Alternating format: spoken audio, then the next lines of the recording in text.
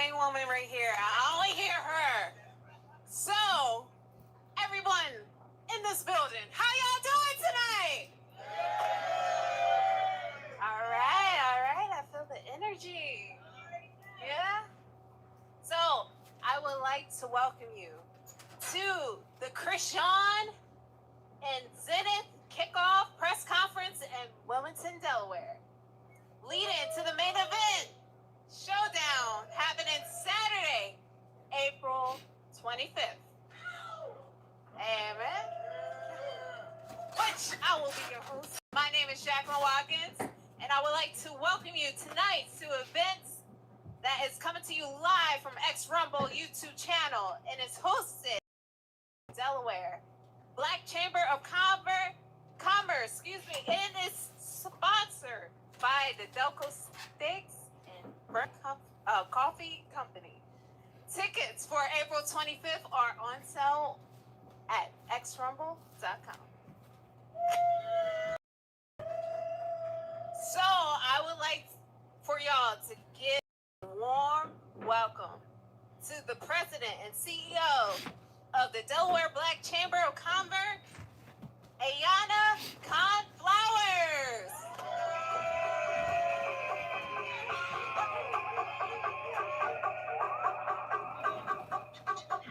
Hello, everybody. Welcome. I'm going to come back when Krishan is actually on there. But we got to line up for stuff we on tonight. So, let's do it. Y'all popped in here kind of quick. I ain't going to lie. Y'all popped in here quick, man. Y'all messing with me, so... Hey, man, this is what we finna do first. Let's see. What was that? Nope. Bingo. That starts really won the round. And what nope, makes that ain't the one I want to see. This ain't no random beat. Hold on. These two have had 10. It's a better one than that. Let me see. But it ain't Whack 100 for show. And it ain't that one. So Jim Jones credit, nope. We got TV. Probably this. For show. All right, here we go. You can't do that, man. You gotta take care of your business. Yep, right, this is it. All right, Jim Jones. 50 Cent bought the building. Let's talk about it. 50 Cent said, hey, I bought the building. Let's talk about it. Tried to build it, but he won't sign the lease. He's like, I don't like these terms. Hit that like button, hit that subscribe button, man. Ain't no likes up in here. And ridiculous bullshit. We also have a partnership. Hit the like button, hit the subscribe, hit the notification bell. We just got here. Come on, man. There's enough people to hit the like button. He won't tell us how much. There's a lot of people in here already. All these things. So half of the content he's creating, if you want to buy that too, I'll sell you half the company. He's not a business. He's like insane. To me, it's worth very little to nothing. But if it worked out for you, I could throw that in as a sweetener. Okay, so what I'm trying to say is he signed a lease with me. Right now he owes, I'm going to say it in a short way, at least $80,000, if not $180,000. Rent on the old lease. $180,000. This morning it was 20.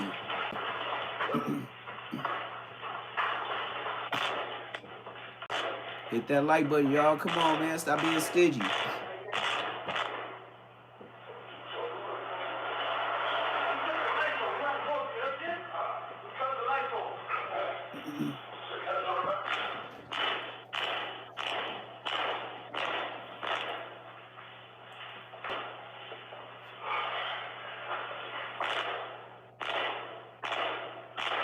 Hey, how you doing? Hit that like button. How you doing?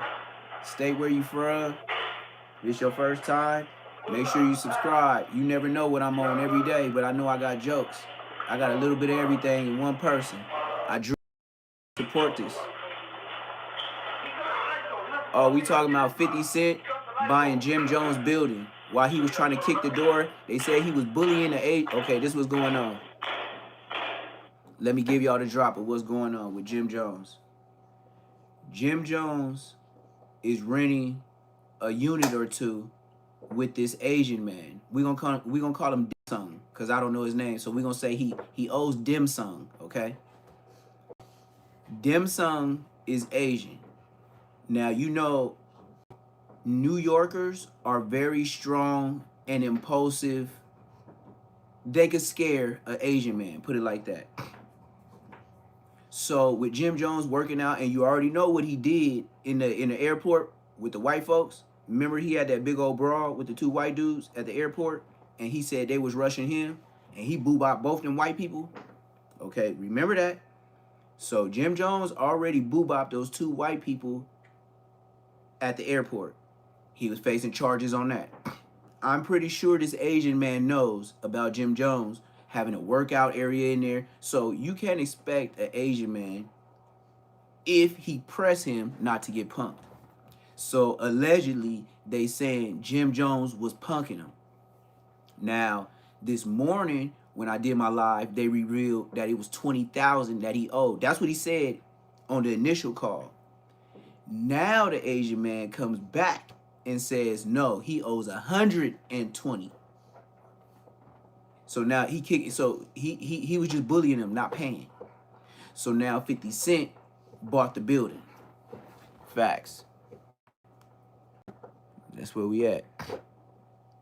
So now he just kicking in the doors, acting like he straight in the streets. He burnt out for this. I ain't gonna lie. He too old for this.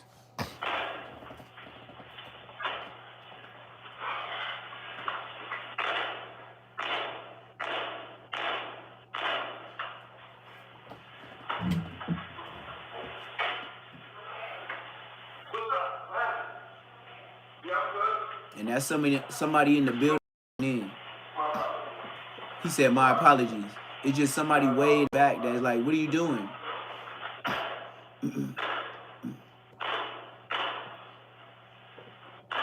Wow.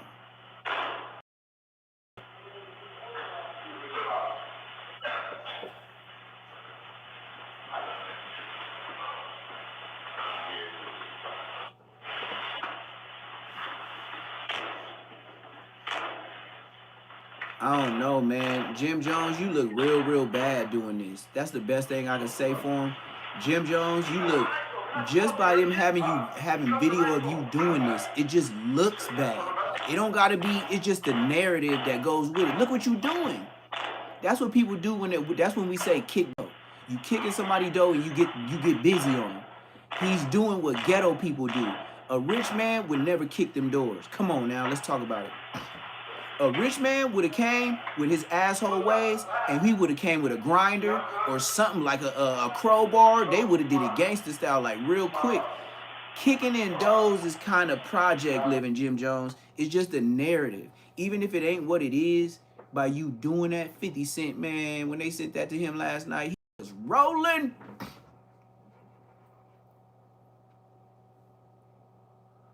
Yeah, this the actual footage, like. Yeah, but that's why I said white people would have did it a different way. He up here kicking in the doors, and the smart people that's with him, the other 2 or 3 dudes, they smart enough not to do it with him. Because you know, if you help him, they could charge you too. So they are very smart letting him kick the doors alone. They knew them cameras was there. Them other dudes with Jim Jones, they knew goddamn well them cameras was there. That's why they did not touch them doors. Jim Jones, 50 Cent gonna hit your pockets. And it's on camera, so you can't do nothing about it. You know what I mean? Like, this is the actual footage with no words, you know? But the first one, you know, ad-lib with, you know, TMZ and all that. But, see, he telling them to come on, I got the door open. Come on. See, he was kicking the doors, and they smart because if they in the hallway with him, they gonna look like a gang. You know what I mean? That's why that lady came out and said, what are you doing? He was like, oh, sorry, I apologize, blah, blah, blah, blah, blah. And then he told him to come on. 50 Cent, love that. Look, 50 Cent. You know it. You What's know up, it. everybody? This is the world famous Ed Lover, and you are watching Forgotten Kings TV. That's right, Forgotten Kings TV. Come on, son. Listen, y'all, moments ago, 50 Cent just made a major announcement. Apparently, he is Jim Jones's landlord. You heard Yes, that he correctly, is. okay? You better Moments know it. ago, 50 Cent posted a Hit picture that with like him button, hit that and Jim subscribe button. Jones, Tell me where you alleged from. landlord, to where he films Last his night we had podcast. Ireland. And in the post, We it had says, people from the "Sam is my UK. partner. We I didn't own have the Africa joint. up in here. Now you're gonna fix every door you kick, or I'm gonna kick your ass, Jimmy, by Monday." You're destroying my property. This is crazy, y'all. In one of the craziest plot twists we've ever seen in 2026, are you telling me 50 is now the landlord to where Jim Jones films That's crazy his work. podcast? Now, of course, he uploaded these videos of Jim trying to break into the location where he films the podcast because, again, if this eviction is true, I mean, essentially, they changed the lock, okay? I'm not sure how they do it in NYC, but in certain states, you know, back in the day, it should be on the lawn. Well, in this case, it looked like Jim Jones is locked out. All right, now he destroying property, intimidating, you know what I mean, other people that's on the property. Yo, this is crazy. Now, how the hell did we get here? You mean to tell me Jim Jones can't afford to pay his bills? I mean, come on. Now, as you seen in the beginning of the video, according to the landlord, they had an arrangement, and Jim Jones is not... Arrangement is a nice word. Seemed like he trying to strong arm the location from the landlord, and now it seems as if it backfired because the 50, if you don't take care of your bill by Monday, it's gonna be some trouble, man. Some trouble. By Bill, Monday. Today is Friday. He got 2 days. All right, we understand. And one day the bank is closed. The bank is closed on Sundays. So he really got 1 day. This is crazy. Who would have thought that 50 Cent would end up being the landlord the way Jim Jones films his podcast? I mean, at this point, Jim, just wave the white flag because, damn, this is wild. I mean, like I said, how did we get to a point where Jim Jones is looking like he don't want to take care of his business? Come on. You got all of these men that's a part of the Let's Rap About It podcast, and you mean to tell me at this point, no one has decided to sit down and say, yo, let's figure out a way where, you know, this doesn't continue, because now, yo, you added more charges in the mix, making the scene hot, and for what? Pay them bills. Like I said in the last video, you better kung fu hustle your ass down to them sheriff office. Watch Jim Jones. I got the clip of the kung fu move. Just hold on, hit that like button, hit that subscribe button, man. We sliding tonight. What's the deal? Jim Jones is making it worse because, of course, you know, moments ago he made a post on his IG, and it seems as if he just wants to capitalize off. Hit that like, hit that subscribe, hit that hype button, man. Y'all hating on me. What everyone is reacting to, because this is crazy. 50 Cent just put the dagger in this whole situation, and just uploading these videos. I mean, yo, this is damaging. Checkmate. This is over. Come on. Look at Dim Sum. 50 took a picture with Dim Sum. He bought the building with Dim Sum. You know that Asian man, happy than a mug. He like, I like your black business, very, very good. Very good. Very, very good. Now, like I said, Jim Jones moments ago, he made this post saying, give me a second, I'm trying to figure out what I need to promo while I got the spotlight again. Got it. IFC news coming soon. See, listen, I guess y'all gonna switch up the location. I'm not sure, but it looks like 50 is not playing at all. It's gonna be filming outside in the snow weather, man, Jim, because this is crazy. Yeah, your stuff gonna be on. Your stuff will literally be on the curb. Listen, man, welcome. And if they lay it down nicely, they could throw your stuff. Jim Jones posted, you know, in the middle of the morning. He could actually boot him out by Monday and throw all his stuff on the sidewalk, and he don't got to do it nice either. This is wild. You got Jim back here looking crazy in 2026. Damn, who would have thought that 50 would end up being the landlord, the Jim? He might just press charges the way Jim out here making the scene hot. Like I said, to me it seemed like Jim, you know, must be trying to bully the landlord in the back. He said must be trying to bully him. He kung fuing him. Have the money to, compensate the landlord for his end of the arrangement that they had. I mean, if you own the building, you gotta pay the rent. And according to the landlord in the audio, 180,000. I said 120. They said 180,000. Somebody trying to take that L. Then you trying to strong arm for the property. You know what I mean? Allegedly, I mean, come on. This ain't the 90s. You can't do that, man. He said this ain't the 90s. And right now, when it comes to the He said perception, this ain't the 90s. You yo, can't it's do up that, with man. this one. Like I said, anybody that's ever had any issues with 50, you might as well come on out now because, damn, this man just literally checkmated Jim Jones. And let's just hope that, you know, this gets, if not, then the podcast might have to take a hiatus. But y'all let me know, man, what are your thoughts on 50 Cent becoming Jim Jones' new landlord after apparently being evicted for not paying the bills over at the Let's Rap About It. Man, I ain't gonna lie to you, man. Like if I was Jim Jones, I ain't gonna lie to you. I would not stay there. Number one, I ain't staying there. Number one, I ain't staying there. Second, bruh, no, 50, he's being nice by telling you gotta leave by Monday. Because the Asian man already has the agreement of when he told you after he told you several times to leave and you didn't. So I can't be mad about what happened too. So, and you said why I get at Compton Rock like that? He got at himself like that. When I first met Compton Rick Rock on the internet, like my second or third day on the internet, this nigga try to act like he didn't know me. Please, don't ask me about Bompton Brick Brock blood. Hey, and on top of that, ask him. When I first got on YouTube, I slid through his hood because he was popping that hot grease. I slid through his hood, went to a gas station in his hood, right across the street from that CVS. That's all I'ma say. He got a CVS in his hood. Right behind it is they hood liquor store. Got out, showed that I paid $40 to put in my what was I driving that day? I was driving a Dodge Ram 1500, a gray one with the chrome mirrors. You know that. Rottweiler hanging out the back window.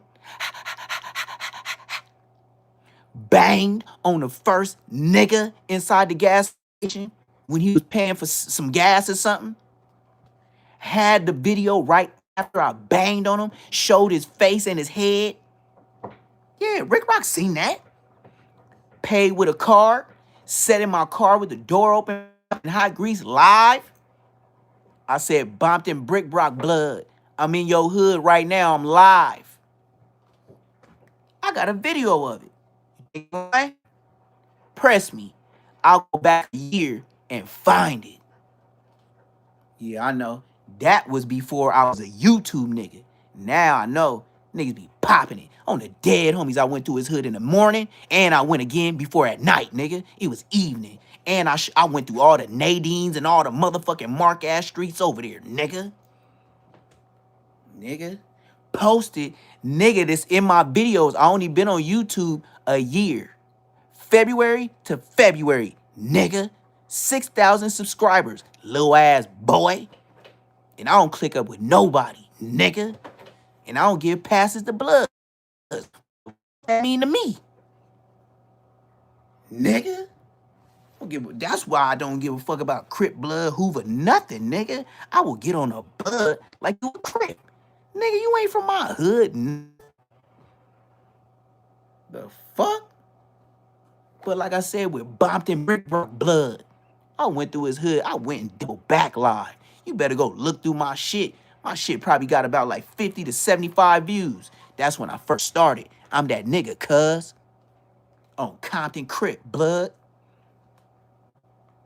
Slid through that nigga hood twice. Nigga, don't tell me about no Bompton Brick Brock blood. And he know it. 2 times in one day. Mark. And he told me what I better not do. And I went there. Mark. Yeah, I went by the gravesite on Central. Yeah, that's where the gas station was. On Central. Right across from the CVS, right before the graveyard. Bitch. Double through there twice, nigga. And you want to know what's over there? It's a front yard full of like 4 to 5 German Shepherds. And then about 4 to 5 houses down, it's a house with Mexicans with a gang of pit bulls on the corner. I walked through that bitch. That's when I didn't go live. Nigga.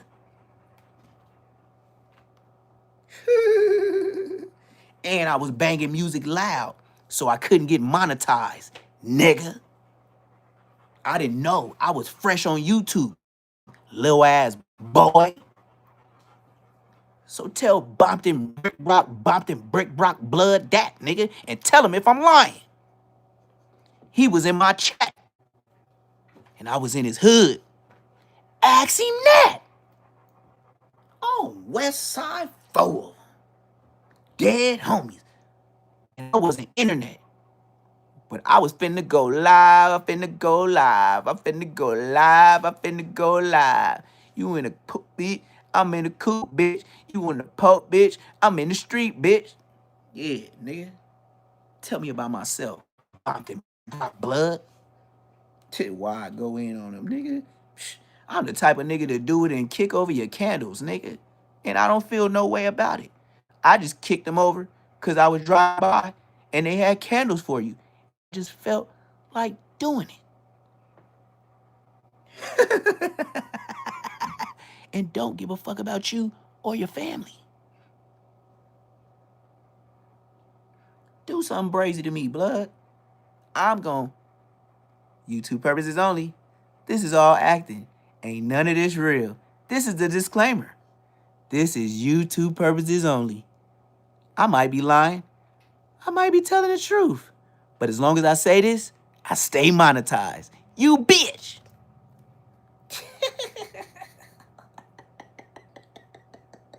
Yeah, that's why I can't get a strike. You know why? Because when I think it's getting tricky with what I say, I always got to put the disclaimer up. I'm a YouTuber. I'm an actor. Or it might be for real. Or it might be for fake. Got him, coach. Yeah, I'm just acting on my dead homies. Look, all these tattoos, these was acting too. When I got these tattoos tatted, that was part of my acting. You feel me? When I was an actor in the hood, you feel me? And this when 7 Crips jumped me on Imperial and Avalon. Yep, the first time I ever got knocked out and I got a bone stomped out. And then one of them niggas didn't get up again.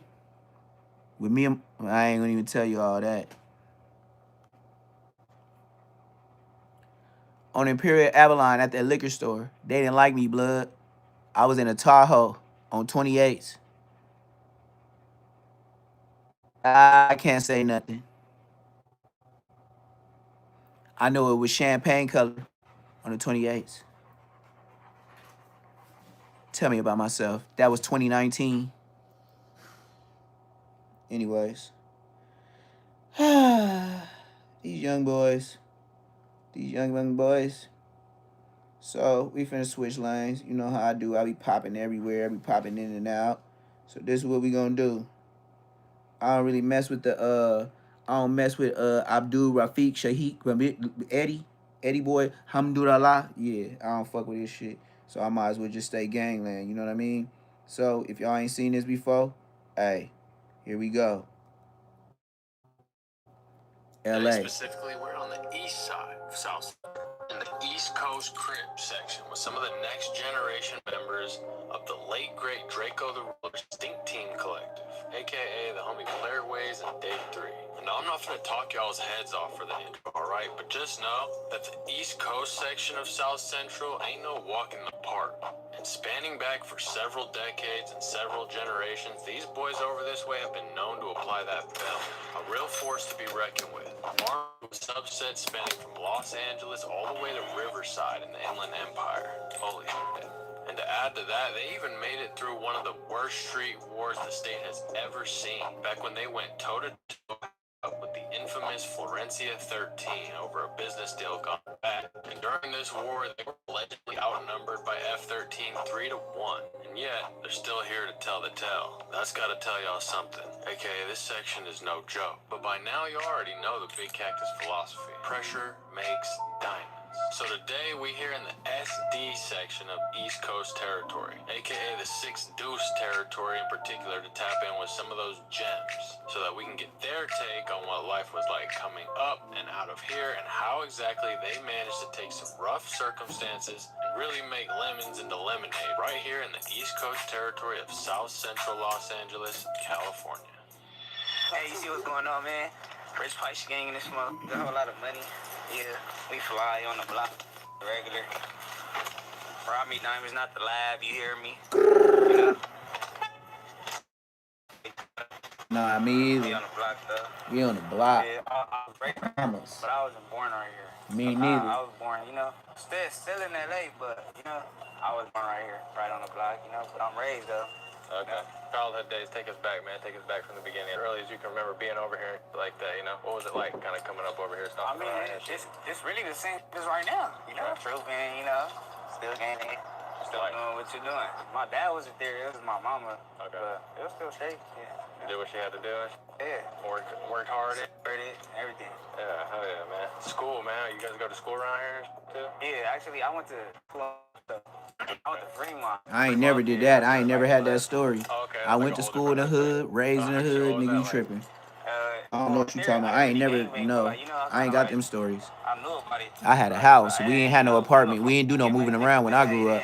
We was in Inglewood, and that's what it was. It was just living in Inglewood. Went to all the Inglewood schools, and I ain't go to no other schools but Inglewood. When I was young, for real, like, nigga want some money. That's why I said Bosco can't do nothing with me. Everybody in school, you like, damn, I want to be fly too. Don't I dress like I'm from Inglewood? Take a look at me. Don't I look like Inglewood? I'm gonna look to this Not only side. did he put that shit on himself today, Let me but he bend even down. started his own poppin' I'm ass too tall for the program camera. based right here in LA. Need my chili dot clothing. Yeah, tap in and I deliver. I'll pull up on you with that. Need my chili dot clothing. You need that? It's a fire piece right here. Tell me about myself. That's the collab. Mama, that's your home. Invest y'all money into something that y'all know gonna make y'all some more money. That's what I'm saying. It look like a little tag, so it look official. Good original tags right there. Good original branding.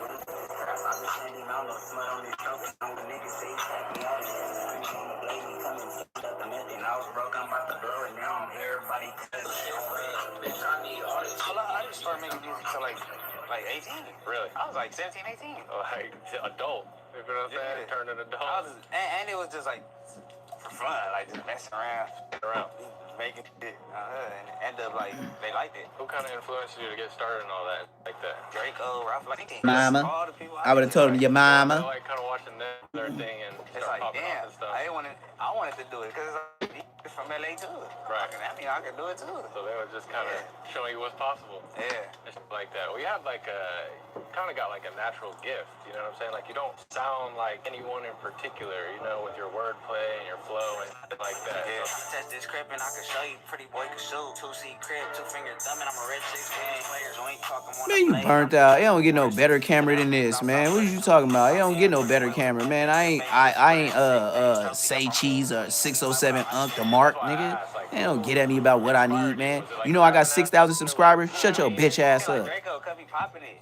So I was like, damn. Fuck you talking about? I need a pop it better too. camera. then And it's Cuz was always, like, if I go look your Mark ass up right now, what you got like 22 subscribers? Shut up. Money, all the flights wanna do. So, Stop you know, watching me. they make wanna Just go like do it. checking ain't cheating, That's all. Gumby said. Okay. Stop watching me and watch your You bitch. seen him popping it. You seen him getting his buzz and you were late. Ain't she late coming home? Go check the phone. Okay. First song took off and shit like that. Play ball.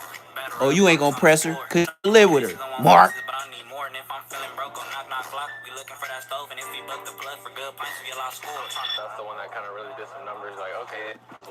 That was my first song. It was like, I picked that one and went up. So, getting down with Stink. That's even worse, so you should be quiet. Like that. It was your homie who Ralphie seen on a live. Especially if you trying to help him. Oh yeah, you seen that? Yeah, shit. I'm from right here. I make music. I'm J3. Go tap in. Stink team.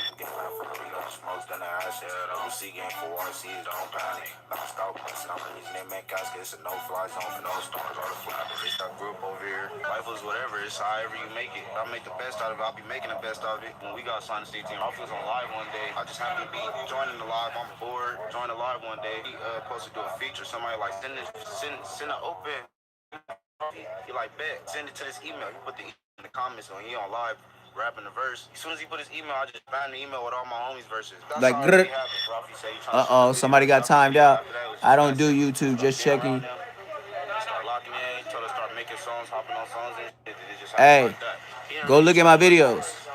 Nah, we had to get out there in front of the face and shit. That's called networking. So if you rapping or if you trying to do something, go find your way to come to make something happen. Because if I probably never got on that live shit, probably would have been standing right here with you today. I ain't gonna lie.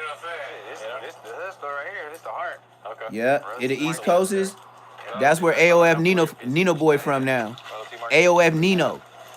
He from East Coast now. The one, the only. Yeah. For real. They got everything. It's a big ass store. Look. Oh, sorry.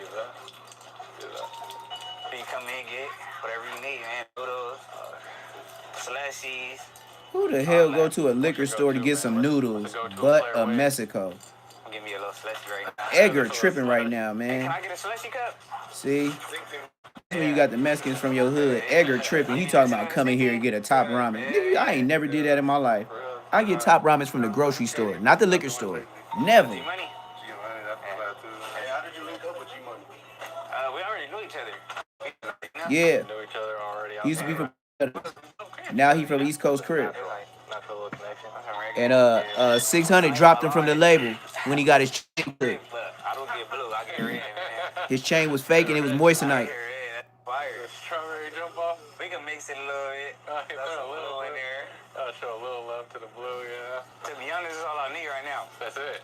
I would've got some chips and all that, but I'm gonna be fat. Slushy cool. Yeah. Okay. What's the deal? What's the deal? It's the cleanest hood store I've ever seen, though. Hell yeah.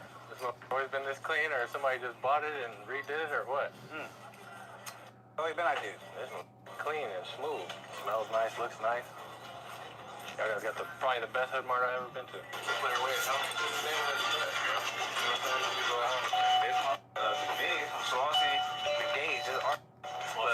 It's more streets, so it's really like from downtown all the way to like Riverside. What's the deal? What's the deal?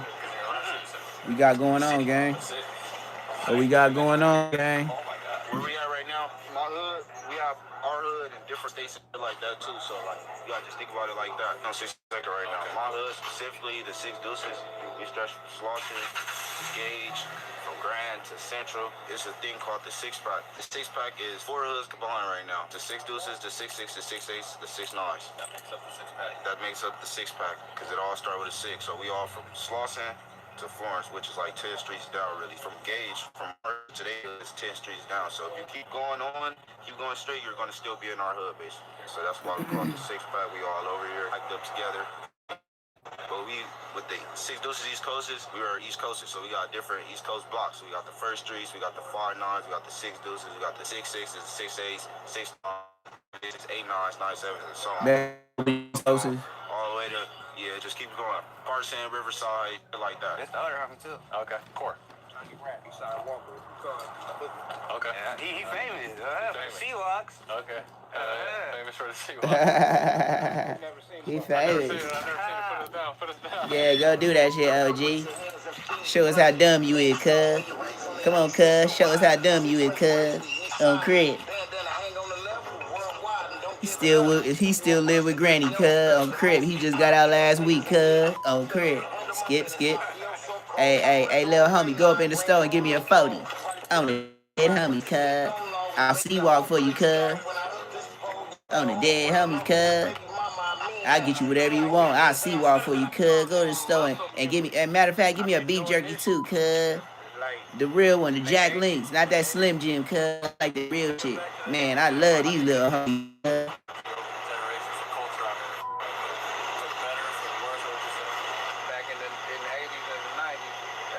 Nigga famous for crip walking in 2026. Get your ass out of here. I don't even want to see your video. I don't even want to know your name. Crip walking in 2026, nigga, leave it alone, gang. I'm so past you, I don't even want to talk to you. I don't want to meet you, nothing. That ain't gonna stop you from having to pay your motherfucking bills and taxes. You gotta figure something out, but Look, he was the type of nigga growing up in the hood. Every time the homie came through eating they lowriders and stuff, he used to just start cripping. He like, oh, cuz, his shit beat, cuz. They be like, get in the car, cuz. Yeah, I'll buy you a beer, cuz. Do that shit again, cuz. Oh, yeah, the homie got, man, that nigga can walk, cuz. You see, cuz? Be able to communicate, you know what I'm saying? And find Don't make no sense. common ground with each other. You ain't gotta love me, you know what I'm saying? And vice versa for us to get a basic understanding with each other that without each other, you know what I'm saying? It won't be shit. LA is just like that type of city. I don't know, you just gotta watch your back and just make it do what you do. Either regardless if you're not dissing or whatever the case may be, you just a regular rapper that's rapping for the city or whatever the case may be, somebody gonna try to get you or somebody gonna try to do something, you know? So just do it to the fullest and just watch your back. That's the best thing. Do it to the fullest. Watch your back. If your back get hit, nigga, turn around and hit that nigga. Maybe. Sorry. Like just growing up, like me personally, all my friends was from the hood.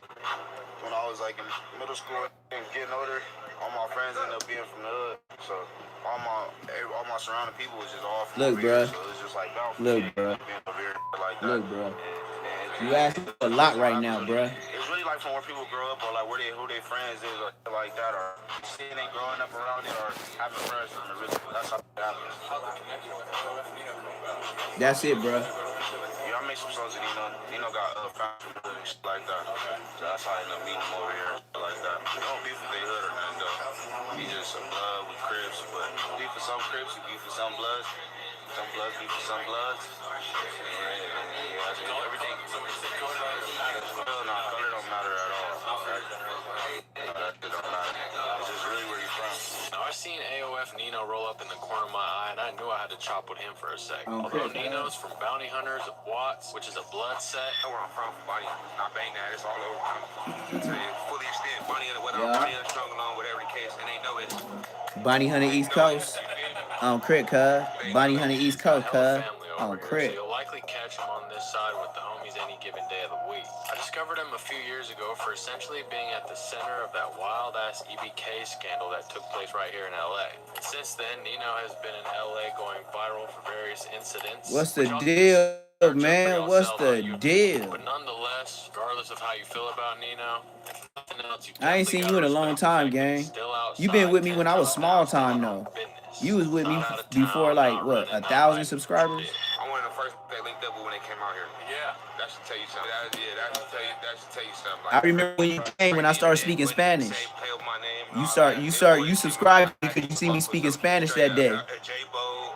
Dude was trying to say some racist, like it was dude racist in the chat, and yeah, I started speaking Spanish to him, and that's when you started subscribing. I remember when you came. I was like, nigga couldn't believe I speak Spanish. Niggas couldn't believe I speak Spanish. Hey, that makes it dangerous, huh? I speak Spanish, bro. Damn. That's dangerous. Yeah, I remember, bro. I don't like that. Like, that ain't me. I'm me. I'm original. Like, you feel me? I had to think that. I'm trying to think that I like to lead my own way. I don't want to follow nothing way. So for me to have that little spotlight at that moment for him, I wasn't finna just keep flooding my music. Just like, you feel what I'm saying? I'm gonna work for that. Oh, you got that. You feel me? Ain't nothing gonna be able to tell me, oh, you blew up off J-Bo. Up out of here. Yo me llamo Sangre Cara, Cara Sangre.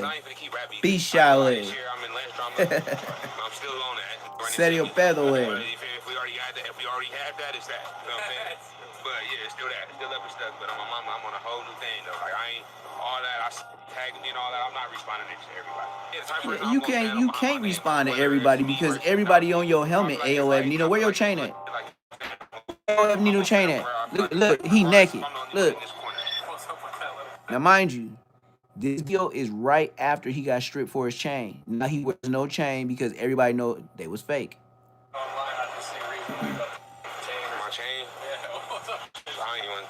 I got backed up. I got backed up. And I can't even say it was a backed up because the nigga that you feel me that I was with didn't backed up me. Like it was like a narrative got spent where it was like I thought it was everything was smooth, played it cool and all, but it was already some shit that happened in the streets where, you know, some can't talk about, you feel me? He was like, I don't know, he felt like he needed to do that or something. Like he was under I'm here and shit. I ain't tripping.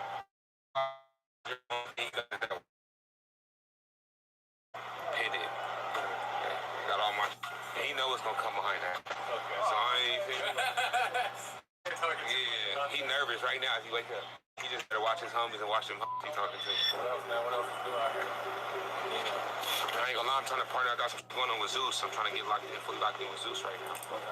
Some reality TV shows and shit. So yeah, they gonna start seeing me. They gonna start seeing me on a lot of shit like that too. I ain't stopping with music. I'm anything entertainment, anything, feel me, acting, all that. You gonna start seeing my face a lot. Just stay tuned. Stay tuned. Stay tuned. He boo boo. He boo boo. Hey, excuse me. Hey, you got a boyfriend? Get my Instagram or something.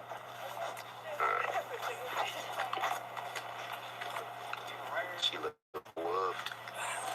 Where we at? This is predominantly a black hood. But down the street it's like the Florences. So that's like, you know, like a Hispanic hood. Right.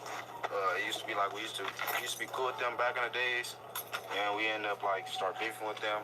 Now we're like back cool. Back cool. Yeah. Okay. So it's good. Good relations right now. Right now we on Ascot. You finna be live for the squabble tomorrow? You talking about oh, you talking about what's his name that got whooped out? By This where you learn how to fight. I'm gonna be live for that. You know, you might lose a couple fades, you might win a couple fades. Look how small you ain't got no space to run. That hurt. Get up in there, you know. And then just imagine you see me right here. Just if you know how to edit for real, if you can do it, put me right here and then another me right here, and then you gonna see how small it is. Like, you know, you can't run, just fight, just get it out the way. That's what's going down right here. Yeah, pretty much. Okay. So what's the process of that like for people at home? You know what I'm saying? Like you gotta lock in for what, 30 seconds, a minute, 2 minutes? I can't really say too much. It's just however, you know. Depends on what happens. Back in the days, I guess the homies used to be all through here. I guess from right here, you see it go through all the way from Gage, come through it. It used to go through straight through this, but now it's like come through. It goes through this, it goes to the other side, to the other street. They're down there. We're to Central, so right now this is Avalon, where we just left from San Pedro, so after that is Central. If you go over a little bit, after the 5 9s, it's like at that park, Bethune Park, Florence. 5 9s. Okay. So the 5 9s is the other East Coast block I was telling you about. Now our older homies end up making peace with their homies, end up making peace. It's over with. Yeah. Yeah, so everybody just, you know, we see them, they see us, it's cool. You might see somebody performance walking through here. At any given moment, sometimes they drop past, you know, and like, hey. You know, that ain't no real dog, man. That's on the camera, man. So go to sleep. For the people that's growing up in LA, damn. for the people around here. Just keep on ain't no goddamn real dog. Relax, in the interview, man. Though, he did say that the youngsters weren't f***ing with that idea. Do you have is that true or what? What do you think about that? I wouldn't say necessarily not with it. I don't know. You just gotta think about it. Some people lost homies or family from some that they probably not trying to really be cool. Like somebody, one of my friends probably did something to your family, whatever the case may be. You probably wouldn't want to. You would probably want to do something to my friends or my family. You know, just off of just seeing them, you might have some urge or some anger in you or whatever the case may be. So it made people like not want to, you know. But you gotta think about it. The people that called it off is the people that started the war and the people that it was cool at the beginning. Shout out to you guys, man. Yeah, that's cool. Because that takes a lot of people. We'll switch off to him. You don't go to this other I don't know what y'all want to see, this Poetic Flacco, or y'all want to see this hood vlogger, this hood stuff that we usually watch all the time. Cause I got a gang of it though. I got a gang of it. What y'all want to watch, gang? Always thumbs down. Hell yeah. I'm gonna show y'all Krishan. She got a conference about what she supposed to be squabbling up at, but I don't know. We gonna watch these dumb rappers get caught up by the police with drugs, guns, and minors. Check this out. How they get caught with minors though? You're being pulled over for your window tint. Do you know someone that lives here? Hit this light. People's. What's your people's name? Okay. You don't know their actual name? Are you a valid driver? Go ahead and step on up.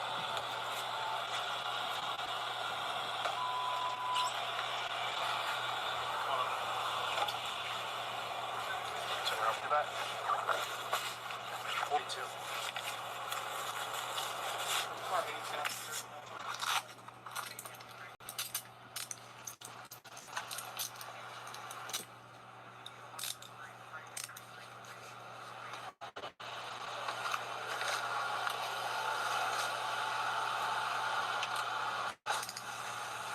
Pull him out. I know he finna do something goofy. Just put your hands behind your back, all right? This shit got a lot of views in one day. There you go. Nothing crazy, all right?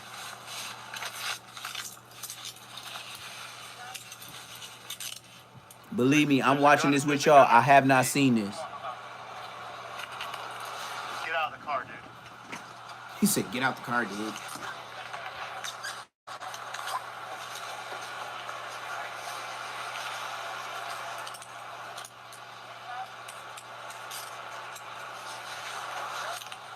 Keep your hands still.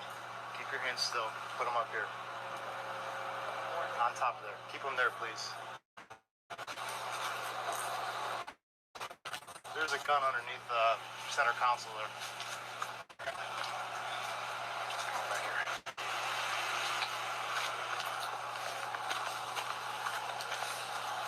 Well, go ahead, cuff up, watch your head. What's your first name?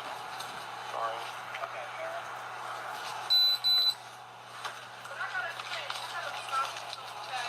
We'll take care of you. Okay.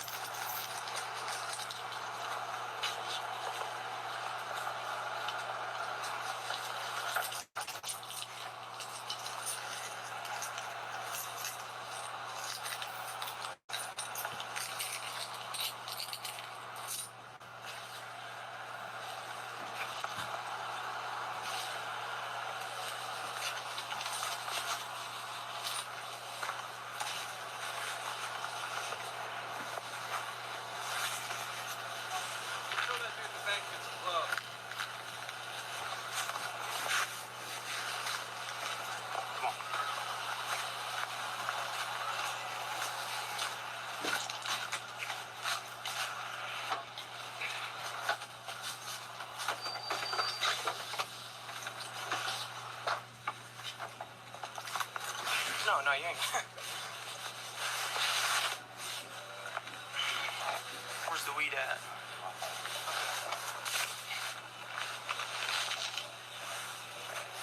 I'm gonna have you have a seat in the back here.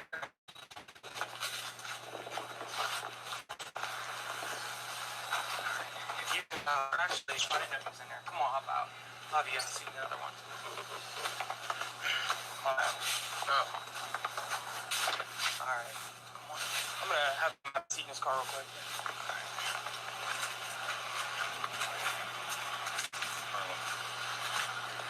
You good? You ain't got nothing I missed?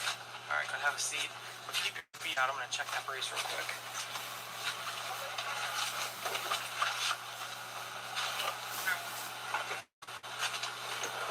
You ain't got nothing in your pants, do you?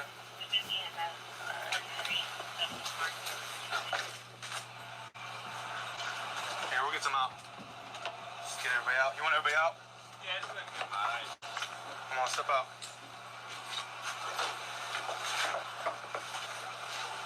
Right back to her. Need some gloves?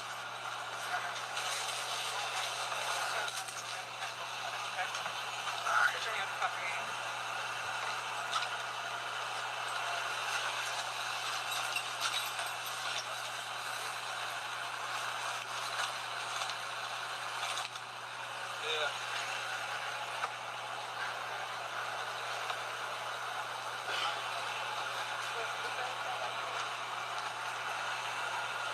You don't have anything in your bag, do you, that we need to be concerned about? No weapons, none in there. Mind if I take quick? With you? Alright. Crossfire.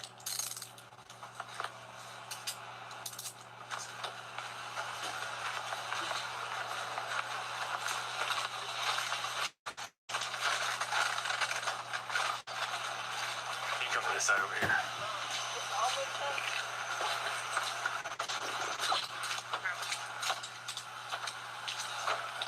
See her up?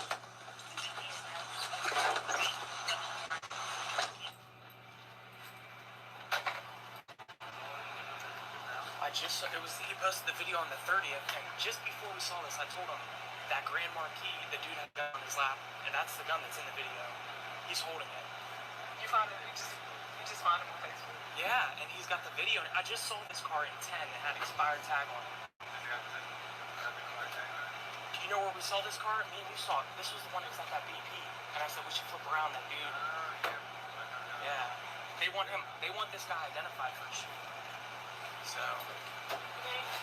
He just had the gun in the glove compartment? There was 2 guns. One was under the center console. Where was the other one? Oh, He ain't reach for it? No. The passenger can't run. He's got a huge leg brace on. I thought it was an ankle holster. Good shit, man.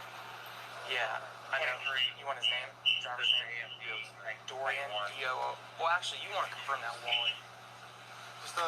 Just shoot her social over here. I will. Doing your tow report. All right. Karan, Antoine. All right, can you hear me? You can hear me? Okay. You have the right to remain silent. You understand that? Anything? Okay, well, I'm required to read them to you, and I need you to acknowledge that you understand each one of them, okay? Well, I'm just going to read them again to remind me of what your rights are, because you don't want me to violate your rights, right? I know, bro. Anything you say can and will be used against you in a court of law. Do you understand that? Do you understand? All right. Okay. What's the next one then? If you can recite them to me, I won't read them to you. What's your next right? You have a right to attorney, all that, all that. Okay, you have the right to talk to a lawyer and have him present with you while you're being questioned. Do you understand that? Can you just read them, please? I'll get all of them. Well, I need you to understand that. Get all of them, just read them. If you cannot afford to hire one, will be appointed to represent you before any questioning if you wish. You can decide at any time to exercise these rights, not to answer any questions or make any statements. Do you understand all those rights that I just read to you? All right, with that being said, what's going on here, man? What's going on here today? What's really going on? Y'all pull this over. Okay. Whose car is that? That's his car. It's his car? Yeah. What's his name? He told you his name. I know. I want to know if you know his name. I do know it. Okay. What is He it? told you it. I know what his So why name do is. I gotta I tell want to you know what if he you told know what I his do name know is. it. What's that? I do know it. Okay, so tell me. He told you, so why do I? I just answered that question. I want to know if you know his name. Because I know his name. He told me what it is. So what is it? His name, so why do I gotta repeat it? Because I need to confirm that you know it. I do know it. So tell me what it is. Okay. So you don't want to talk to me. His name. Talking is me asking you questions and you giving me the answers. Alright. We're not going to keep going in circles. I'm not going Like me reading you your rights. You couldn't recite them back to me, but you knew I them. know. But you knew them. It's not gonna change nothing that's going on. Sure it is. Yeah, it makes a big difference. Hey, I'm not no dummy, bro. You feel me? I didn't say you were. I didn't say you were a dummy. How old are you? 20. Okay. Do you work anywhere? Where do you live? Bear Valley? Do you live in the whole valley, or do you live in a specific house in the valley? Waterford. Do you live in the whole Waterford, or in a I specific? don't know the address there. You don't. How long have you lived there? Live with my aunt. It's my aunt's house. That didn't answer my question. Tell me, I don't How know. long have you lived there? I said. I don't know. I just Okay. lived So there for a year. I'm confused here, man. You're telling me you're a smart kid. I'm not about to keep going back. You're telling me you're smart, but you can't tell me your address. I mean, these are. Play these games, bro. You're not a teacher, none of that. You was a police officer. I'm about to play these games with you. You laugh, I ain't laughing. I mean, you're telling me you're a smart kid, but you can't tell me your address that you've lived in for. If I could do this, we gonna talk, bro. You playing? I'm telling you the real. I don't know the address. I'm telling you it's in the Waterford. You've lived there 1 year. My aunt since I got shot. Ever since I got shot, I've been living with my aunt. I don't know how long it's. Ever since I got shot. Are we talking like 2 days ago, a month ago, It's all on- 5 all this is 5 on months ago? record, bro. You could pull it up. It's all on record. I'm not gonna pull it up. I'm asking you. I'm not about to keep getting.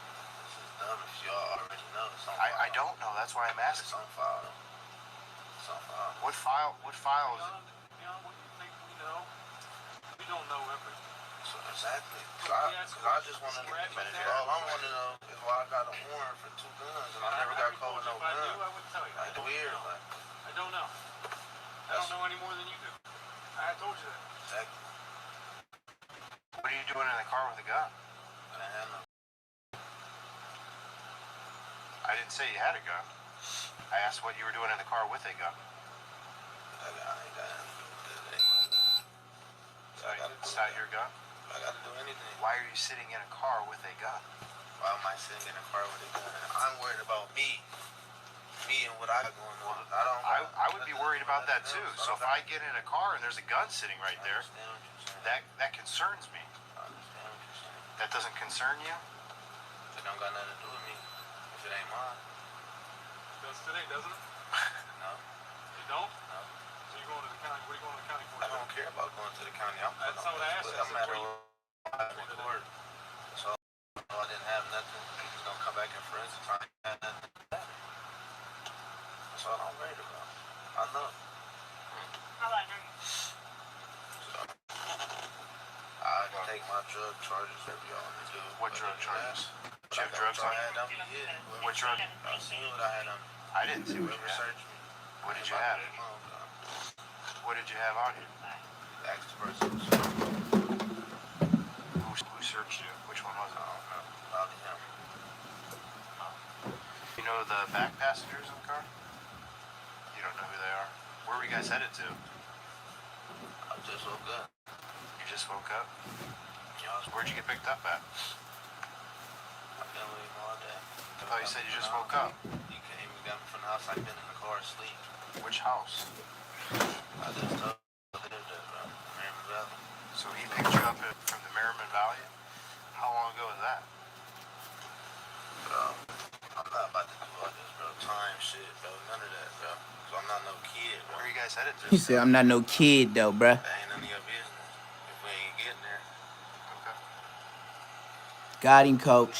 What's he doing driving around with a gun? I don't know. Ask that man. Well, you got in the car with him. You ask him what he's doing. All right. I can't, just like you can't tell me what he's thinking. I don't know what So you're telling me that it's normal for you to get into a car with just guns sitting there? Because it wasn't hidden, right? I mean, we all saw it. Just telling you. That's what I'm saying. We all saw it. So why are you getting into a car when you see a gun there? That was my choice. Okay, so you knowingly got in the car when you saw I it. didn't know it was in there. But Well, you obviously did. It was sitting right there. No, it was in there. How did I know it was in there? Because it wasn't Tell hidden. me how I know it was in there. Because it wasn't hidden. You were sitting right next to it. I'm not about to keep arguing with you, bro. I wouldn't either. You already talking too much. All right. Good luck to you, sir. Good luck to you. Yeah, you shouldn't even be talking to him. That's where you fucked up. You started talking to him. All right, you guys are good to go.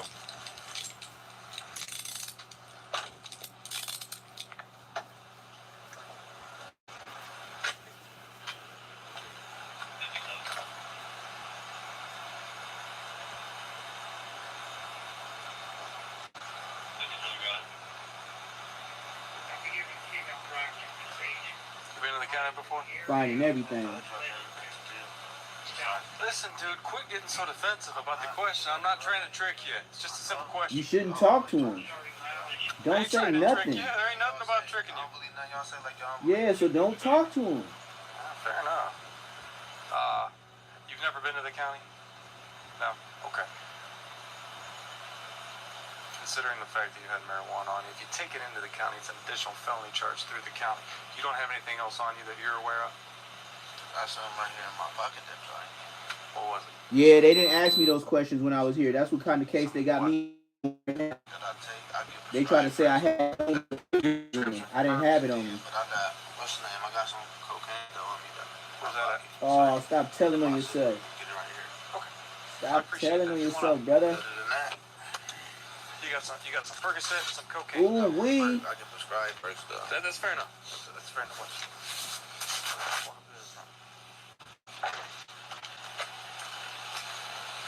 Alright, turn face me. Where's it at? Where's what at? Open my coat. Oh, man. Oh, jackpot, man. Okay. Y'all burnt out. God bless y'all. You finna go there for a while. Y'all going to jail for a while. The first still in there. It's in there. It's in there. Relax, okay. Cause you keep saying, I'm No, I'm just gonna check you all over now that we found. Yep. was saying that you on King. I'm lying to you. No, I appreciate you telling me. Yep, and tell me some more when we get to the station. I haven't gotten to thank you for me telling you that either. Yep. That's an additional felony charge to some accounting that goes in. That's cool. He said that's cool. Well, yeah, Saying but that maybe you keep making it seem like I'm like you keep finding shit like it's a game. Like this is not. well, it is kind of a game, isn't that what you call it, a game? Yeah. You guys are out here playing the game? I don't play games. You play games. Exactly. Are you pulling this yellow copy off? Exactly. Yeah. You play games. Hello, sir. How you doing? About. Had to make champion food. I had to break down the chicken quarters. Chicken quarters and carrots. And I'm finna put it in the rice that I just got done doing steaming the rice. How long have you known? Champ be eating good, God. A little bit. Like a year? Longer than that? You guys go to school together?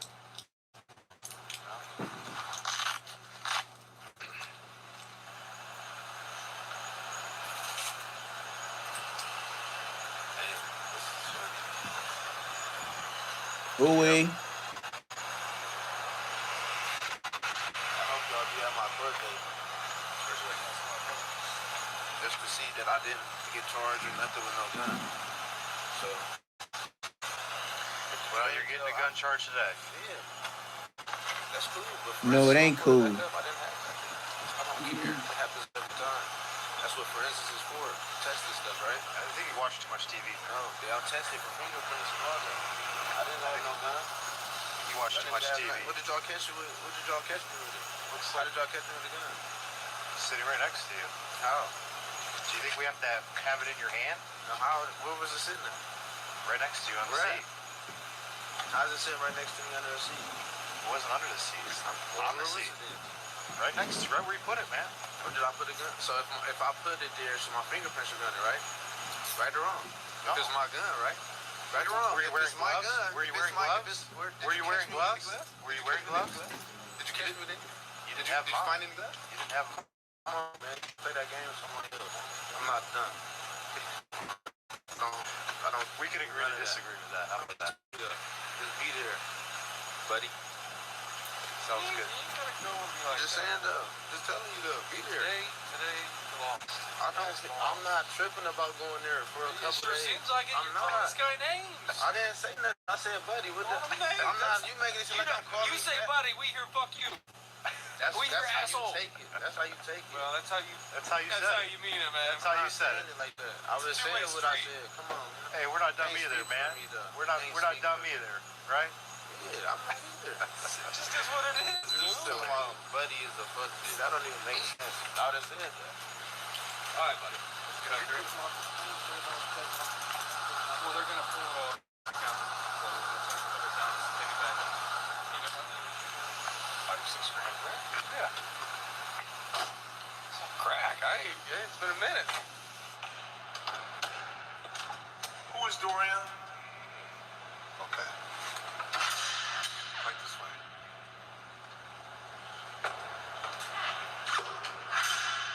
You got a few minutes. Yeah, I got it. Man, your money. Your stuff's on the left-hand side.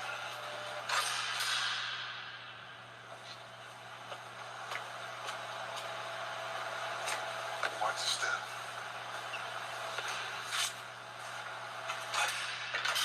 We in a car or something?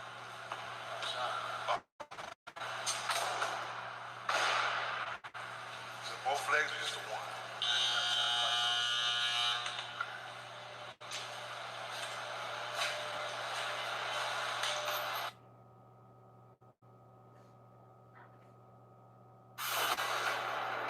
This is 34-year-old Macario Comer.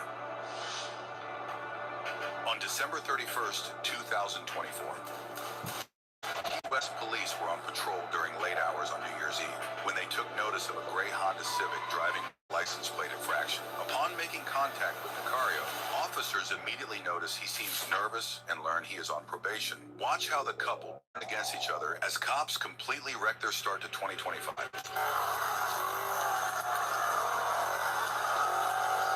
Hello, sir.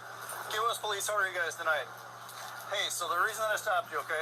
So your license plate, you have a sticker on the upper left-hand side. I got pulled over for the same thing twice already. Okay. And it's my girlfriend. Okay. Do you live down here? No, I came visit for New Year's. Okay, gotcha. Nobody's got warrants, right? No. All right, beautiful. I'm on probation. You're on probation? What you on probation for? Lobster tail. What's that? Lobster. Lobster? Yeah. What? Let me ask. What happened with the lobster? It was illegal. I bought them off somebody. And they got you for it? Yeah. But the judge knew I was honest with her, told her I got them. Okay. But you're still on probation for it? Yes, all right. On my registration.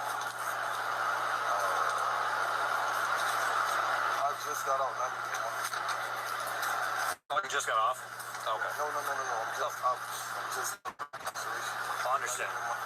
You were in jail for that? Well, there's something you're not telling me. You could run my name. I'm clean. Okay.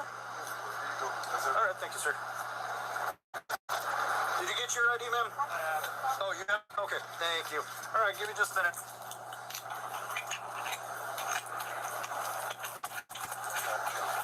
Hey, real quick. Are you on pretrial or anything? I'm on misdemeanor probation. You're on misdemeanor probation? Yes, Are you? So it's showing with the state that you currently have a sanction, or it's going to be sanctioned for a robbery charge. No. No? No. Oh. No. I'm gonna look closer, okay? Yeah, you can look close now. Okay, I'm just asking, okay? I'm not getting in no trouble. Okay, gotcha. All right. It's New Year's. Look It's at, the only reason. look at, man. I'm just telling you what I saw. That's why I'm talking to you first before I just ask. got out Okay. of incarceration. Do you guys have any weapons in the car at all? All right, perfect. All right. Have them get out. Officers asked the couple to exit the vehicle as K9 Jigsaw arrives on scene to conduct an exterior sniff of the vehicle.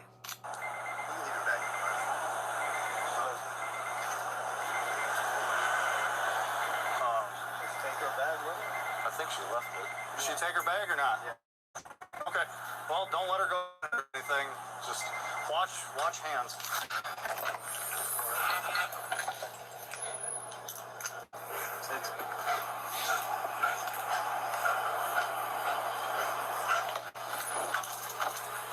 Six. Slide.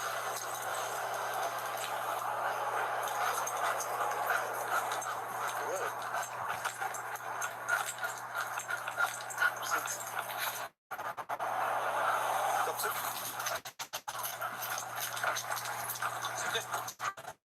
Good boys.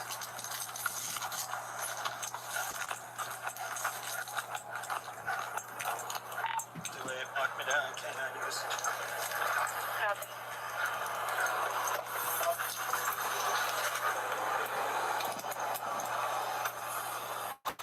Hey, keep your hands out of your pockets, man. Here, I'm gonna batch you for weapons real fast, okay? Just turn your face that way. Right Look, there. Big Right there, Goofy. Nope. Can I smoke this last cigarette? Ma'am, you can put the bag down. I just got out of incarceration. Okay, I understand. I understand what you're telling me, but you gotta understand too that people lie to me. Okay. All right. Thank you. I appreciate that. Go in my pockets if you want. Okay. Well, if we need to, we'll go there, okay? And they Is will. there anything illegal inside Just the car? because you Oh, offered. Beautiful. Okay, then we're gonna be done real fast, okay? Remember what you said about rocks? People like to collect rocks. Yeah, meth and rocks.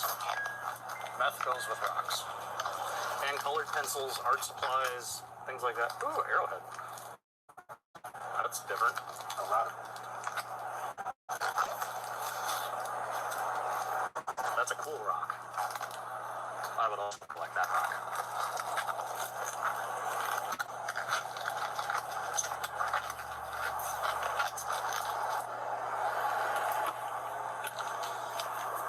That's weird. It's got money shoved under. Oh, a lot of money. Wow. We got shit. Pulling wads. Oh, Jesus. He said, "Oh Jesus." He said, "Oh Jesus."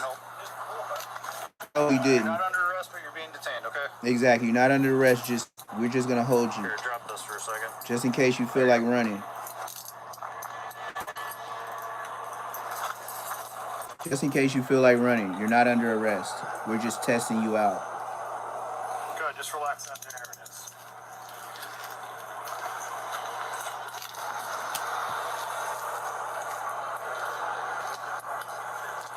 That's a lot of cash. That was all stuffed under the center console that I could reach. Interesting. Very strange. That's super strange. Okay, this turned blue. Oh, yeah? And there's cocaine on that. That's a cocaine straw.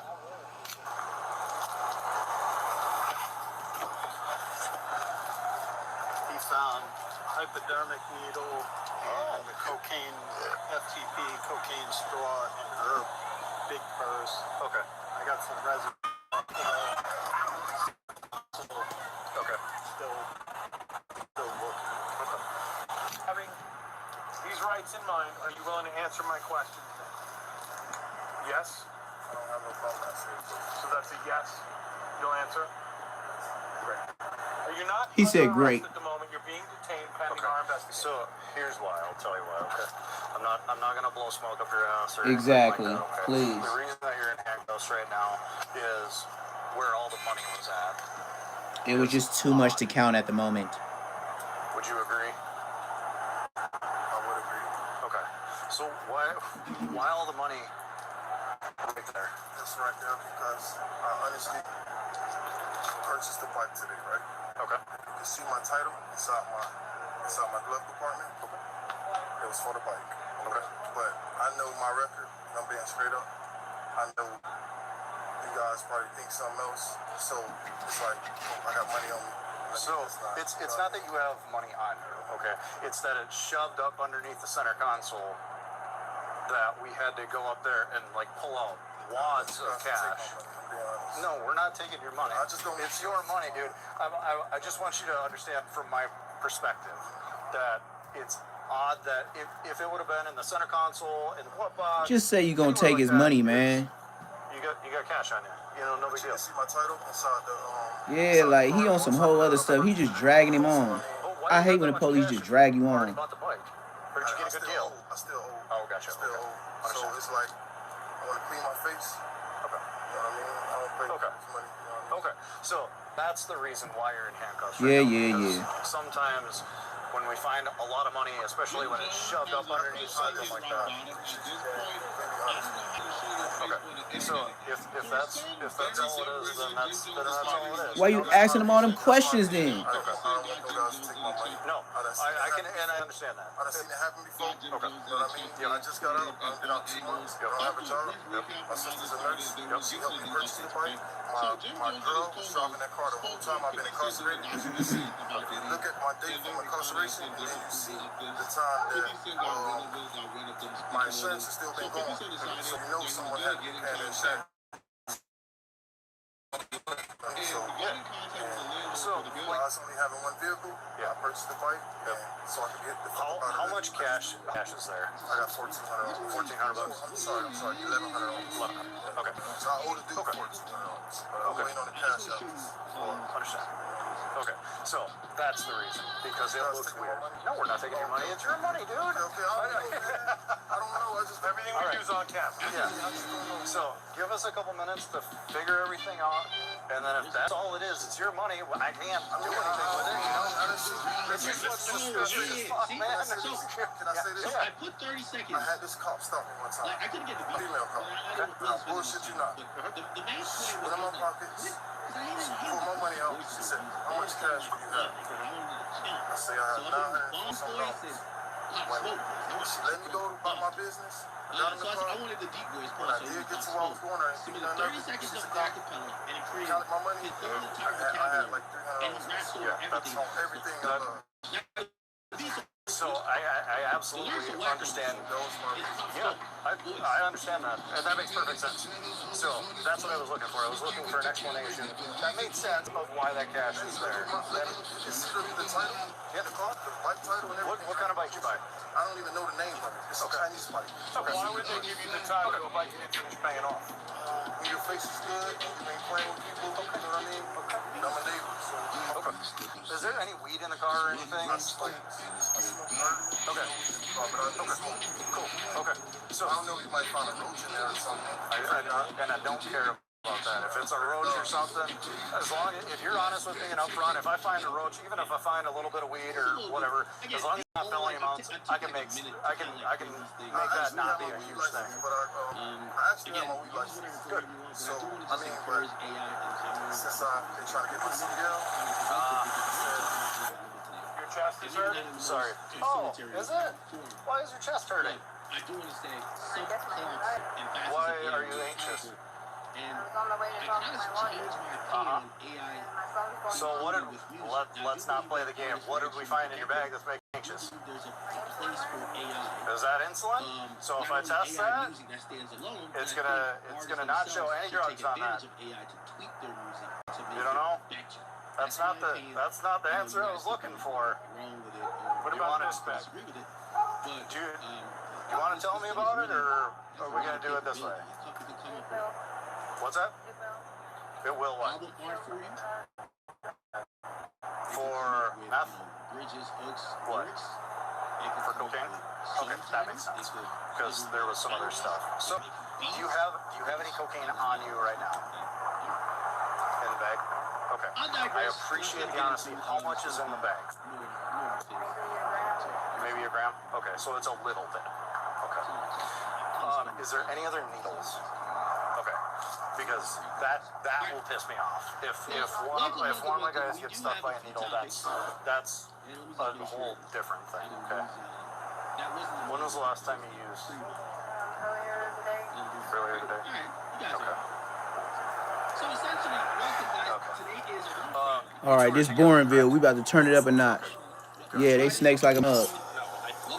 This is like, I hate watching dope fiends. That's one thing about me, man. I hate watching dope fiend arrests. I got some way better stuff, bro. On me, way. I just had to cook food for Champ, and I had to make sure you get it too, cause if I don't do it today, now we gonna watch your boys truly P4K. Take it back one time. And make some music. After making that song and video with Hobby Wi-Fi, the Baby Stone Gorillas proceeded to take over the clubhouse for the weekend and made a ton of slapping ass music. Next after this, we're gonna go back to the rack, cause you know the rack, they be showing all the blickies and all that. Catalog and history as a whole, and lo and behold, these guys are the real deal, holy f***ing field. If you are even slightly hip to the LA street subculture, then you have definitely heard of the term the Jungles. Hood that, according to some research, was structured and organized by the late great OGT Rogers, who started the Black P Stone Los Angeles chapter from Chicago. When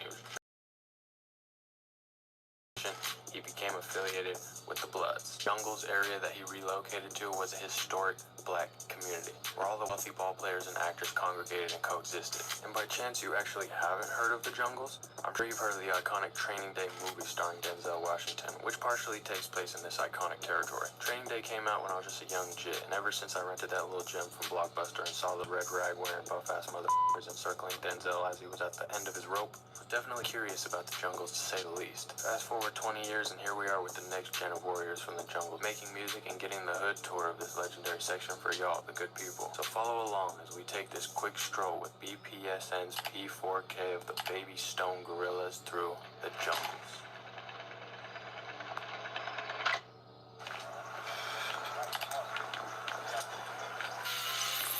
Nigga, if you ain't ready for the gang, you ain't ready banging, you ain't gonna come right here. Like, if you ain't no known face and you know on that, like, we ain't seen you in 2-3 weeks, we ain't seen you in 30 days, you ain't coming right here. They gonna you got out, you ain't checked in, bought them days, you ain't right here. You ain't gonna come to the face. That's J Park, City Gang, man. Kind of dry right now, you know, the boys been tripping. I ain't worried about them. Around what time? 19 times. These are my uncle, Steve Rogers at the team. You know, time to that was before my time. I'm talking way before my time. I'm talking about like 40 years. I'm talking about like way before my time.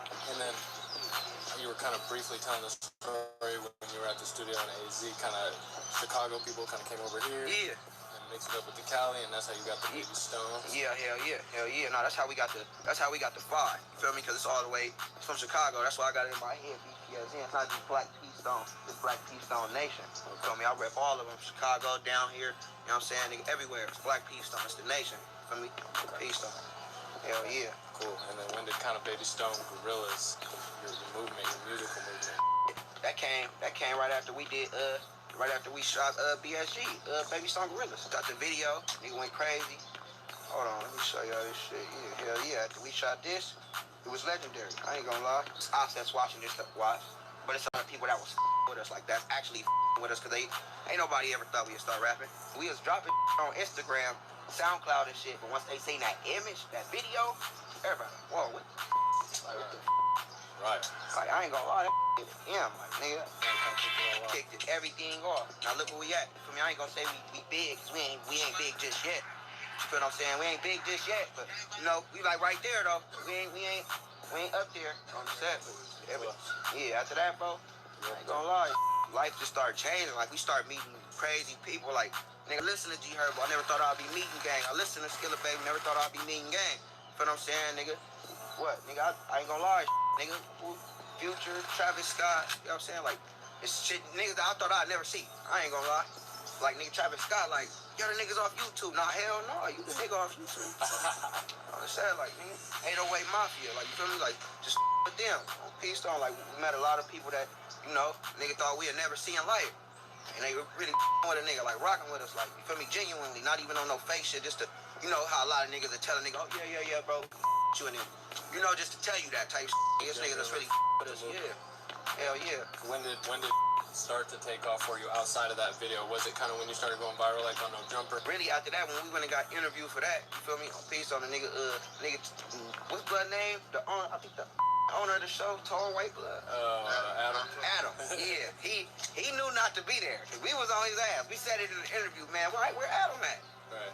He sent another nigga to ask questions for him. Right. The training day, that's on Palmwood. We gonna go down that block in a minute. Okay. In the heart of the jungle, is at the JGP. We have Gilliam Park. Okay, hell yeah.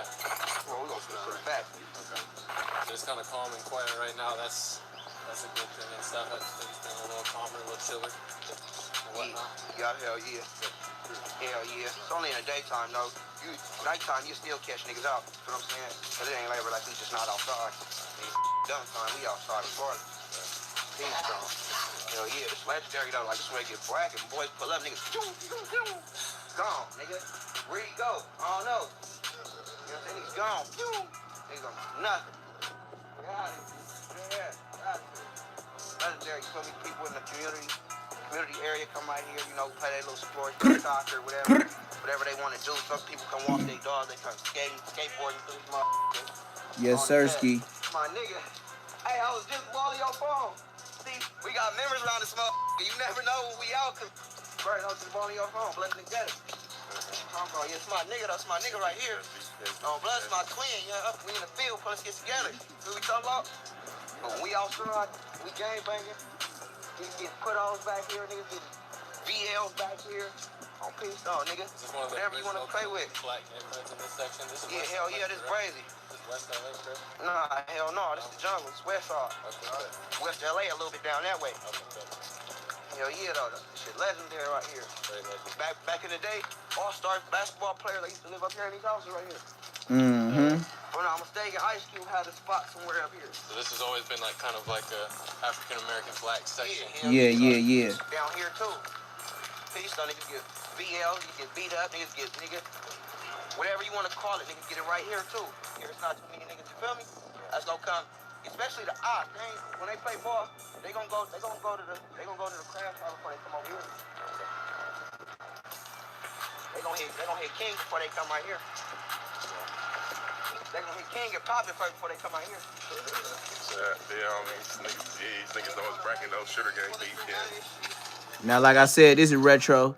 Like I said, I've been in and out. I got to feed the dog and all that type of stuff. And I make his food, rice and all that, so it be kind of different for me. Rice. I got to cook lard for him. I got to do all type of stuff for my dog just to make sure he stay big. Chicken bones, but we finna get to this. The boy, Lil Papa. Man, what's up, everybody? Welcome back to another episode. I know everybody heard of this. I'm rocking with Yall, y'all rocking with me. And for this video, we're going to be speaking on the tragic death of Jacksonville rapper Lil Papa and how it actually happened. Now, you don't have to crash. Yeah, and I don't want to hear your bullshit. Hit that link in the description. Nah, we ain't hear nothing. Staying up with us, I'm Anthony Alston. I'm Heather Crawford. Lil Papa, born Janarius Wheeler, has died. Lil Papa, I didn't even know him like that, man. Did y'all know Lil Papa? Fulton County, Georgia, I never knew his music, The nothing. Jacksonville native built a loyal fan base. Christina Burgess has been speaking with those who grew up with him. And Christina, they tell you that his legacy will live on.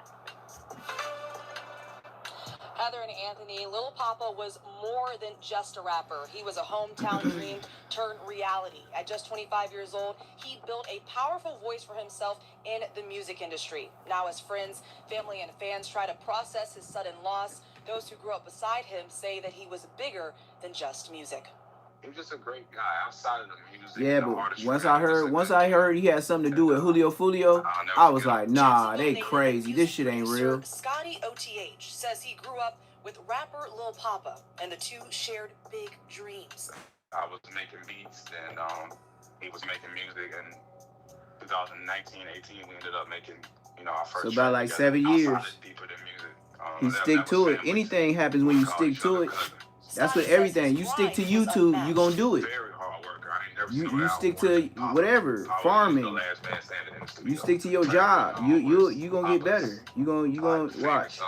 You just gotta keep at In it. 2022, Lil Papa signed with Even Yo if you ain't Gotti's getting big collective numbers, music just group, stay at a it. defining They moment gonna in his know you career. soon He enough. released several fan favorites, including Love and War, Mind Over Matter, and Happy Tears. You gotta listen to Love and War, Mind Over Matter, Happy Tears. Like, just those three titles alone kind of tells you that somebody isn't All the way good. in the happiest state of mind, if that makes sense. It's a bad look, man. I ain't gonna lie, man. Almost Normal Again. It's a bad look. Just this past Everybody just be strung out, just like they live their life coping with drugs. That's how they cope. They just do some drugs. He had nearly 1 million followers on Instagram and more than 600,000 listeners on Spotify. Yeah, I never heard of him. But I love him. I love him. It's to good death. I though. always will. And I'm just trying to compartmentalize. Nobody know you till you gone, TMZ right? come out with an exclusive update after the news originally broke that he passed away, and this would state Lil Papa shot himself after crashing a car. Now, it would state we are learning more about the circumstances surrounding the death of rapper Lil Papa, and it's pretty shocking. TMZ broke the news the rapper, real name Janarius Michael Wheeler, was pronounced dead yesterday in Georgia at the young age of 25. Hateville Chief of Police Bruce Headley tells TMZ Lil Papa was in a single car accident on Interstate 85 south of Hateville, which is when he called his manager asking what he should do. The car was still drivable. So he got into a single car accident, meaning he crashed into something. He didn't hit anybody, no one else was involved. He hit something, he can still drive, and he calls the manager asking what he could do. The manager told him they'd meet up in a nearby parking lot at the Hilton Hotel, and Headley tells us when they met up, Lil Papa stayed inside his car as she spoke to his manager through the roll-down window. I think that's supposed to be a he. We're told it's unclear what they discussed, but at some point the rapper pulled a handgun, put it to his head, and pulled the trigger. Wow. Shooting himself dead. Headley tells us an off-duty officer It's like for what at though? the hotel called 911. Lil Papa was rushed to Grady Hospital where he was pronounced dead. No suicide note left. So essentially, Lil Papa has apparently, for anyone that's in tune with his music, a ton of lyrics in which you can get the understanding that his mental health isn't the greatest. There's been posts, there's been lyrics, there's been things that he's also even been involved with, which is gonna take a darker turn into the story of who he is. Now, jumping over to Reddit, there would be a throwback photo of Lil Papa and none other than Julio Fulio. And this clearly hasn't been updated yet because he doesn't have a dove next to him. But the information from this right here, if you don't know what this means, Fulio was a part of 6 Block, a gang in Jacksonville based around 6 Block, right? Those apartments that he was from. Lil Papa was from 1200. It just so happens that when Julio was killed, the detectives put it together. The two gangs responsible for that killing was ATK and 1200. Now there was a situation. They just put their money together. That's all that is. They wanted to make sure Julio was gone, and they was paying people that had straps. Down during a Say Cheese interview. Shout out to my boy Trapalo Ross. He also showed this on his channel.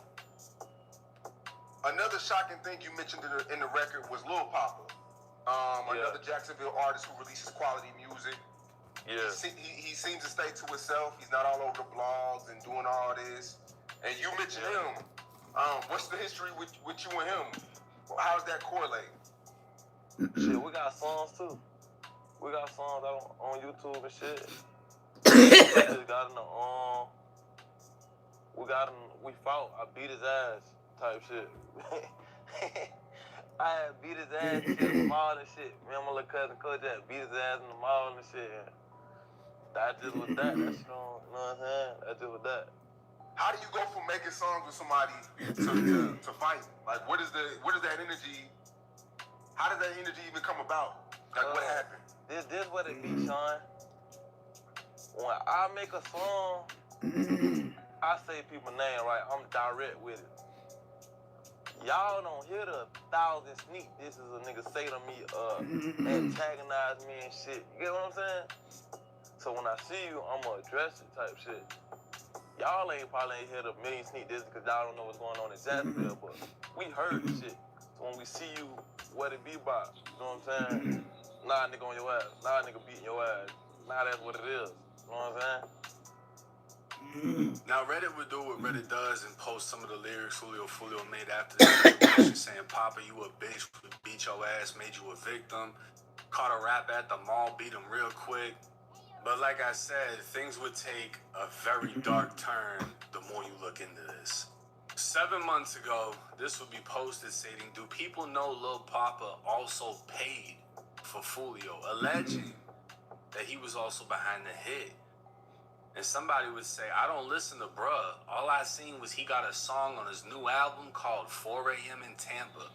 I'm like, here we go. And he'd follow up with saying, I ain't never known Papa to diss, but like I said, I don't listen to him. And this dude would say he always sneak disses in his songs. You just gotta catch it. Papa don't even look like he gangster. Like, not to take nothing from him, but he don't even look like a gangster. Like, if he banged on me, I wouldn't even take him serious. I ain't gonna lie to you. I wouldn't even take him serious. He looked too much like a kid. I named them. So he was basically saying Lil Papa's a sneak disser. Lil Papa just so happens to be from 1200, the same gang that ended up killing Julio. And then he dropped a song titled 4 a.m. in Tampa. Obviously, Julio was killed at like 4 or 5 in the morning in Tampa. Now, Young and Ace would speak out and show love to Lil Papa, and I mean, this would just make the whole Julio allegation seem even worse. And if you think it's all just a bunch of BS, Lil Papa's name was brought up during the Julio trial of Alicia Andrews. Yes, ma'am. And you're talking about how the people in 1200 they side, correct? And then you're also talking about Papa, that's Lil Papa, right? Yes. And who's Lil Papa? He's a rapper. And you know that he also has a gang affiliation, is that correct? I mean, he doesn't claim it, so I don't know. You know your boyfriend. He doesn't claim it. Is it a gang? Isn't that true? I don't know. But getting back to the mental health aspect of things, somebody would write, when Lil Papa died, I'm gonna be so sad. And it was a girl named LaDeja Destiny. And apparently Papa would reply back to it saying, don't be, cause I won't. And you can see a lot of people, you know, reacting how they react, whether they're taking it serious or not. But this kid was obviously going through shit. And he vented in his music. He vented through his creativity. Whether or not he had something to do with Julio's death, or whether he was just, you know, 4 a.m. in Tampa dissing him because dude got on his ass in the mall and they had a back and forth history. It is what it is. If he was behind that hit, though, if he put some money on that hit, It don't even matter. He in the that's dirt. actually something that really took place, and he just It don't matter now. He can't get charged. He can't even speak on it. You just gotta let him be. He rest in peace. If he was involved with Julio Fulio, hey, he in the dirt. So ain't no need to even talk about it. It's like he gone. So it don't even matter. Ain't nobody gonna get charged. You got a lot of people that are Because he's a missing link. They gotta prove he did something with ATK to run that case. And if he don't get arrested, that's a missing link. You can't make a chain without a missing link. Nobody could get to him. I'm not gonna say people didn't pick up on it because they definitely did. And I'm not gonna say people didn't reach out because I don't know. But unfortunately, whatever help was offered, he didn't accept it. And as far as him killing himself, honestly, it could have just been that car accident was the last straw. It just pushed him over the edge. He had so much shit bottled up inside that's what did it for him. And he made that decision. I can't tell you why it happened. I can't give an explanation. The only thing I can do is take this situation and hope that if any of you in the comments, watching this video, etc., are feeling any way like this, to please reach out to somebody for help. It doesn't matter if you're in the streets, you're not in the streets. If you need help, you need to ask. Duh. But you know, people scared, so we don't need people dragging out no damn commentary just trying to get some extra money. Bruh, we get the point. We know. We gotta change our lives. God bless. Here we go, Lil Durk situation. Turn it up a notch.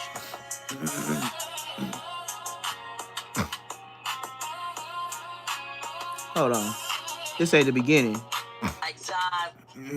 After these judge rulings, Durk is in bad shape.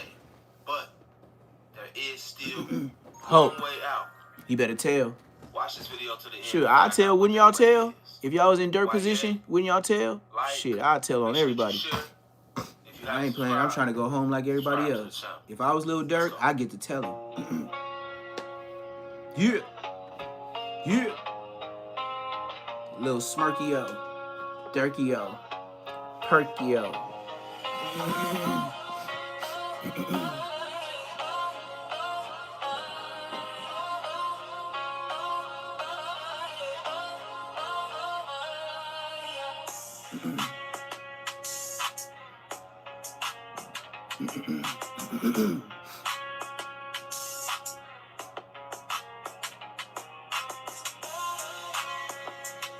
Free Durk, huh? I don't know if Durk gonna be free. It's just like a slogan right now. There's too many people telling on him. Way too many people telling on Durk. Everybody say free Durk, but Lil Durk got some charges It happened and in some Los snitches. Angeles, and cameras captured the aftermath. Shots fired, a fight taking in the streets in this chaotic scene, the ending of a shooting that started in Los Angeles, California. Sheriff's deputies pulling out a man who had been shot in an SUV. Savannah rapper Quando Rondo, a passenger in that car, frantic at the site. It all started at this mobile gas station at 5:30 Friday evening. LAPD says witnesses heard multiple gunshots, then watched a couple cars zoom off. 3 people in one car shot at this black Cadillac Escalade. It's unclear if those inside shot back. It ended at Santa Monica Boulevard. Deputies found it peppered. That was the chauffeur. That fat Mexican dude was the chauffeur. He was the driver. Had been shot. A 23-year-old. They were trying to ask him for questions. He was like, no, no, no. A scene left with remnants of the fight, shoes left in the street, doors flung open. The suspects still on the run. We still don't know what spurred it all, but LAPD says it started at a gas pump. Victim vehicle, they pulled up. They were pumping gas, and it looks like they probably finished pumping gas, and the suspects approached from the alley, got out of the car, and started shooting at those victims. Investigators are still trying to piece together details, but... Oh. Nah, because Lil Pop. Oh! rapper Lil Durk is arrested and charged in a murder-for-hire scheme. Prosecutors say he hired a crew who tracked, stalked, Brick and Baby was attempted to telling. I murder told you, fellow Brick rapper Baby, he was telling. A while back, Dirk lawyer Drew Finley began putting in motions. A lot of these motions were to get certain evidence deemed as inadmissible in court where they couldn't use it. Well, these rulings kind of screwed Dirk. They're going to allow everything dealing with the King Von case. They're even going to allow the video to be played. And the reason being is because Dirk is said to have had Lil Pab killed because of what happened to Von. You know, he was trying to get Quando Rondo allegedly, and Pab ended up, you know, paying the piper for it. They're citing a lot of Dirk's lyrics in these songs that I've always talked about. That aha is one. Damn. Where he literally said, we slide no niggas and getting it done. You tweet, we slide. The feds gon' come. Dirk said it out of his own mouth. We don't care, man. Y'all tweeting, we slide. The feds gon' come. They're using the DJ Academics interview where Dirk basically told DJ Academics, I don't see them comments about slime for Von no more. I wonder why. He said it must be something in the water. Mind you, this is after Pab had died. I'm not sure if they're going to use Brick Baby interview where he got up there and said, Man, look. They say you can't say slime for Von no Brick more. Baby took a deal. Why? Why Brick Baby ain't going to prison yet? But y'all think he ain't snitching, huh? In that room, shut your ass up. That song Dirk got with Gucci, Gucci told you in his verse how they get your lyrics and the stuff you say in your videos, and the feds gonna try to use it. They're gonna try to build a case on you. He said that in his verse. Dirk said too much in his music. He said too much to go back. He allowed the fans to influence him too much. And honestly speaking, how they're allowing all these different scenarios to come in and paint this picture, I don't see Dirk winning this case. I told you, y'all can say free Dirk. I don't feel he gonna. Yeah, he ain't going home, gang. He ain't going home, gang. Because it's so many, he gonna do more time than his dad on my mama. Many years of evidence stacked upon he gonna do way more years than his dad. They're not even the Stephen Mack shit. That's not even gonna get brought into court, which they've drugged that out long enough. They're also allowing the prosecutors to use the fact that Quando Rondo almost got killed in May of. So they got witnesses and everything coming to talk about this. How Dirk been trying to kill Quando Rondo. This is what they saying. This is what they saying. Then he came back again in LA. And he got it done. Lil Pab, that's a body. Somebody got an answer for a body. This is what was being said. If the police, if the police got to pick somebody up off the curb, best believe the police on your ass. He the one. He the big head. So if it's somebody to be told on, he the one to be told on. Honestly speaking, I don't think that Dirk could tell his way out of this. There is nobody that Dirk to tell on. I don't think. There's nobody higher than him. He's the boss. Even if it is somebody, he'll never get a clean slate. I feel like if Dirk tell on somebody or some people, he'll probably still have to eat a 20. At least. So I don't feel like that's gonna be Dirk's best out. Plus, he taking it all the way to the box anyway. You know what I'm saying? You got to. You don't have a choice. I think that, in my humble opinion, I think that Dirk did too much. On mamas. I think that he said way too much. He was the voice. And I think that ultimately, that's what's gonna bury Dirk. I don't think it's gonna be the witnesses, because the witnesses, people understand that witnesses could be flawed, you know. And when the chips are stacked, everybody starts, folding. People understand that. People will say certain shit for any different reasons. But one thing that you can't deny is that in which a man says out of his own mouth. I think that Dirk said too much. I think that Dirk played for years and years and years and got comfortable with speaking about stuff, murders and things of that nature, publicly, trying to disguise it, but you still speaking about it. Yeah. And I think that eventually it was going to come a time to where I felt like if they got Dirk, they was going to try to stick it to Dirk. Dirk is not a stranger to the radar of the federal government. I don't care what you're saying. Anybody that has that much power is not under the radar. The feds know who you are and they're probably watching you. Just being a rapper and having influence, you ain't even got to have money. I'm pretty sure the feds are watching you. Straight up. NBA young boys, these young guys that got this influence, the feds are watching them because they know that these guys have real power and the ability to control the minds of these children. And that is dangerous to them. So I said all that to say this. I think that Dirk will go to trial. I think that Dirk will lose. But I think that Dirk need to go and get everything he need to go and get this shit over with because he needs time for Trump to manufacture him a pardon.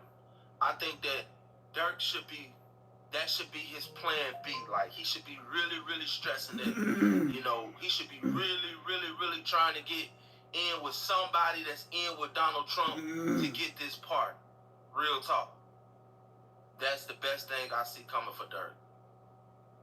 And I don't know how America would feel if Donald Trump pardons a convicted killer. That's probably going to end up getting a lot of time if he gets convicted of it, But anything is possible. I honestly feel like this last ruling kind of seals Dirk's fate. I'm sorry. It's too much that they're allowing to come into court to paint this picture of Dirk being a monster, and it's a lot. It's a lot. Real talk, man. Anyway, y'all already know what I like to say. Never put too much trust in friends. Learn how to use enemies and try not to get slimed out. Shut your ass up. Come on, gang. This ain't it for sure. That ain't it. Scary movie. What the? Come on, gang. I don't even watch goofy stuff like that. How did I even get on my tablet? Somebody been fucking around on my tablet. It's smooth, though. It's smooth, though. I'm back. Scary movie? Is you crazy? 2020. Lil Durk had one of the craziest situations in the rap game in 2024. A bunch of his homies got booked for allegedly killing Quando Rondo's cousin, Lil Pop. And then the feds picked up Durk while he was on his way to the airport and trying to leave the country. When the news broke, it really wasn't looking good for Durk. There were rumors that his OTF crew was flipping on him. And then rumors started flying that Durk was going to get charged for setting up another hit in Chicago. Durk went from running the rap game to facing life in prison. But there's been a lot going on behind the scenes with this trial. Durk's lawyers have been trying to get him out on bond ever since the feds picked him up. But the prosecutors don't want Durk out because they think he'll try to do the race and fly off to Dubai or somewhere else. Durk had a few bond hearings that didn't go his way. In May 2025, his team said they would pay over $1 million for bail and hire a bunch of armed guards who would watch Durk and make sure he didn't violate his bond. There was also some big news about the indictment against Durk. When Durk got hit with the indictment, there were 3 specific facts against him. One of the facts is that Durk has made money and celebrated the death of Lil Pop on the track Wonderful Wayne and Jackie Boy when he rapped, "Told me they got an Addy, go. Got location, go. Green light, go, go, go. Look on the news and see your son, you screaming no, no." That bar was all over the news when Durk got booked, and there were fan videos going around where people combined the track with news footage of Quando Rondo screaming no after Lil Pop died. At first it looked like Durk was self-snitching like crazy, and the lyrics were even quoted in the indictment. But it turns out that Durk wrote that verse 8 months before Lil Pop got killed. Durk's legal team even brought in the producers who worked on the track, and they testified that Durk recorded his verse way before Lil Pop got killed. The prosecutors also dropped a charge that Durk told one of his homies to pay the bounty after Lil Pop got killed. The feds still think that Durk was involved with setting up the hit, but they only have one specific fact left in the indictment, which was a text that Durk sent to someone in the OTF crew right before Lil Pop got shot. The OTF crew flew from Chicago to LA so they could catch Quando Rondo. They allegedly used OTF credit cards to buy the tickets, and Dirk texted one of them to say, "Don't book no flights under no names involved with me." The text makes it look like Dirk knew exactly what was going down, but his lawyers say that one text message doesn't prove anything. Dirk's lawyers also try to get the whole case thrown out after they proved that Dirk recorded his verse for Wonderful Wayne and Jackie Boy before the Lil Bob hit. The lyrics were part of the grand jury indictment, and that means that if the lyrics weren't included, then Dirk might have never actually caught the murder case. Grand jury indictments are usually pretty secret, but Dirk's lawyers said they should know what was in there because the prosecutors already used bad evidence against him. The Fed said that Dirk and his team shouldn't be able to read the indictment, though, because Dirk's people were already threatening the witnesses and their family members. Lil Pop's Damn. mom went to one of Dirk's bond So hearings now you don't and even get a said, chance to "I'm know scared to be who here." was what Dirk because had y'all was another threatening bond hearing a families month later. before. That That's time, his crazy team work. offered to put up $4.5 million for the bail. The judge said that Dirk might try to run, though, even if he was innocent. Dirk has millions in the bank and is facing life in prison, and the judge said that anybody would consider flight as the rational alternative instead of risking it at a trial. Dirk was caught trying to fly to Dubai right before the feds picked him up, but his lawyers said that he was going there for professional and spiritual reasons. Hit that like button, hit Dirk that is Muslim subscribe and has button, gone to y'all. Dubai before, but it definitely looked like he was trying to get out of the country before the cops could grab him. Dirk's bail got denied again, but he also scored a win. After he caught the murder charge, Lil Dirk was facing the death penalty if the trial went left. But in June 2025, the prosecutors decided that they weren't going to go for the death penalty. Dirk also scored a big win because he's not getting charged for putting a hit out on Stephon Mack. Stephon Mack was a GD in Chicago who got shot and killed back in 2022, and rumors said that Dirk put it back on his head because Stephon Mack allegedly has something to do with Dirk's brother D-Thang getting killed. A lot of people thought Dirk self-snitched about the Stephon Mack hit when he dropped Aha and rapped, "They like Dirk his ass a singer. He won't smoke shit. You can believe whatever you want. I got your folks hit." Dirk also posted a pic of the OTF logo after Stephon Mack got killed and said, "For D-Thang, aha." Everyone thought Dirk was dissing Stephon Mack, and rumors are going around that he was going to be hit with another murder case for setting it up. But Dirk called a break and isn't naming the Stephon Mack indictment. But Stephon Mack isn't the only body that people are trying to tie Dirk to. And some sources claim that Dirk was involved with the hit on FBG Cash. FBG Cash got shot and killed in 2022. And before he died, he was sending shots at Lil Durk and dissing King Von. Cash got murdered, and his body was allegedly found by a tree. So everybody thought Dirk was dissing him on the track Rest to Everybody when he rapped, "Think I'm playing? Then come and see. You gonna end up by that tree." There were also rumors going around that FBG Cash and Stephon Mack's murders were connected because people were saying that the same gun was used for both hits. That turned out to be cap though, because the cops already had the gun used on the Stephon Mack murder in evidence before FBG Cash got killed. After Dirk got booked for the Lil Bob hit, some people were thinking the feds were going to hit him with charges for FBG Cash too, but there's no evidence that Dirk had anything to do with it. The cops haven't even found the shooters for the FBG Cash shit yet, and nobody really knows who pulled the trigger on him. Dirk probably won't go down for the FBG Cash hit, but the prosecutors in the Lil Bob case think he snitched on himself during his interview with DJ Academics. What are you talking about? By the slide from comments. Still, I don't know if people still say it. They used to say it, but you also mentioned a song. They be like, they be saying slide from Vaughn. I think they trolling me. A lot of episodes. Some of the guys, for some reason, I just don't see the comments no more. what's the word? Everybody be like, "Oh, we at so-and-so crib." I go to For some odd reason. I don't know. Might be the water. You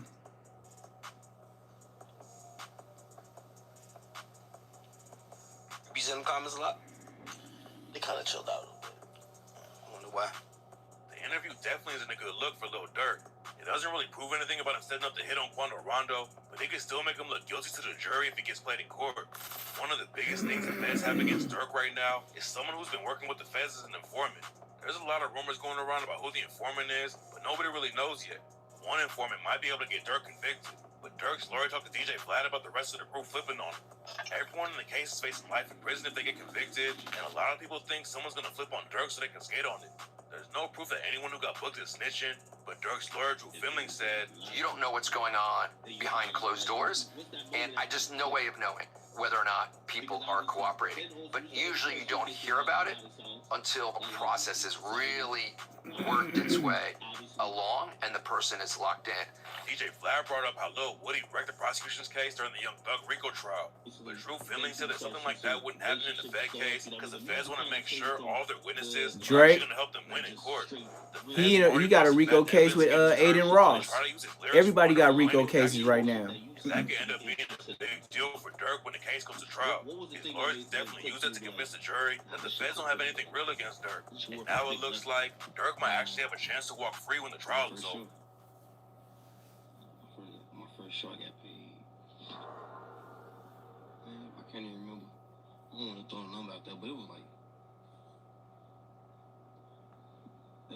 matter of fact, it was an open mic. I did an open mic. Then the next show, To work with a big 11. 500. Then that's when I knew My first show. My first show I got paid. Man, I can't even remember. I don't want to throw a number out there, but it was like, matter of fact, it was an open mic. I did an open mic. Then the next show, they paid me like 500. Then that's when I knew like we can make some money off this shit. But when the beefing and all that shit was going on, it was like entertaining, but it was really fucking up the money. You know what I'm saying? So you kind of the police shut down all the shows we do, everything we do. We couldn't have no events with kids around. So then that started getting serious. Well, like I started sitting back thinking like, hell no, that shit hard out here. Damn.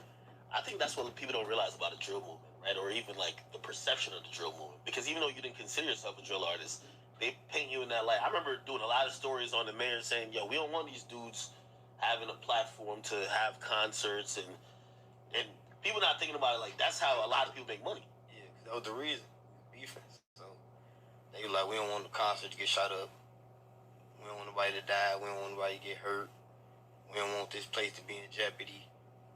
But it was fun to us. We looking like, shit, fuck them niggas. And they like, fuck us. So it's like, when they start cutting that money on off, I'm like, hold on. We gotta start doing this shit a little different. That's why I be like, I don't be dissing the dead. Like, that's why I don't say names and shit. Like, all this shit. You then also meet, or not meet, but like you kind of realize talent in, you know, another person from Chicago that you kind of take on your wing. King Von. And it is one of my wings. And I realized, I remember watching your first Breakfast Club interview with King Von. Me not knowing who he was or what he was going to become. And I'm like, man, Dirk, we want to hear what you got to say. Like, you got this dude with you, like, you know what I mean? But you made it it was a thing for you to put him on that platform and have him right beside you. And, you know what I mean? Why do that then? Because I feel like it was a moment where you were kind of building to a height that maybe you never reached before. And you were like, rather than, you know, the casual people, like, we want to see you, but you're like, nah, you want to see me and my mans. What was that for? Man, it was one of the closest motherfuckers to me told me, start rapping. You just find you some artists. So that made me kind of go hard, you know what I'm saying? But when see, Von always been Von. Like, Von put you up on licks. And Von made you go do that ish. Von was always gonna be Von. Baltimore in the building. Shout out Baltimore in the building. So he like, man, when I go in Breakfast Club, man, I'm finna, man, woo. So when I finally put him on the Breakfast Club, he trying to act like he didn't know what was going on. Yeah, but he a good artist. Like, he one of one. I've said this, which I don't think is controversial now, but, you know, at the time when, you know, I said it when he was alive, I think some people, because they sometimes attribute this type of attribute to super lyrical people. I said, King Von is one of the greatest storytellers he is that's ever been in rap. Because he's told us these stories that people are still trying to figure out, is this real, this ain't real? He brought us on a journey that... See, with Von, you know, it's so crazy, because when Von, I had a studio in my house. I used to live in Atlanta. And Von like, man, I'm gonna do this, go get some money, I'm gonna do this. He like, bro, I wanna rap. So he like, man, start rapping. He showed me like 5 songs. He like, man, this shit weak. He said all this shit weak. And I told him, I'm like, man, this is my favorite song right here. What song? And it's crazy. Crazy Story. Really? That motherfucker dropped Crazy Story, started going crazy. We was on tour. Too. Put him on tour. I started bringing him out. Damn, shit. Vaughn became like, if Vaughn was alive right now, he'd be like the biggest motherfucker right now. Really? For sure. Do you think he would have just only stayed in that kind of, because that's the interesting. People think certain people, they cap out when it comes to just street shit. Like, he a nigga who fuck with street music, but no, he ain't get to his time yet.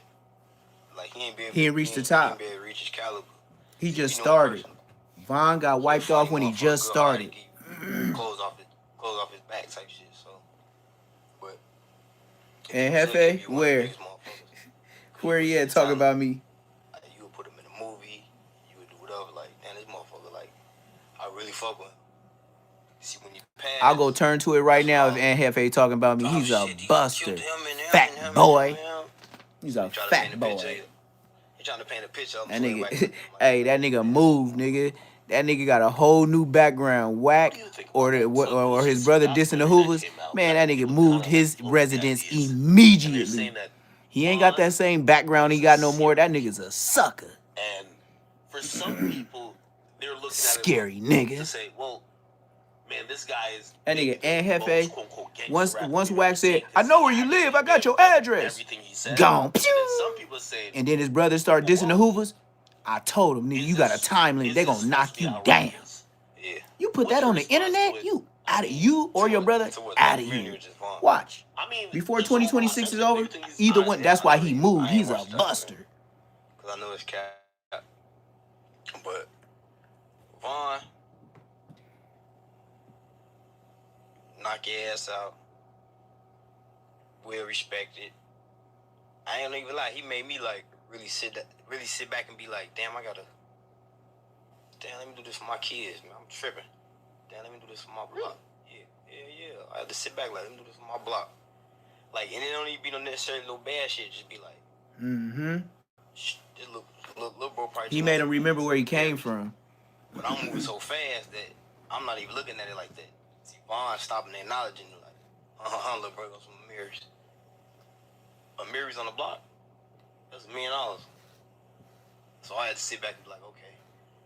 He gave the whole block change, gave the whole block $100, $200, how much, whatever it was. He signed his block. I had to sit back like, damn, like, this nigga really the voice. Like, shit, you ask me. Like, he teaching me shit. I remember that video where he brought like 100,000 and busted down, like, you know, he bust that shit down for real. Like, he busted down. Like, that wasn't just like no. And believe me, all this is used in the Fed case. They using this when Lil Durk go to trial. Academics interview is going to be played in front of the jury. This right here. Maybe just it's in the court filing. It's a fact. It's not a lie. It's a fact. Kind of getting you like I feel like No Order Durk just went all the way up, especially after Vaughn started kind of like popping off. It's like you kind of realize what the people wanted from you. It's so crazy because Vaughn used to come in the studio and be like, hey, finish this for me. I'll help him out, finish it for him. Then that motherfucker just caught. Oh yeah? Like, that's what he did? Rapping, listening to his shit. Hey, what's the name of the video? We'll watch it right now. Where he at? Come on, business down here. Like that's how he is. He ain't like. Where he at? What you think they gonna He think? gotta give me my flowers. Everybody from my hood, ain't shit. nobody gonna say nothing bad but Bosco, gang. Like, I'm gonna be totally honest with the chat, man. I'm from my hood. Ain't nobody got nothing bad to say about me, bro. They know I was squabbling and everything from juvenile hall to the streets. You know what I mean? Like, yeah, that's what I said. Which one is it? You telling me to go watch it, but what's the name of it? I'm from Queen Street. I'm from where Mac 10 from and Bosco say he from. Bosco 100, but Bosco got put on at 19 years old. Like, I'm younger than him, but he older than me. And I'm his big homie. He like 3-4 years older than me, but I'm his big homie. You see what I mean? So, like, I got out of jail. I beat life 3 times. Bosco ain't never been to no level 4. Munchie B ain't been to no level 4. You know what I mean? So, how is Bosco 3 to 4 years older than me, but I'm his big homie? I've watched a lot of you performing, like on YouTube and shit like that. And when I do watch you perform, I see you always perform and keep How that work? alive by performing his songs. I'm your big homie, and you 3 to 4 years older than me. Something you gotta keep doing. Bosco 100. And also his legacy ain't The famous Bosco 100. Man, I ain't never gotta say Von name again. Hey, you told me to go watch En Jefe myself. Which one is it? He talking about En Jefe gave me my flowers, but you ain't told me which En Jefe it is. Like you ain't told me the name of it or nothing, bro. How you just gonna throw some shit out there and then don't? You lying, man. You lying, bro. You chasing it, bro. You chasing it, bro. That's all I say, man. You been following me for a long time, but you chasing it though, bro. I understand niggas see my numbers going up. They know what I'm getting paid every month. They know what I'm getting paid. They gotta give me my flowers. I ain't went to no jumper. I got 6,000 subscribers. Do you know everybody going to Creative Player? Do you know I got more subscribers than Creative Player where Whack 100 and 600 just came from? Go look it up. I bet you I got more subscribers than Creative Player. Tell me about myself. I don't fuck with the snitches. Make any regular person, any regular human break down, kind of like, yo, say fuck this shit. And we never seen that moment. We never seen that moment where you're like, yo, listen, I'm going through a lot right now. Just some time more. And I've always said, damn, does he mourn? You know, obviously you lost. Everybody mourn. You know, everybody show emotions. He said he gave me my flowers. Didn't even say the video, man. You bogus as hell, bro. Damn, man, this shit crazy, man. This shit is like, nah. You know what I'm saying? Like, when I started getting more into my religion, and just like talk to my pops while he was locked up, talk to my uncle now, and they like, man, we had the money, the fame, the cars, we had the city on lock, we some of the biggest gangsters, and we went to jail and got life. So he like, so what you going through? You been through it. He like, so when you call, you like, call vent to your pops, call vent to your aunt. Like, let's talk, let's have a conversation. He like, but I don't want to hear no crying. I don't want to hear no complaining. I don't want to hear no, I can't do this, I can't do that, I can't do this, I can't do that. He's like, because I just showed you I did it. You not only lost. He about the video you did on Compton Rick Rock. All right, man, let's watch. You guys were on top of the world, and when that situation occurs where, you know, we're gonna watch it right now. The city again on Dead Homies. Claims the life of somebody you love. We're gonna watch it right now. I mean, hey, you know how it's funny too that I get on all these niggas about the mark shit they do on the internet, and you know, one thing you can say about Neptune the Goon, I always tell the truth on your whole ass. Look, bruh, I'm not going to no motherfucking no jumper gang. That's the police station, nigga. I don't care if you say I'm a mark. I don't care if you say I'm a buster. I'm not going to the police station, and that's no jumper. And I don't care how you feel. The best I do is a live. You know what I mean? That's my disclaimer. He stole from me. 100 brought it to your taco. Man, you went to talking about I'ma be effing all they girls and I'ma be fixing up this glass house. Why did you not want to speak on your homies that's rats? You know what we call that? Just like Wax said, selective politicking. Don't get on no mother-loving platform talking like you like that and you with this movement and the Crips and the Bloods and the Blacks and the Mexicans. You can't speak on nothing until the next time you show us, you speak on one of them niggas you scared of. Yeah. What's the good old big deal? Hefe don't care about nothing what say. Make sure you speak on one of the niggas that you scared of, nigga. Press that button and yeah, speak on one of them niggas you scared of, nigga. I gotta see that again, man. I'm proud of myself. I'm proud of myself, and they know I'm not a buster. That's why he's showing me. He know I'm not a buster. They know. They just don't want to bring me to No Jumper and Mark Munchie and them out. I can't do it. They're not gonna do that. They're not gonna bring me on the show and then fuck up Munchie. They're not. They're not. They're not, gang. I'm sorry. They're not gonna do it. They're not gonna bring it. To your taco.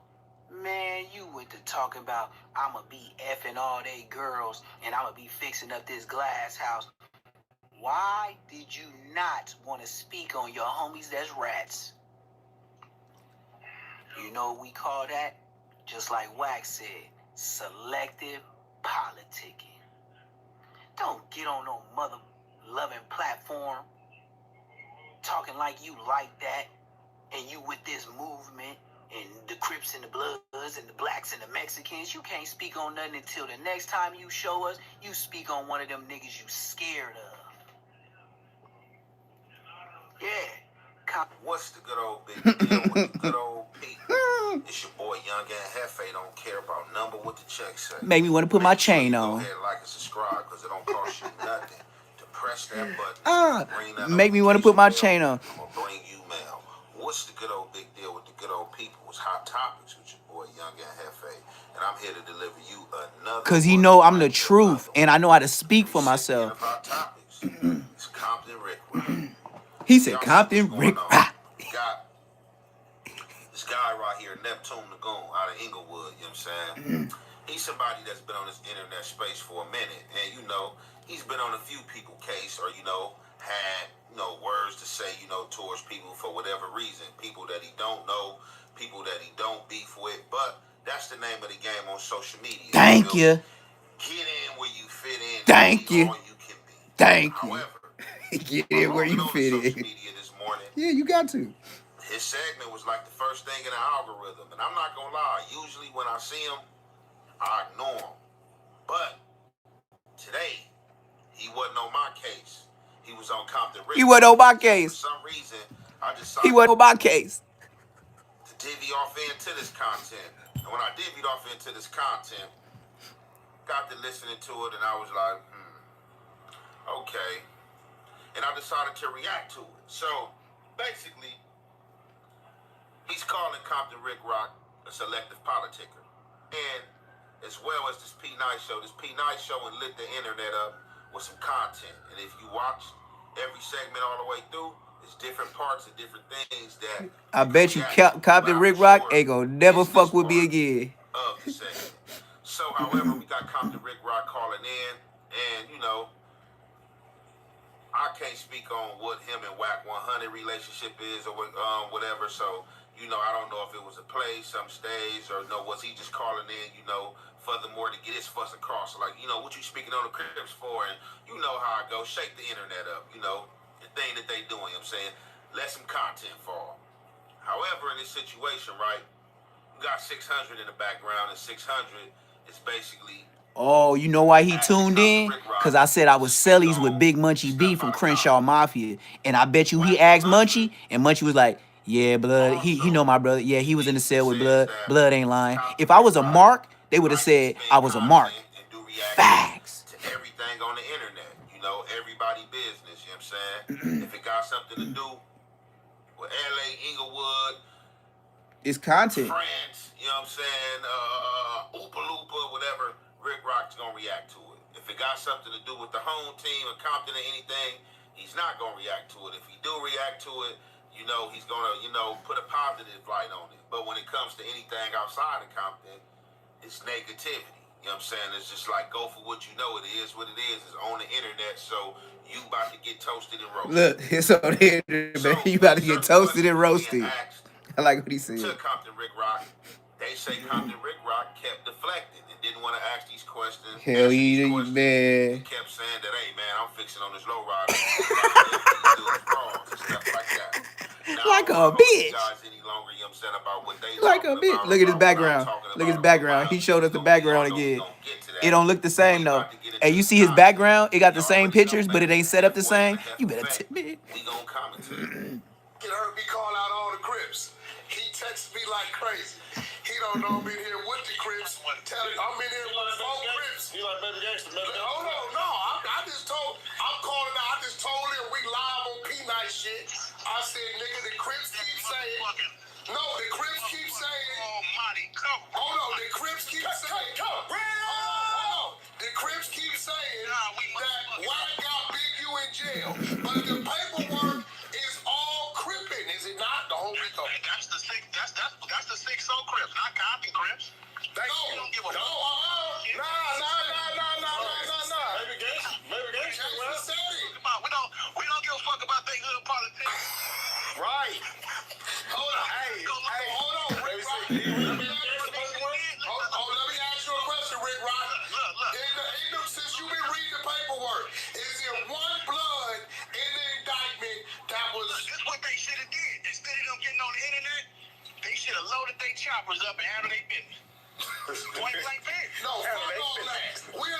Hey, Mando, tell him in the chat, man. I ran Rick Rock off his own live when he tried to live. Tell him, man. Come on, man. I don't be lying about nothing I do. Compton Rick Rock ran off his live the third day I was on the internet. I don't be lying, nigga. I'll sweep the streets with the truth. Nigga, I seen you, nigga. You and then you can't lie. I had 22 fades in that prison. I fought 22 people and I did not lose to nobody. I might have got a tie, but I was too big. Nobody whooped me, even the big niggas. 60 LA shit, right? So he gonna say he only Compton, but he won't speak on Baby Gangsters and rap. Listen. He all the way selected. You gonna speak on it so them Santanists can kill your motherfucking ass. You go over here and do it. I'm from Nutty Block Crip. Oh, now it ain't even coming. Now it's Nutty. Hold on, He lied. First he said it's Compton, now he said it's Nutty Block. You just keep. I'm a pimp all these niggas. I don't give a fuck what city they from on this internet and put this glass out front back and fuck all they niggas when they go to jail. But you ain't gonna speak on Compton. See? Huh? But you won't run the content on Compton. Man, I'm trying to pick this glass house together front back so I can pick up. That ain't what I'm asking you. But you trying to elaborate on that? You already. Hey, we ain't talking Long Beach business either, nigga. I'm not talking about I ain't put no Long Beach niggas out there like that unless they a rat. That's what I'm saying. What the fuck is going on? Rick Rock talking in circles, but he don't want to put his homies on blast. That's Buster shit. You a rat for exposing the rats. You telling on the rats. Hey, can you hear me? Yeah. That's on Compton Crip. I be fucking all these niggas bitches. I don't give a fuck about what these niggas do. I hope they die. Hey, let me tell you what I know Rick Rock's on bullshit. He did a clip on Geechee Gotti, and that's my nigga, right? I just laughed about it. Geechee Gotti giving away backpacks. Geechee Gotti. Yep, for sure. You know I ain't lying, man. And I'm still here. Look. And they gotta respect me. I got 6,000 subscribers this month. I came to YouTube in February. I got 6,000 subscribers, and I don't fuck with no marks. And I ain't going to no jumper. That's why I got this in the background. This is why I got this in the background. I break boards. Why would I go to no jumper and I break a board? I got a shot. I got a jump shot, bro. I got a jump shot. Why would I go to no jumper and I got a jump shot, bro? I can run a show by myself. Yeah, man. I don't know, man. It's the internet, man. Like I said, man, I try to keep what I do on the internet separate from my reality. However, as the fact goes, right, everybody is reacting to everybody. You know what I'm saying? Everything that's on this internet, whether it's your business. Yeah, Demon Time Exotic was like, man, Neptune sound like he sounded the truth, man. Hey, he was like, hey, man, check this out, man, check this out. Yeah, he was like, Neptune sounds like he's telling the truth. He said it just like, you know how Demon Time talk. Neptune sounds like he's telling the truth. Gang activity and stuff like that.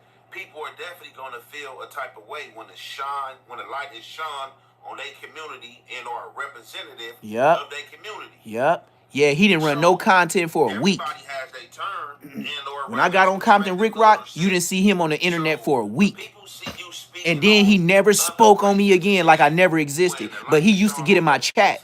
He sent me money in my chat. He used to be in my chat. He used to say stuff in my chat. Now he running. You's a bitch. And I don't care how flexed up you is. Nigga, I'm a little bit younger than you. I don't care how flexed up you is. Your chin take 3 pounds. We can get it. I want to get paid. Anybody, I'll even go King Pill, but not for no $200, $300. Blood, you brazy. That's a flight.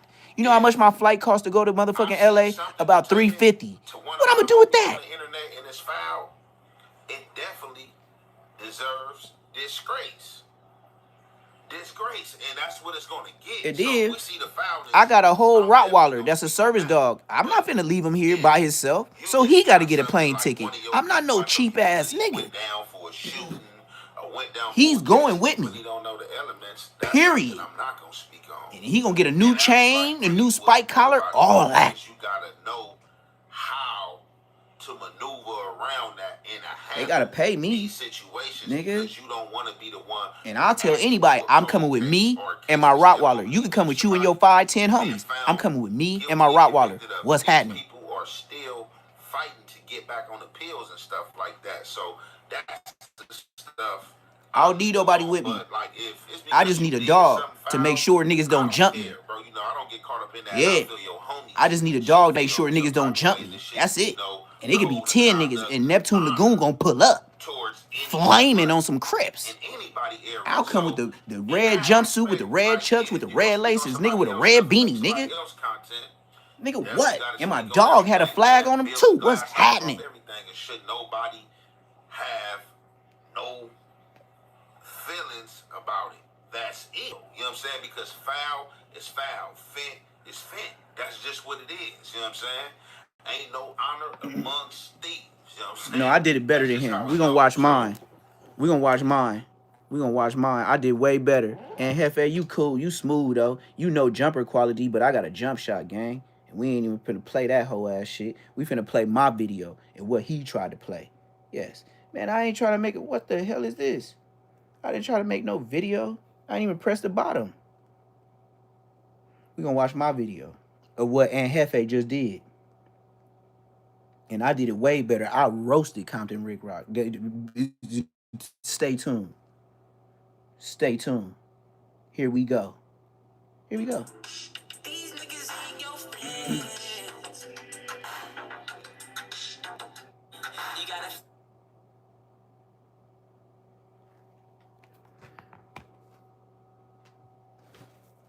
Yeah.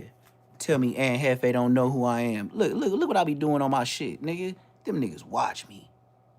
He lucky I didn't have a pop, pop, pop, pop, pop, pop, pop, like my new videos. That's what I'm doing to everybody. Pay attention. I'm an artist in every way.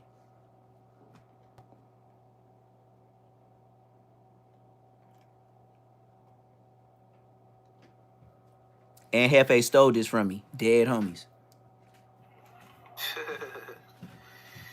What's the deal, YouTube? It's your boy Neptune Lagoon. And I'm back at y'all with another Say Less Moments reaction. Make sure you like, comment, subscribe, hype me up, light this thing up. Man, what you hating on me for, though, dawg? It seems like I got some work ahead of me today. Ooh-wee. Whack 100, he on a rampage. In February 2026.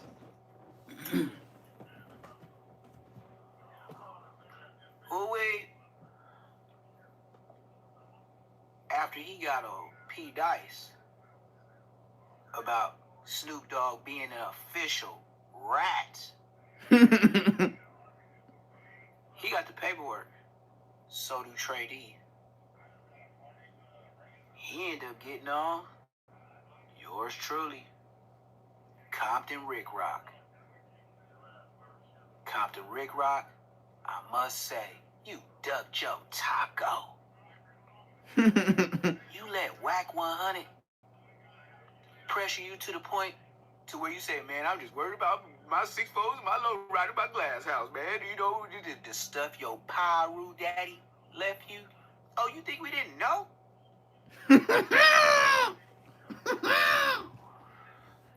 Compton Rick Rock, your daddy, your uncles was a line pusher, burgundy rags. It's funny how a son have a Pyru daddy and turn Compton Crip.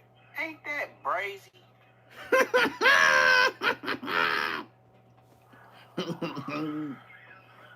And all of a sudden, everybody paying big homage to him. Like he the Compton rep. Why don't you follow your own dad's shoes and be a Bompton rep? Why you turn Crippin'? But we already know you was from a tagging crew. And them nutty block Compton Crips made you, when y'all got out of middle school and you was in that tagging crew on your way to the high school, and them boys from Nutty Block made y'all choose a side because y'all hood was in they hood, but y'all was a clique. Oh, we know about you, Compton Rick Rock. I've been waiting on my time to shine. Ducking they tacos. Hey, Compton Rick Rock. Hey, why would you even call the P Nice podcast, knowing you speak on everything that's blood politic. You speak on everything that's LA Crippin' politic. You speak on and get your money off of LA Blood, Crip, and Hoover content. Why you ain't never spoke on the Compton Crips that you know to be snitches?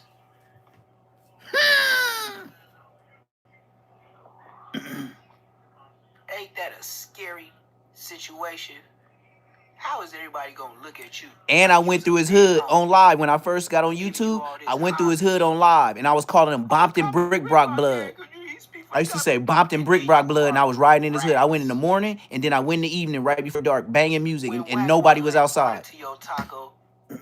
He know that. Talking about I'ma be effing all they girls, and I'ma be fixing up this glass house. Why did you not want to speak on your homies that's rats? You know what we call that? Just like Wax said, selective politicking. Don't get on no mother-loving platform talking like you like that, and you with this movement, and the Crips and the Bloods and the Blacks and the Mexicans. You can't speak on nothing until the next time you show us, you speak on one of them niggas you scared of. Yeah. Compton Rick Rock is scared of them Santana blocks. The ones that's straight up killers. He don't want no problems with them, and he don't want to get called to the hood to get boo-bopped out. He want to keep his reputation. The very virus in every hood. Hiding people's sins, hiding the rats, and then you got an OG dude that knows and condones it by not saying nothing. Your content is trash from this day forward. You are building up an image and you hide behind the things that is the truth. I told you I knew you from straight CMC East Prison. And you lied on the internet to my face, but on YouTube, that you was never there. Your girl got on the live and said she picked you up at the same year I said from the same prison. You sure ain't talked about that. That was last February, a year ago. And not only that, you told me I didn't know Trey D. And I told you his real name. And I'm gonna have to holler at cuz. And never got back to me in a whole 365 days plus. Compton Rick Rock, you are a fraud. Compton Rick Rock, worry about your lowriders because you're not in the streets. So stop acting like it. The closest you get to the streets is on the internet. When you know it's going to be a safe OG, a low riding event just like the motorcycle clubs in LA. You know it's safe because it's the 50 and up club.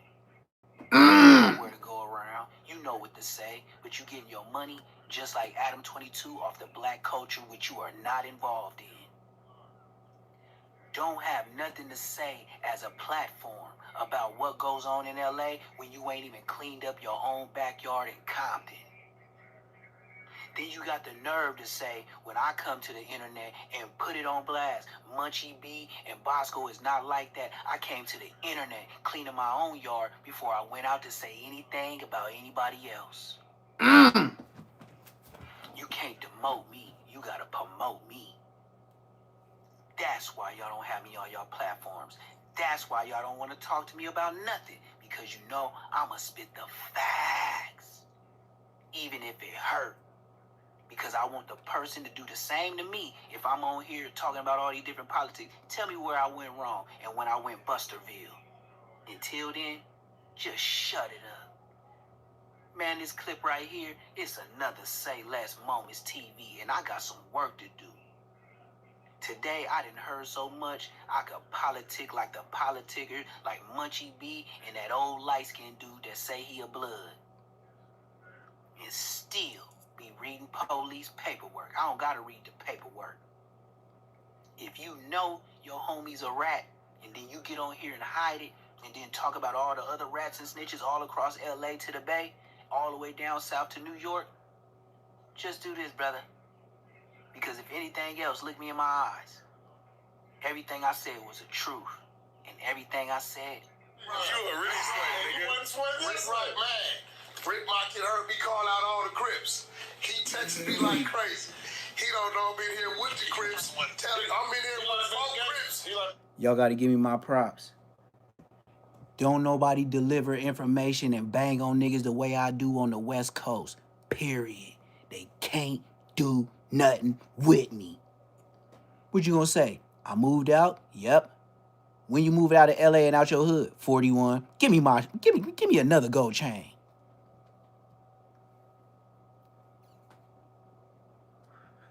That's why the internet don't bother me. I went back to prison. That's why I wasn't on no motherfucking internet. I was on the motherfucking 4-yard, nigga. Where Baby B Braze is at, nigga, putting up curtains because we had cell phones and I'm the tattoo man. I don't go to the tattoo man. You want to know? I tatted this my whole self, this whole arm, by myself, gang. Yes, the hand too, gang.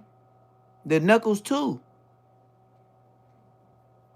I did that on lockdown, on level 4s. When my neighbor was Diamond from A-Tray Gangster. We was in B section, A section on the level 4, and 3 building, Lancaster 4-yard. It was Superman from A-Tray. Then you had PK from Nutty Block. You had Blue from 7th Street Watts, my next door neighbors. You had what's that nigga name that looked like Snoop Dogg, but he a blood from Bounty Hunters. Damn. But he was in the cell with Dollar Bill from Outlaw 20 Bloods. And then you had One Punch, the little short nigga, karate body nigga, whooping big niggas' asses. I was like, ooh-wee. He'll take them glasses off and mop you. And I seen him do it.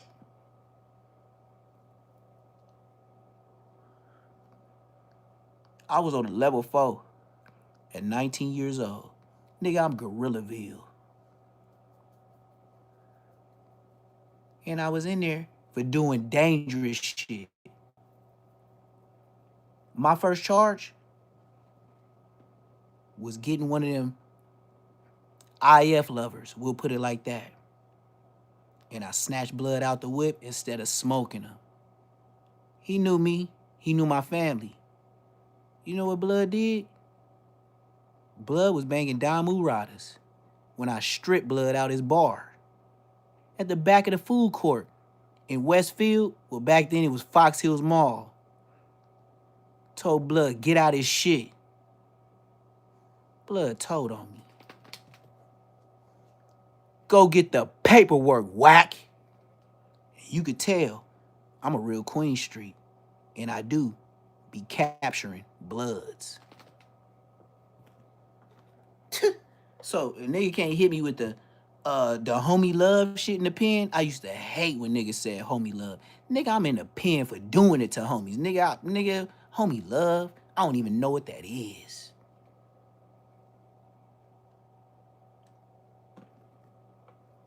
And you know the best thing about being from a smaller hood? You know all your homies. Hey, that's why they can't do nothing to me. Ain't that sad? Didn't Ed Hefe say, yeah, he be getting on everybody across LA. You know, niggas be on the internet. They just say what they say and be who they gonna be. He didn't say I was a buster, though. Hey, and in the video we just watched, he said, I said, Munchie and Bosco, I came out the door the first day cleaning my front yard. And niggas was on my ass. Oh, you over here talking about Bloods. Oh, you over here talking about the homies. Man, you hating on them. If you's a bitch, nigga, you's a bitch. The fuck you say Blood for? You's a mark. You not gonna fight nothing, Bosco. The whole hood from the OGs to the young homies, we know Bosco can't fight. We on Queen Street Bloods. Bosco cannot fight. That's why Bosco used to hang out with Diablo. Diablo, I whooped Blood ass when I was 16. He was fresh out of YA. I was fresh out of football practice. Blood got Mexican nigga. Came up and tried to press a lot talking about, nigga, what you doing on my block serving your block? I said, nigga, who the fuck is this? Graham said, hey, this your big homie Diablo. I said, I don't give a fuck who this nigga is. This nigga telling me this his block and what I'm over. He was like, Blood, we can get in. I said, nigga, we can get in. Nigga, I dropped all my pads and everything, nigga. I scraped Blood 3 times. He couldn't believe it. I was 16, Blood was 19. Scraped Diablo. He feared my hands. And I was his lil homie. And he the same age as Bosco. Tell me about myself, nigga. Yeah. I wouldn't give a fuck if it was 4 extra or Spody face. 4 extra with a hand.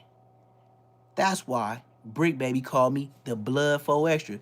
Say something stupid, and I don't care how big you is. I'ma flight you. I ain't finna get loud. I'm finna get busy. Yeah. All I ask is squabble. Fuck all the wrestling shit, nigga.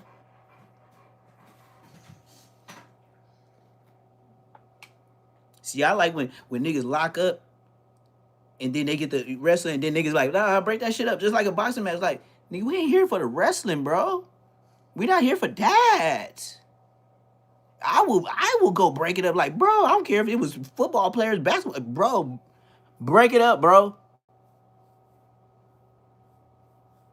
Squabble up. What's all this wrestling for? Like, what's the wrestling about? Squabble. That's why you need a ref in a boxing ring. For the wrestlers. We squabbling. What is you wrestling for?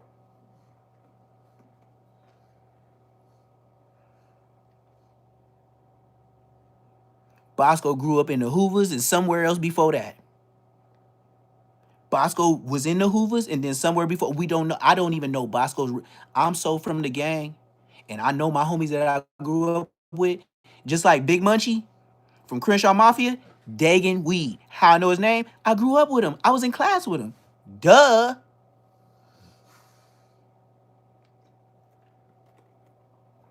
I know the real Crenshaw and Manchester terrorists.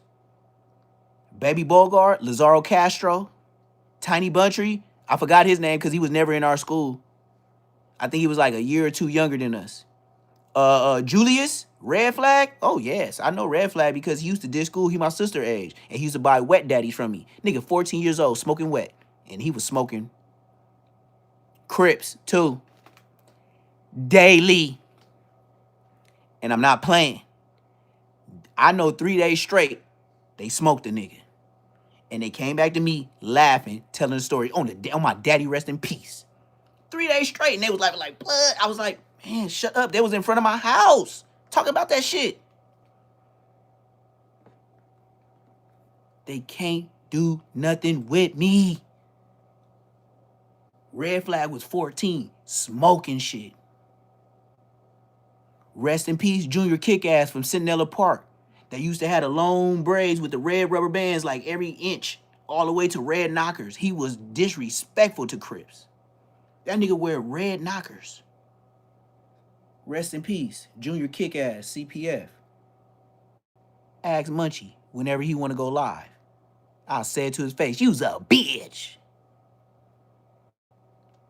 And he better have Big Munchie on there too. Because Big Munchie gonna say, yeah, Neptune, yeah, Blood, like, since a kid, Blood been catching phase. Like, one thing I can say about Neptune, he ain't gonna turn down no fade. I don't care how big you is. Like, I know Neptune. Just like Big Munchie, I know. It's just in us. We 84 babies. We was from the OGs to the YGs, and we was the first BGs. So the homies right after the homies that started the hood, that generation right after, then it was us. Nigga, you didn't have no choice but to show out. You had to be Showtime, just like the Lakers down the street. You better pull your Magic Johnson. You better pull your Van X or Ron Harper. You better pull your Kobe out. You better pull your Shaq out. Fast. The Lakers down the street. You trying to score. The fuck you doing over here then? Little ass boy. That's when Scary Larry used to come out. Homie used to be like, man, I'm tired of Slide, man. You be like, oh, so you don't respect that. You seen his mama crying, his granny crying and all that. You like, yeah, but auntie, like, so you think you done? If they came over here once, nigga, we go over there 10 times. What you scared of, nigga? You gonna tell if we get caught up? That's what the homies used to press all the time. And then that's when everybody knew we was on demon time. And nigga, if you say you ain't going or act like a bitch cause the homie in the dirt, you getting boo bop, gang. And I'm talking about in the worst way. You ain't gonna never say you ain't sliding again. They gonna whoop you so bad, they gonna whoop you like the nigga that smoked the homie on the dead homies. You better not say you ain't sliding, nigga. You bet not, nigga. You bet not. We first it was Inglewood Thressays, then it was Inglewood Families. In that order.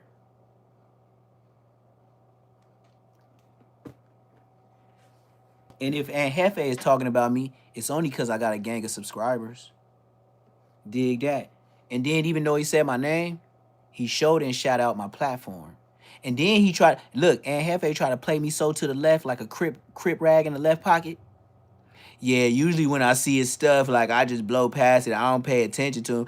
But just for some reason, it made me push the button. Social media. No, in my generation, it wasn't no legends. The homies before us smoked them all, literally. And I'm not lying to you. The big homies started the hood. The homies that came, the generation that was after, them the ones that raised me. I'm third generation on B team.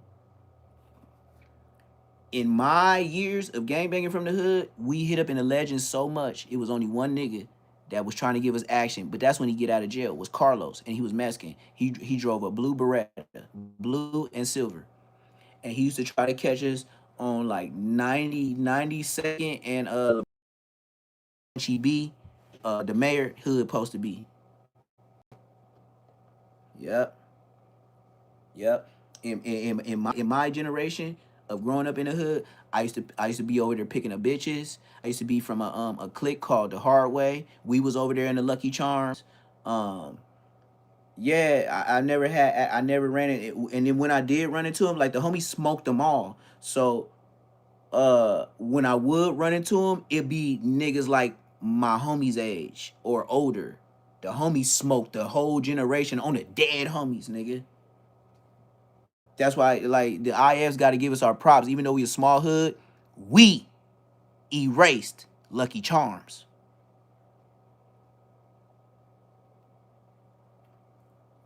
At least for a generation. And then when they popped back up, they was neighborhood Crip talking about Inglewatts, and then they was talking about neighborhood Crip. They clicked. My generation couldn't find them. So the generation after us, which is Bosco's older than me, but he's the generation after me. Did you hear what I said? Bosco's older than me, but he's the generation after me. So the generation after me, now they got niggas like the niggas that's on the internet today because Bosco and them don't do shit. Like, the legends is more worried about the Raymonds because Bosco and his homies is Marks. Bosco's 3 years older than me, but I'm his big homie. He's the generation after me, just like a bitch. Walk behind me, ho.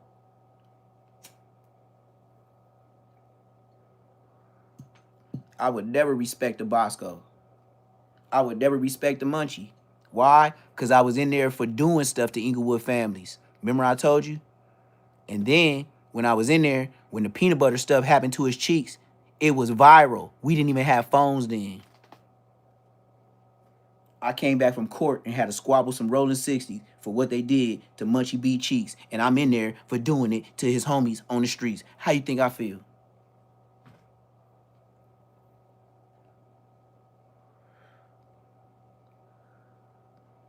I'm in there for doing it to them niggas. And I got to fight just because I'm from Inglewood and he one of them maggots. I ain't gonna say the F word, but he one of them maggots. Come on, gang. I was dissing on a regular. Nigga, I was dissing so much the 6-0s used to love us. We didn't have a peace treaty, but in the county jail, when they knew we came in there in shipments and we was all 84 babies. When we came in there, the 6-0s like Ali Bob and shit like that, niggas that was in there like punching on shit, they respected the Queen Streets because all of us had major cases on the IFs. And they respected it because we was a small hood and we was in jail and all of us squabbled. The 6-0s respected us.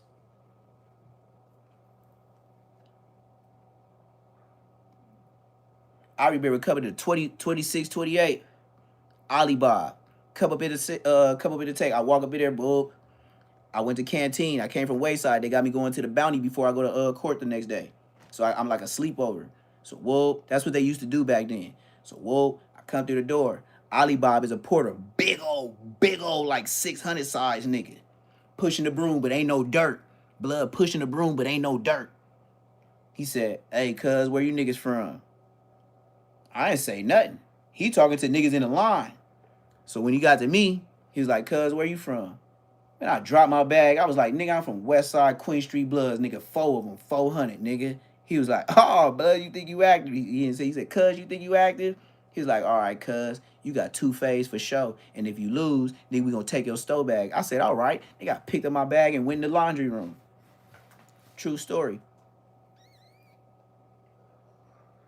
So, mind you, the nigga Smudley from 7-4, he told him he from Hoover. Smudley from 7-4, who I grew up with, he told him I'm from 7-4 Hoover. They was like, all right, cuz, we got some phase for you too. He was like, all right, Groove. Like that's what we used to do. Like when we bang on a nigga and we know he finna squab up, we used to have that little bounce. Like, I don't know, it was just in our generation. Like, nigga say what he say, nigga pick up his bag, we like, all right, fool, we gonna get down. Like, niggas used to bounce out like nigga, we gonna get down there. Like, that's how you know what I mean? Like, you be like, all right, I see you, nigga. I see you. All right, you had a little. That's what we used to do. Me and Smudley got down. Then they trying to get down with Smudley every day because it was a neighborhood dorm. I said, hell no.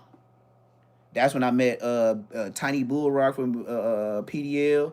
I met T-Dog from Bounty Hunters. I met Twin from Bounty Hunters.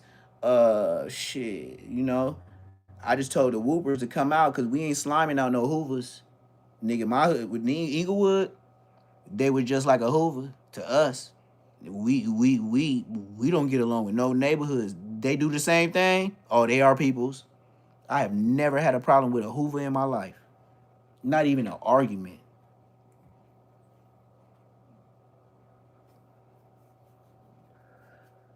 Shit. What's that nigga name I tatted? From 7-4. Babies, he used to say, wham, wham. They used to come to the yard on the yard. Wham, wham. Sniper. Sniper from 7-4. He from 7-4. I believe. Sniper. He was in there for doing some stuff to the neighborhood Crips. And it's a story on Respectable Ramps that said something about what he did, and he got caught up because they said the dude that killed the dude had a hat on. He got rid of the hat, and when the police put up on and asked him questions, he still had the line of the hat on his forehead. Dead homies. That's how Blood got convicted. Let me read these chats, though. Okay, yeah, Hoover never had issue with no at all. They always give, yeah, cause they know we do the, you know what I mean. The whole Inglewood, you could say any Inglewood hood, we all beef with the neighborhoods. Like you could just say even if they far, we still beef with them. You know what I mean? Inglewood just took all of them. Like even if they far, we still said fuck them. So that's how that went. Yep, that's what I said. And Hefe, they know what's up with me. They know what's up with Munchie. But clout is a hell of a drug. And that's why I said, I'm not selling no booty. My booty not for sale. Sorry. Just like I said, for me to even get out there, it costs a pretty penny. So you better pay me or don't pay me no mind. And then mind you, if Aunt Hefe is talking about me, And what I said about Compton Rick Rock, Spody Face seen it. Munchie B seen it. Compton Rick Rock seen it. Demon Time Exotic seen it. I wouldn't even be surprised if Snoop Dogg seen it. I'ma just lay it to you flat. I wouldn't be surprised if Snoop Dogg seen it. Dead homies. But you know, I know the truth. And the funny thing about it is, I really knew these people in real life before the internet. That's why I keep yelling they can't do nothing with me. That's exactly why I keep saying you can't do nothing with me, because if I fuck Munchie B that's on the internet, I want to talk to your big brother that got the name. And then your big brother that got the name, Munchie B from Crenshaw Mafia, tell that nigga get online and say he don't know me. You know what I'm finna do? My mama that go to church every Sunday, that's 71 years old, I'ma say, Mama, you remember Munchie? Who? Daggin' weed. Who? Little Munchie with the ducktail. Oh yeah, I remember Munchie. Can't do nothing with me. So that's what I said. I can talk my shit, cause I don't know this nigga on the internet named Munchie.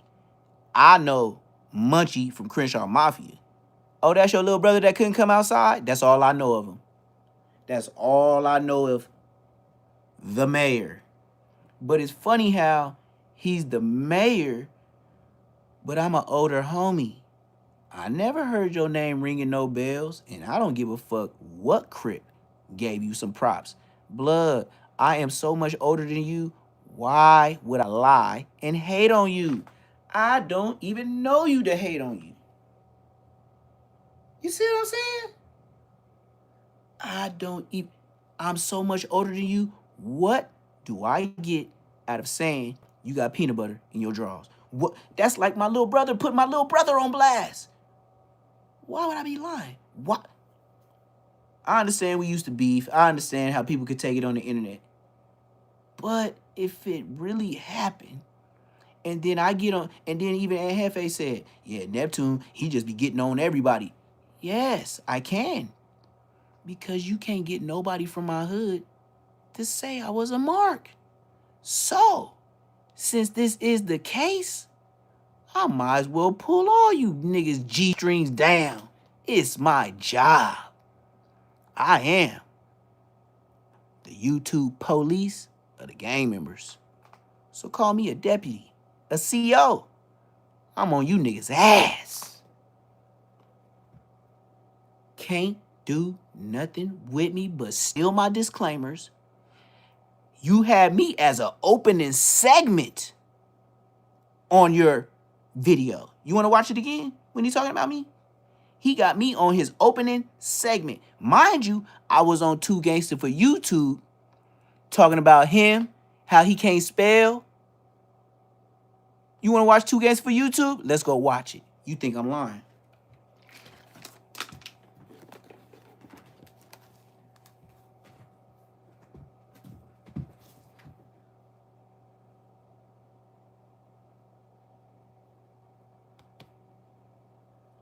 God got my back. You feel me though? That's what I said. You know, I work for me. I plant a garden in the back. I'm finna get chickens in like 2-3 days. And I'm still gangster though. Bitch. Here we go. Here we go. Going to my account. Bam.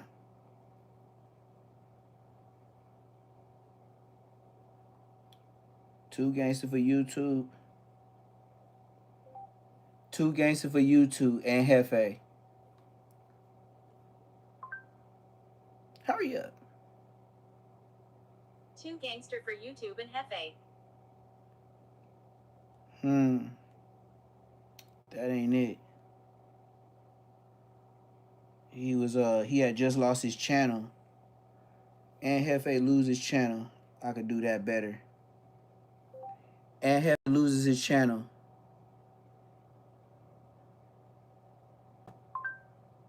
El Jefe loses his channel. This is what I did with Aunt Hefe. But I'm trying to find the 2 gangster for YouTube. Hold on, let me try it again. They got mine, nigga. How many views I got? I got almost 3K views. But we gonna move on. It ain't nothing, y'all. I got excited because I ain't been watching. Man, no, I ain't want to say that. 2 gangster for YouTube and Hefe.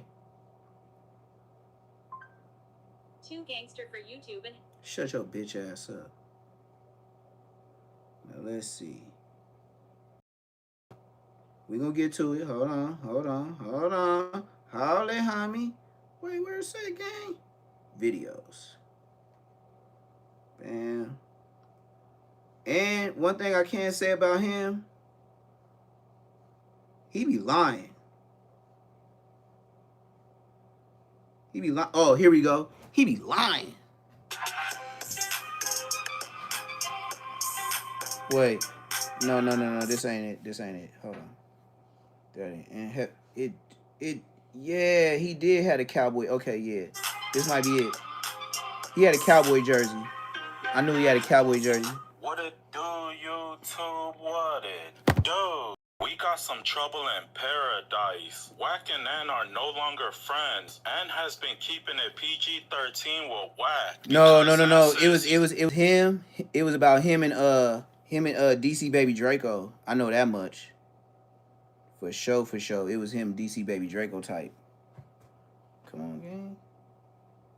Bam. But he had that cowboy jersey on. That's what this nigga really be Okay, here we go. My bad, y'all. My bad. Fuck this nigga music. See? Same cowboy jersey. So Young Ant did a live with Demon Time Exotics. And in that live, he said YouTube gave him a second strike. Right now, he's trying to appeal it. If he loses, they ban him for 2 weeks. If he gets a third one, he's permanently banned. Young Ant said he did a reaction video about Blueface and Soldier Boy. YouTube gave him a hit for harassment. But OG Neptune says, stop lying. You got a strike for harassing DC Baby Draco. And Hefe, you got some mother-loving nerve getting on live tonight, telling the world that your page got struck and you don't know why, and somebody used your beats and what you paid for, but they distro kid wouldn't let you do this, do that, so they shut down and strike your page. Nah, brotherski, don't lie to the people. Tell the truth. Tell the good people you the Fed Depot. You always running the narrative, and we know you've been talking about DC Baby Draco so much. It is harassment. That's how you get strikes on your page. That's how you're not able to upload no more. Don't tell the world it's for some goddamn number. You's a goddamn lie. OG Neptune explains what really happened to Young Ant's page. According to him, it was DC Baby Draco. He said he just don't want to give because he doesn't want to give him the satisfaction that he got his channel taken away. And I know how to speak good for myself. I got education. I'm from Inglewood, where we did pronounce our words all the way through. I ain't no Aunt Hefe. As long as the feds pay, he there every day. Munchie B got kicked his thigh and still crawling on hands and knees trying to get back to no humper. And Hefe over here getting on Seaman Time Exotics live, telling the whole world, the whole goddamn lie. Yeah, man, you know, based on they said I had some harassment charges on my live, and yeah, so it wasn't no harassment. You told the whole world DC Baby Draco called and got recorded your daughter in the background when you told your little daughter in your live you was gonna whoop her butt. And Hefe begging, hands and knees, just like much. You know what he just said to the world? Oh yeah, they just took down my page. They said for harassment. OG Neptune gave some advice to Ann, but let me start it off first, because the same thing that happened to Ann happened to me. That's why I don't waste my time going back and forth with nobody, because ain't nobody playing fair. It's a dirty game. Hopefully you can get yourself back. Hopefully you can win your appeal. Good luck to you, my boy. I don't know what to do. I'm trying to appeal it. That means he can't even get his name. Through his email address, he cannot even log into YouTube because of the stuff he said. You know that's harassment during the law? That's harassment. If the court says DC Baby Draco got acquitted, that's enough for Negroes to slide in the penitentiary. Do you know that? So stop trying to bring the streets to the YouTube streets. Use some Mezarks. As soon as any buster walks in the no-jumper doors and inhales that air conditioning, you got Buster juice. You got not Diddy-fied, Buster-fied.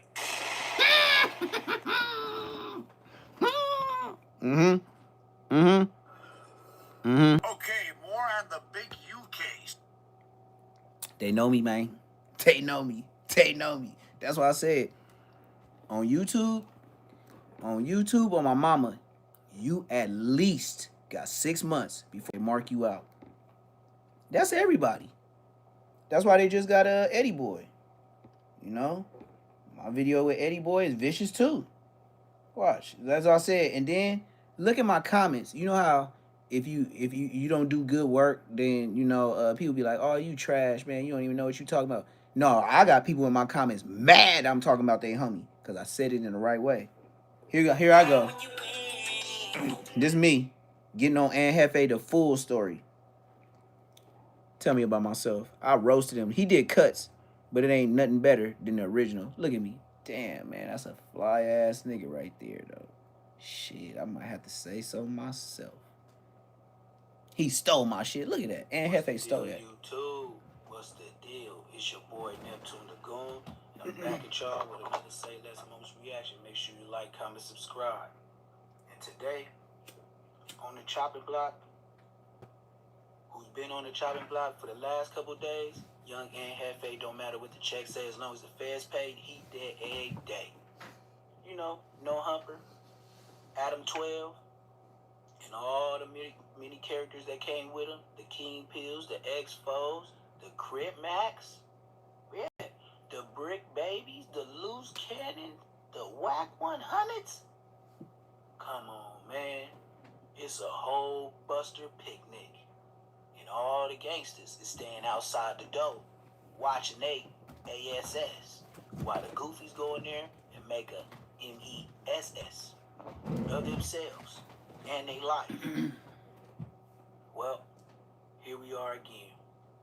Another goofy, claimed to be peace walking, but now doing all the chitty chat talking online.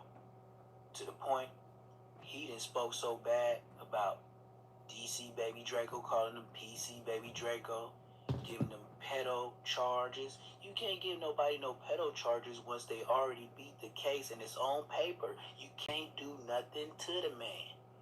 You just got a deal. So where are we at right now with Auntie Hefe, as Spider Loc would say? Well, for one, on this live, we're going to find out that Ann Hefe, yeah, don't matter what the check say, has no rights to his music he's been bumping in the beginning of the shows. Y'all been watching it, y'all be, oh yeah, man, I like that song. Well, you know, Ann Hefe don't own the beats. This is a fact. And you know what else he don't own? His channel right now. Yeah, it got a cold strike. He talking about for the H word, harassment.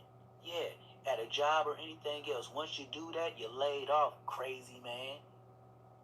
Then you had the nerve to say it was some other stuff, as if it wasn't the things you was revealing out of an emotional state, just like Munchie can't see. You see, when people get in their emotions, they forget about their job. They crash, they burn. Well, that's what Ann Hefe did. Now, he ain't even able to upload a video or probably even contact the app to even get on YouTube. He got to use other people's phone. Because as long as it's under that email, he got to make a whole new email just to get on YouTube again. Yeah, that's what he got to do, especially when you got to start your show over again. Because you did some goofy emotional stuff. You don't bring the emotional stuff to work. The emotional stuff that you be doing is your kids and your girl, your family members. That's the only emotional trips you should go on. I thought you take field trips through the hood and you big gangster and you been doing all this. You seem too emotional. But I also know doing time in prison make you emotional too. Start gossiping like women, and that's what made y'all future platform conductors. Yeah, y'all all got y'all own little plethora about yourself, but y'all all think y'all player than the next man. Oh, I want my jeans more expensive. Who cares, man? Just as long as you alive and pushing. Now, these platforms. Yep, for sure, Roddy. Because of for sure, standing you tall. know you gotta pay the bills, and you know he's a fat boy. That's their business. That's more to that story. You know what I'm saying? Let's see what else we got in here, man. They said stay going in, man. You know what I'm saying? Oh yeah, and what I wanted to say about that situation is from what I hear, because I'm not at that level yet, I don't do big numbers, big checks for my AdSense, but I hear when you start getting big numbers and over 10,000 and stuff, YouTube will start checking out your page and making sure that you're doing everything right, especially when you're getting the big AdSense checks, because they don't be wanting to release the money. So you got to make sure that you dot all your I's and cross all your T's when you're doing that. You know what I'm saying? When you start to the level that you at. For sure, and that's how I gotta start moving. You know, and I can say, you know, and I don't care at times to maybe moving reckless, but like I said, the content they hit me for, like I ain't even moving reckless. It's just like y'all just damn, like just doing some shit, like bro, like for real, like this ain't nothing. You feel me? So it is what it is, you know. Like I said, I'm gonna have to do something different, switch it up. I'm gonna have to square it up, man. I'm gonna have to put the suit and tie on, man. You feel me? Like for real, man. Just what it. Well, for one thing, you can start with not inhaling those substances. You know what I'm saying? But they ain't fuck with you for that, anyways. The thing is, on my see, I don't smoke. I ain't been smoking for 5 months on my content I dropped. The only time I smoke is in my live, but even the wait like a good 10 to 15 minutes before I start blowing, because like you wait. So like regular content I'm just doing, dropping daily reactions. I don't smoke.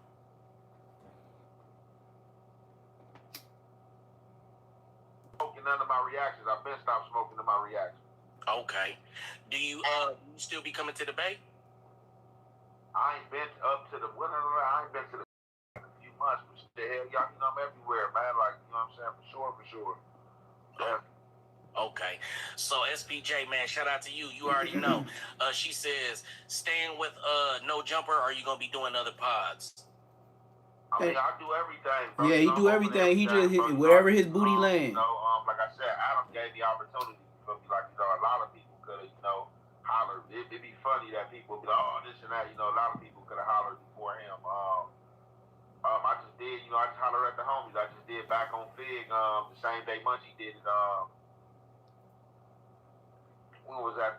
Did that Monday? Yeah, for real. Big Monday. I think they released it today, or they're gonna release it tomorrow, or something like that. But yeah, I'm gonna do that clip.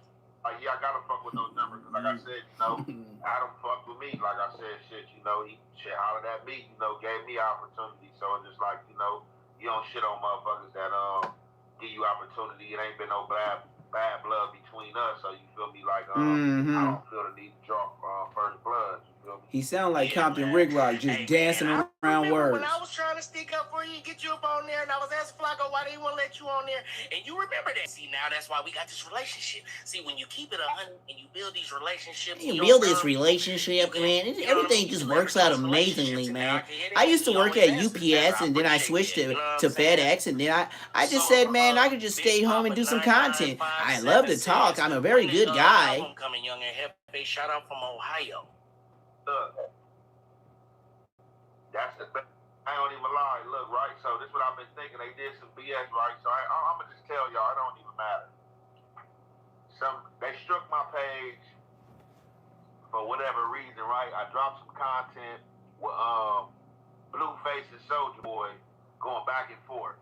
Academic dropped the same content. A few other people dropped the same content, same clippings I got. I don't know how my clippings get flagged, but don't nobody else clippings get flagged. It's crazy. So they got me talking about like some crazy harassment. You know, I'm about to challenge it, see where it go from there. If I lose the appeal, basically I can't do nothing for 2 weeks. So if I lose it, you know what I'm saying, y'all ain't gonna hear from me on there for like 2 weeks. But with that, I ain't even lie, I'm about to start going crazy, dropping my content on TikTok. I got a TikTok that I don't even mess with that I can monetize. So I'm going to monetize there. As far as the music, I'm about to get on that ASAP tomorrow. You know, I'm about to tap in with my people because I've been supposed to drop the album back in October, but I had some little BS going on with my little second project that was already dropped. I was dealing with this little producer that was out in London, and I had bought some beats from him. Cashed him out for the beats, and I supposed to got my receipt, didn't get my receipt, thinking he gonna just keep it square game. I dropped the album. He see how it's doing. He see how the beats he gave me, the songs, how they going, how people tapping in. He try to hit me on the back end for some more money, like extort me. I told him, nah, it ain't going. You know, I already paid you. You know, look, that's it. So what he did was he hit my DistroKid account, basically struck it, and told them that I done had authorization for them beats.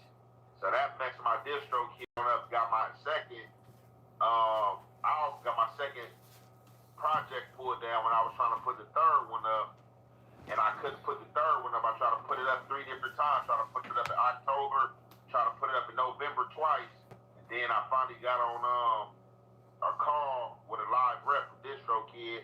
They basically told me, like, man, ain't no stores accepting your stuff from our platform, so you might want to download another distributed platform and start distributing your music through them because of such and such. So, you know, I was kind of in a funk with that, like, man, you know, just F it, you know.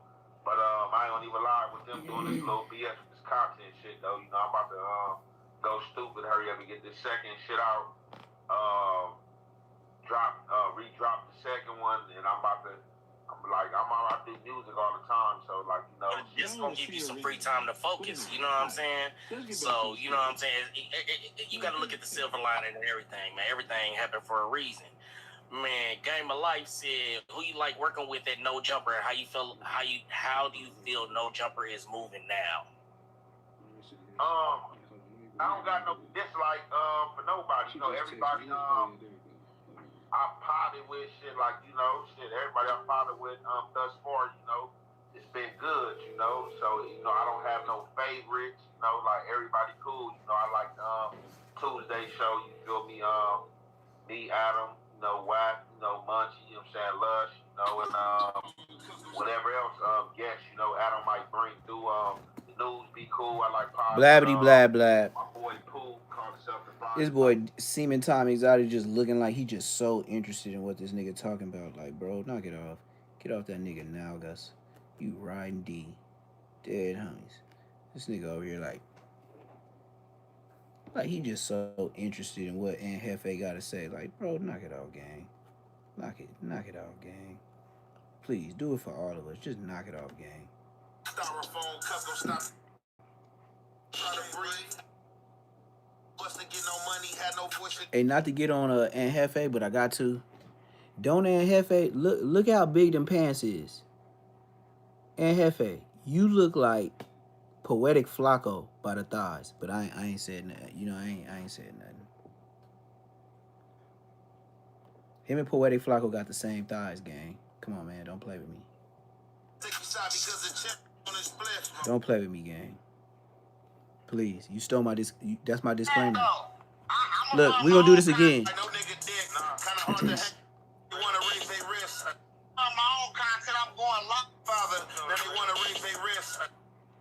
Look at this disclaimer. He stole. That's him. This is me. See? He stole that from me. I'm the only one that got it blinked. That's why I know they watch me. But this for the nigga that's, you know what I'm saying, 70 plus years old. How can we be listening to a nigga that's 70 plus years old in the can on the phone cracking cases for the feds? I get you on the phone. I'm trying to. You see what I'm saying? I'm the only one that got that disclaimer on the front of my videos. Now all of a sudden, Aunt Hefe got the same one. That's some bitch ass nigga shit. What's the good old big deal with the good old people, man? It's your boy Young and Hefe. Don't care about number what the check say. Make sure you go ahead, like and subscribe, because it don't cost you nothing to press that button. And if you ring that notification bell, I'm going to bring you mail.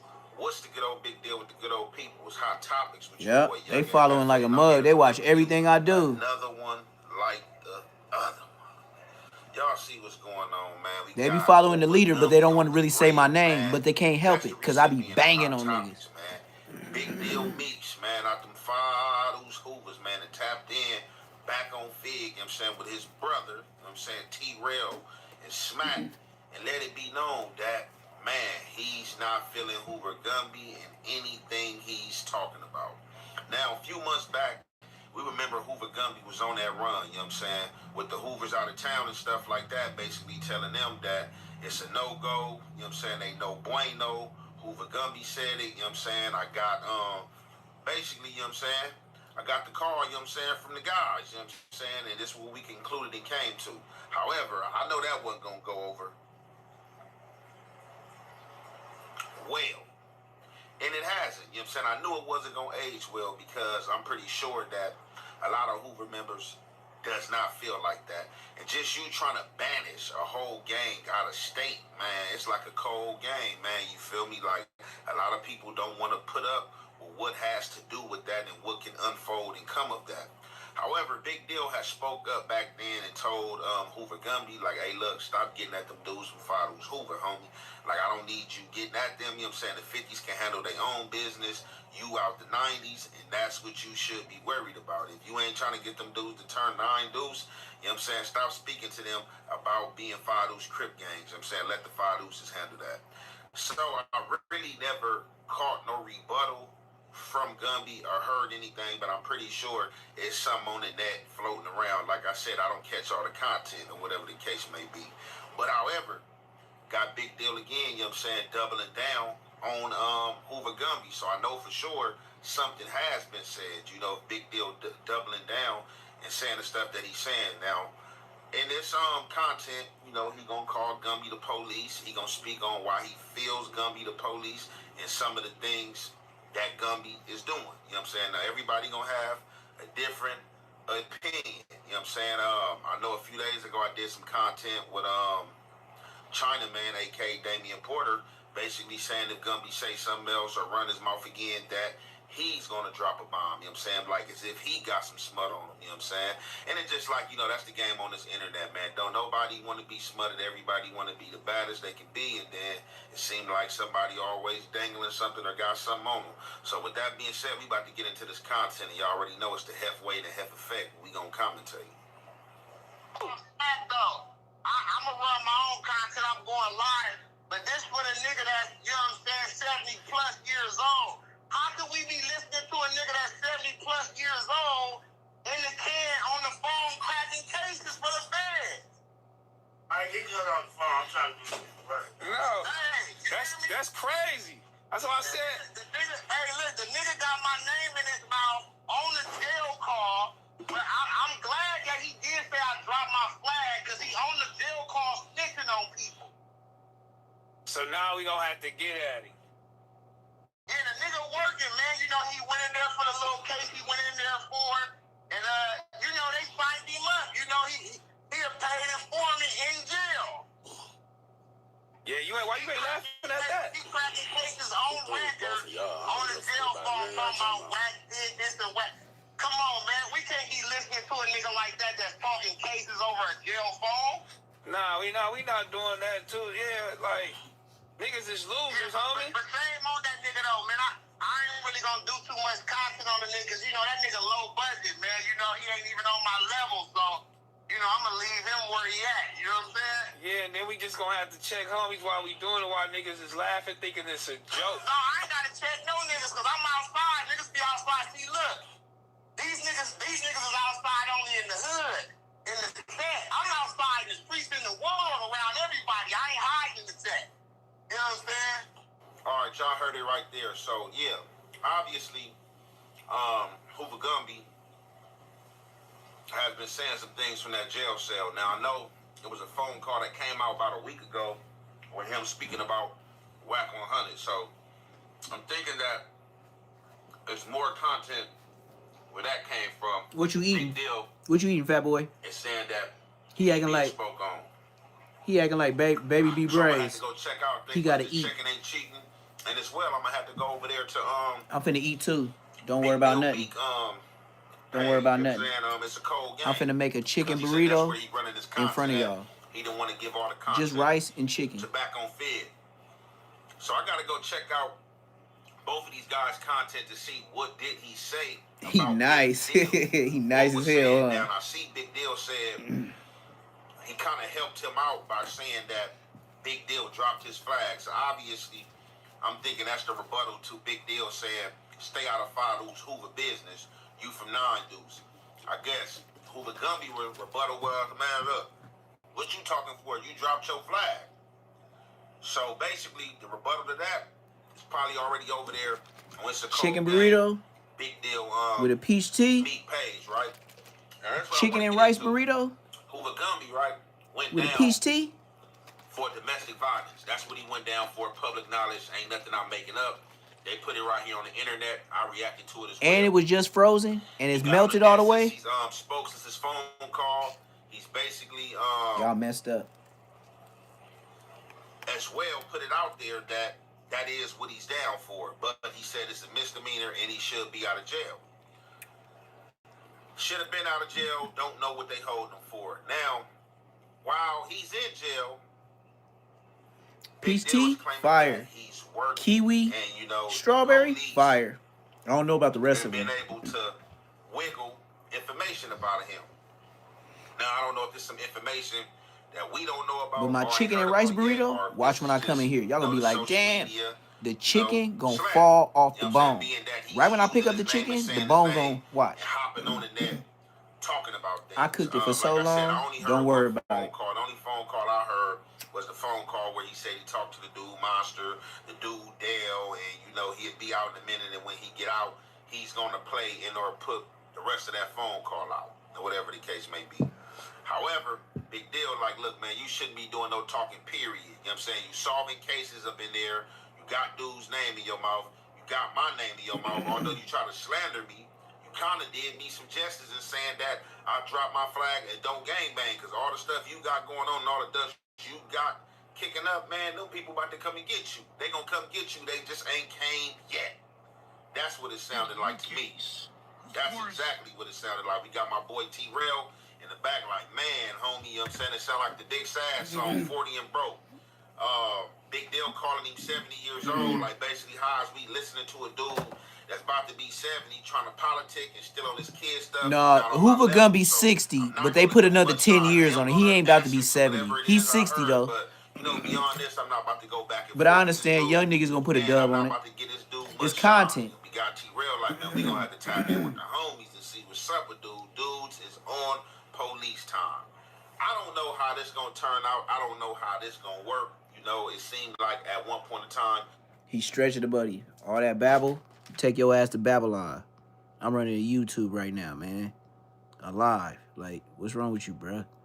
Say something smart for the first time. Now, we finna break down Big U case. Right? If y'all want me to, I'll stay on as long as y'all here. We finna break down Big U case. Like I said, I'm gonna be the West Coast academics. Don't play with me. Computers and all that stuff is on the way. Don't worry. It's gonna get better. But I really don't like to be small and put the video, like, you know how academics do and everybody else do? They do it small. They be small, but the background play with it. I like to be bigger than the picture. Like, this is my page. Why am I having somebody bigger than me? And then I got a painting in the background. So why would I rob myself and my time of doing this just to have a big old, monitor? Like, come on, man, work with me. You know what I mean? I be thinking, I don't know what else to say. How the hell did I get to my page? Here we go. Break down the Big U. Okay, more on the Big U case. Of course, the most serious charge against him is taking a life of a young man out in Vegas, Rashawn R.W. I think that Big U's big problem may come down to Big Pimpin', Jamal Rashid, a.k.a. Molly Mal. Now, this may not be a part of the case. He's not in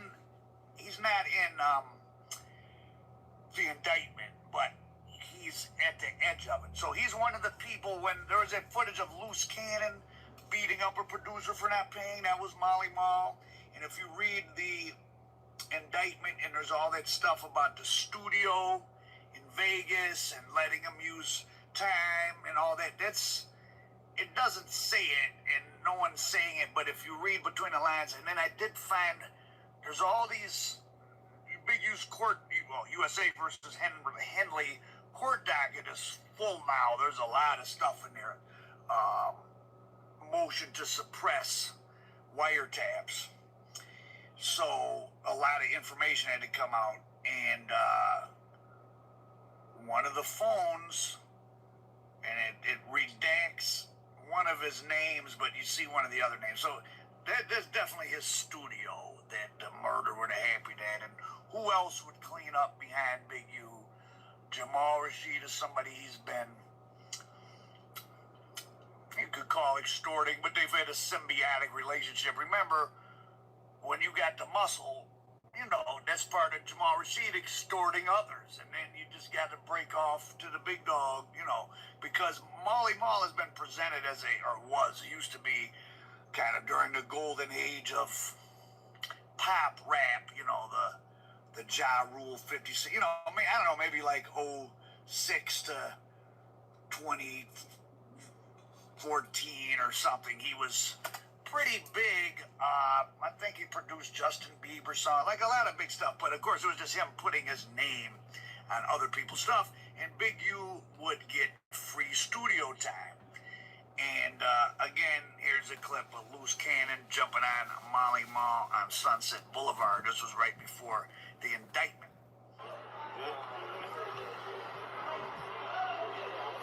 Y'all see it?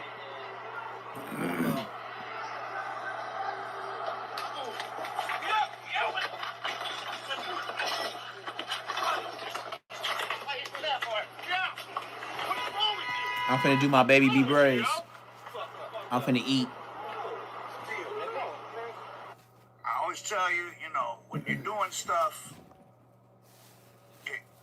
if the people around you, if there's leverage that can be applied to them, like when do people tell? People don't really want to tell just to be, especially if someone's already sort of in the criminal underworld or they have a high profile. Even regular people don't really like to go down to the court. Just not because of no snitching. It's just you're exposing yourself. You're causing problems for criminals. Police put pressure on people. Drug addicts. Detroit police was infamous for, oh, you're a drug addict, you saw a murder. Well, we're gonna snatch you up and just kind of hold you on these OS misdemeanor or low felony drug possession charges for months until the trial comes, but they would secretly be bringing up D-rugs to keep them there. But that's another story. So who is Jamal Rashid, aka Molly Mall? He was he was on a reality TV show, and he was kind of a big deal, but then his career became profoundly overshadowed, to say the least, by a huge federal criminal case involving a long-running prostitution ring in Las Vegas. Isn't prostitution legal there, Al? Well, no, it's legal in other parts of the state of Nevada. It's not legal in the city of Las Vegas, and that's, of course, why you have trafficking cases and etc. And Jamal Rashid's case, this is where, you know, Big U and Jamal Rashid, they're playing in the big leagues with celebrities, with rich people, with the police. Because once you start doing big stuff, and when I say Big U is playing with the police, I mean, I'm not saying he's an informant, but like, who knows what anybody does, but getting money from the government over here and then being a gangster over there, you're playing with the police. You can't do it. It's impossible. Is part of your overall yes. Hustle. So to be really a real gangster, I always say you have to be doing something with the police or yes. the government. For them to even give you. Yes, you have to do the Munchie B. Part of the economy. You have to do the Munchie B. If you ain't touching the government, you ain't touching no real money. Nope.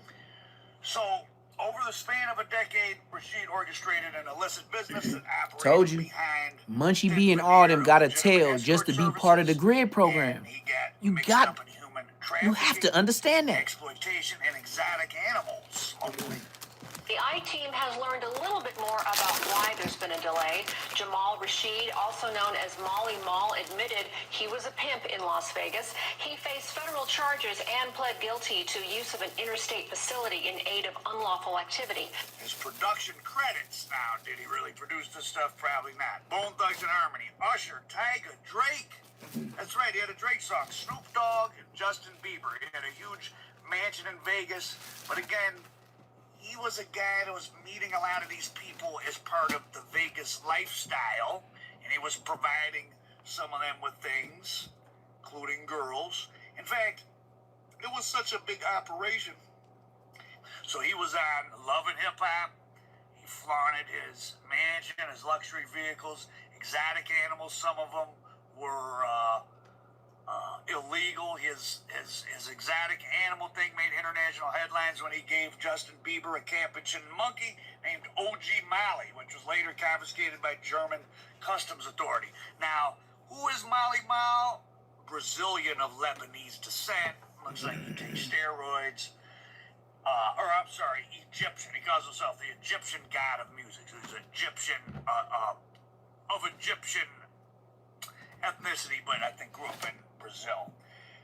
His Egyptian god of music name masked a dark and highly organized criminal enterprise. Court records and plea agreements reveal that roughly from April 2002 to September 2014. So how do you run a big, wide open, everyone kind of Wide open. Say it again. high-end pro ring in Vegas where they have a big vice squad? And the thing about Vegas, it's Sin City on the one hand, but on the other hand, you know, it's a place families come. They can never let it get too seedy and out of control. And the legal brothels are out in Clark County away from the city. Or they may be in a different county, I'm not sure. But Vegas prostitution is not legal in the city of Vegas. So he owned something called Las Vegas Escorts. He even had something called Molly Mall and Platinum, which were reported to be legal escort agencies. And he raked in a lot of money. He used page and that was open. Exactly. He was doing everything that he could do legal everywhere else that was illegal. The operation was meticulously controlled and often brutal. This is from the federal indictment. Stop watching me. Go to Rashid sleep. categorized the women under his control. You ain't getting none of this, champ. Go to sleep. Tiers. Stop watching me. And priority girls. You ain't getting The nothing. independents, he just Go those back are to women sleep. he would call and send and split the play with them. The I gave priority you food. girls was more Twice. like some pimping. They might live in a mansion with them and give up all the money. The methods Rashid employed to maintain control over these women mirrored the psychological and physical tactics of a highly coercive PIMP.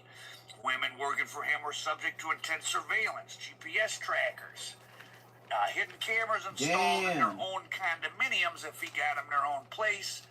They had to ask permission to see a gynecologist. Damn. Rashid's They had to get a permission to see the gynecologist? making them get tattoos He was of him or his brand on them, signifying ownership, something that goes on in that world a lot.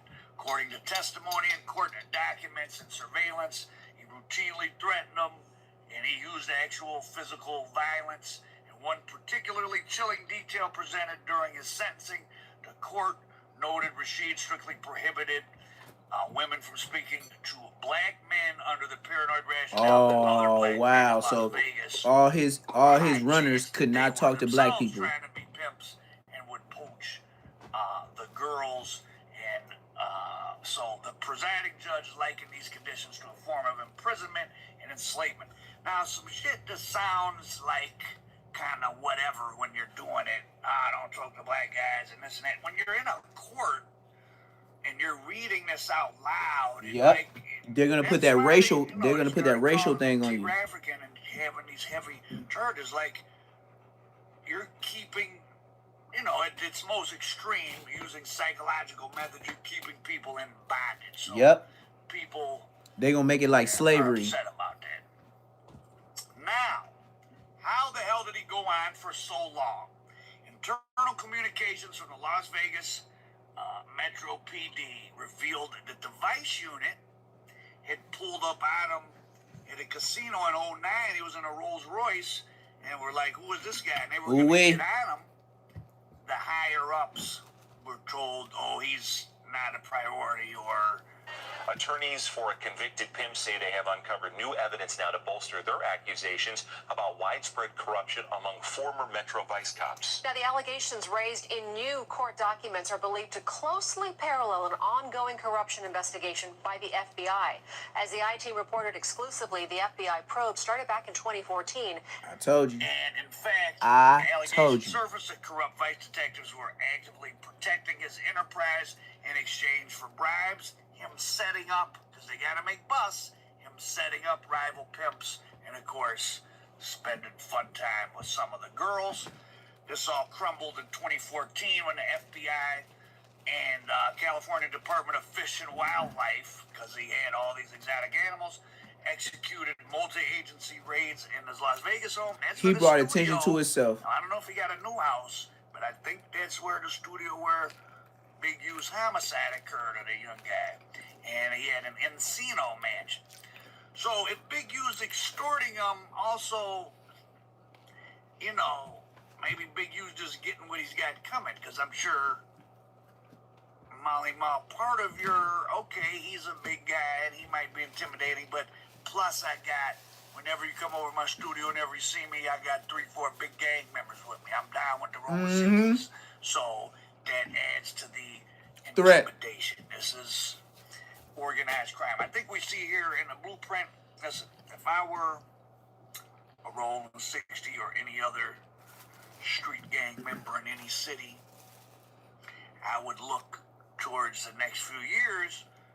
They haven't, well, depending what jurisdiction you're in, and they haven't necessarily made as many RICO cases as you might think, but they may start piecing together people in different states and calling them, you know, interstate trafficking of various things. You bring a girl, if I take a girl from Detroit, if she tells me, you're going back to LA, I'm gonna go out there and make some money, just let me, I'm just gonna be on the plane with you, I'm broke, just buy my ticket, when I make some money, I give it to you in LA, and I get out there and I know some guys that be whatever to do this and that, and I introduce her. Boom, I'm in trafficking right there, even though I may not even think of it. But you like shipped that. her for That's that. enough for a conspiracy, so watch yourself. If you're going to do crime, but don't dabble at the edges. I'm not in it. I don't do favors. I'm not in it. Anything serious, you got to stay out of it. So we took the raid in 2014. There's these swirling allegations of a protection racket within the police. And meanwhile, while Mally Mal, the Egyptian, who didn't let his girls talk to black men, while he was running for 12 years plus, there were lots of black pimps getting football numbers, or in fact, letters, L-I-F-E. And some of them were handed over on a platter, probably by Molly Mal. And I would imagine Big U would have known about this, but this is a separate story. At a high level of the criminal stuff, when big money is being made, somebody's got to go to jail. That's what you have to understand. When big stuff is going on, that like is in the Somebody got to be a fall guy. Complains about like, and you're really doing shit. Every so often, somebody has to go to jail. That's just how the play works. It's like you're watching Hamlet or Romeo and Juliet. Like the same scenes are going to occur. He's going to say to be or not to be is the question. Like, you're selling a bunch of dope, you're pimping blatantly with celebrities on TV. Police are coming. The question is, who's going to take the fall? And many times at that high level, people get thrown under the bus. Maybe your favorite gangster didn't get on the stand or sign a piece of paper about them, but they're aware that information has been given on them, because that's the easiest way to get rid of somebody And to keep your crooked cops who aren't busting you, they gotta bust somebody, they might as well bust your rivals, right? So, in May of 2021, he gets sentenced. He actually got his You see the frost on it?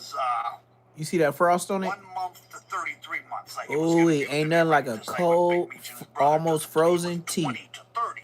Meech and them thought, well, we're going to get to 20. We had no violence. Get 20, be out God bless. 15.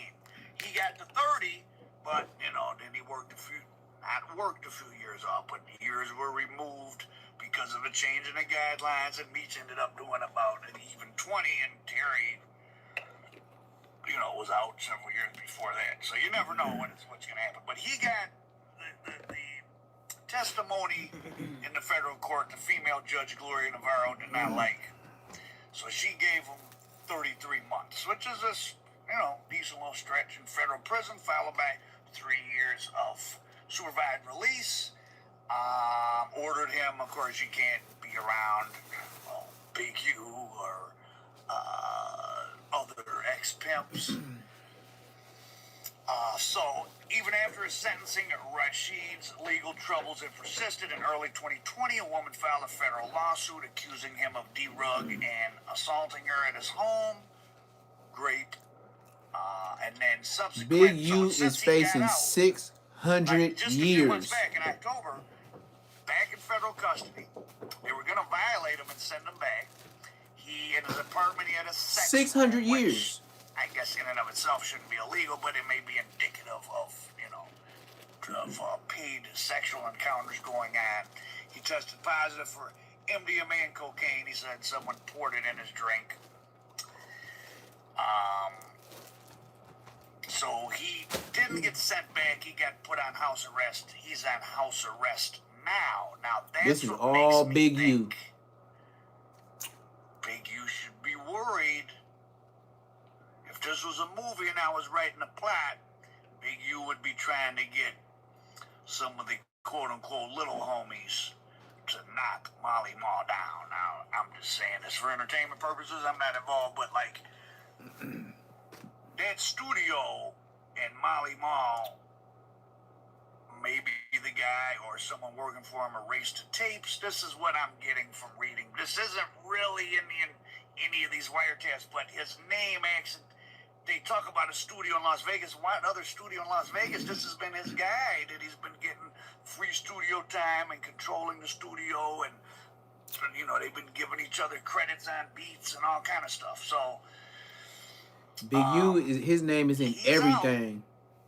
But there is leverage on him. He probably got out and got back to working often, from doing these documentaries on these big drug kingpins, people that are the biggest of all. I thought you were asleep. It's hard to not get out Go and back not to go sleep. back Why you working watching because me? You have so many connections and Go to sleep. contacts, and you're so used to money. I can see your it's so eyes. easy Your eyes keep going to sleep, man. Go to sleep, get right man. back in, Stop especially when watching you've me. only been gone. So he got 33 months. He probably was only gone 24. That goes like that. You're Stop right watching back me. Go to in sleep. It. So Thank you. they could give him a new case. And if they gave him a state case, they could give him a lot of time. He could end up like Ocean Fleming. You may have heard of Ocean Fleming. Never. Known on the streets as O. Stands as one of the most controversial chapters in the recent history of Las Vegas and justice system. He was tied to that same corruption scandal, but he was on the bad end as Molly Ma. Fleming, a notorious Las Vegas pimp, was initially convicted in August 2012 on 23 sweeping felony counts. So this is when Molly Ma is in his peak, including first-degree kidnapping, pandering, coercion with force, assault with a deadly weapon. And the district judge gave him a crushing sentence, life, with the possibility of parole only after serving 20 years in Las Vegas State Pen. The conviction was largely anchored by a violent September 2011 incident where Fleming physically dragged a girl named April out of a neighbor's car, and the subsequent dramatic testimony of his former girlfriend, a meth-addicted prostitute named Jessica Gruda. And you know the meth heads is gonna tell everything in your case. You ain't got no chance. A meth head, 2017, you're done. Gruda, the meth girlfriend, recanted her trial testimony. In a sworn affidavit, she said she'd been fucking and being coached by the crooked vice detectives, Christopher Bowman and Albert B. Wow. Gruda alleged that the detective terrified her by showing her photos of battered women, falsely claiming Ocean Fleming had beaten them. Wow. See, that's the police doing too much. And that he had a hit out on her. Maybe that was true, maybe it was not. I don't know. But she recanted, and she confessed in open court to having an ongoing sexual relationship with one of the detectives, while she was being prepped as a key state witness. Well, you're gonna get your case thrown out. A convicted Las Vegas pimp gets a second chance after a prostitute claims she was forced to exaggerate her story. What a development this one is. Good evening, everybody. I'm Reed Cowan. And I'm Jim Snyder. Now this convicted pimp who served 7 years in prison may be eligible for parole a lot sooner than anyone expected. It's our top story tonight. Antonio Costello is live with this new twist in the case. And that's just what happened. Now, in getting himself out, Ocean Fleming alleged that Molly Mall was colluding with the Las Vegas Vice to systematically eliminate rival pimps like Ocean Fleming, who was a big fish from the multi-billion-dollar Las Vegas sex trade. I mean, if you're rocking and rolling in Las Vegas, it is a lot of money can be made in a lot of ways. My friend, when they got their RICO, they was like 20 Rolex watches. Like, there's a lot of stealing. There's a lot of stuff going on. Rashid supplied the detectives with cash bribes of up to $10,000 at a time and let them use his girls and told them information about other pimps. So once all this came out, prosecutors, Fleming was in prison from 2012 to 2018. They struck a deal. They dropped everything. His life sentence was reduced to 7 to 15. He had already been in 7. He got out. Not long after getting out, he got charged with going over to, I think, the Gruda girl or one of the girls who testified against him in the house and assaulting her, but that was kind of, and it ended up getting kicked out too. Now, in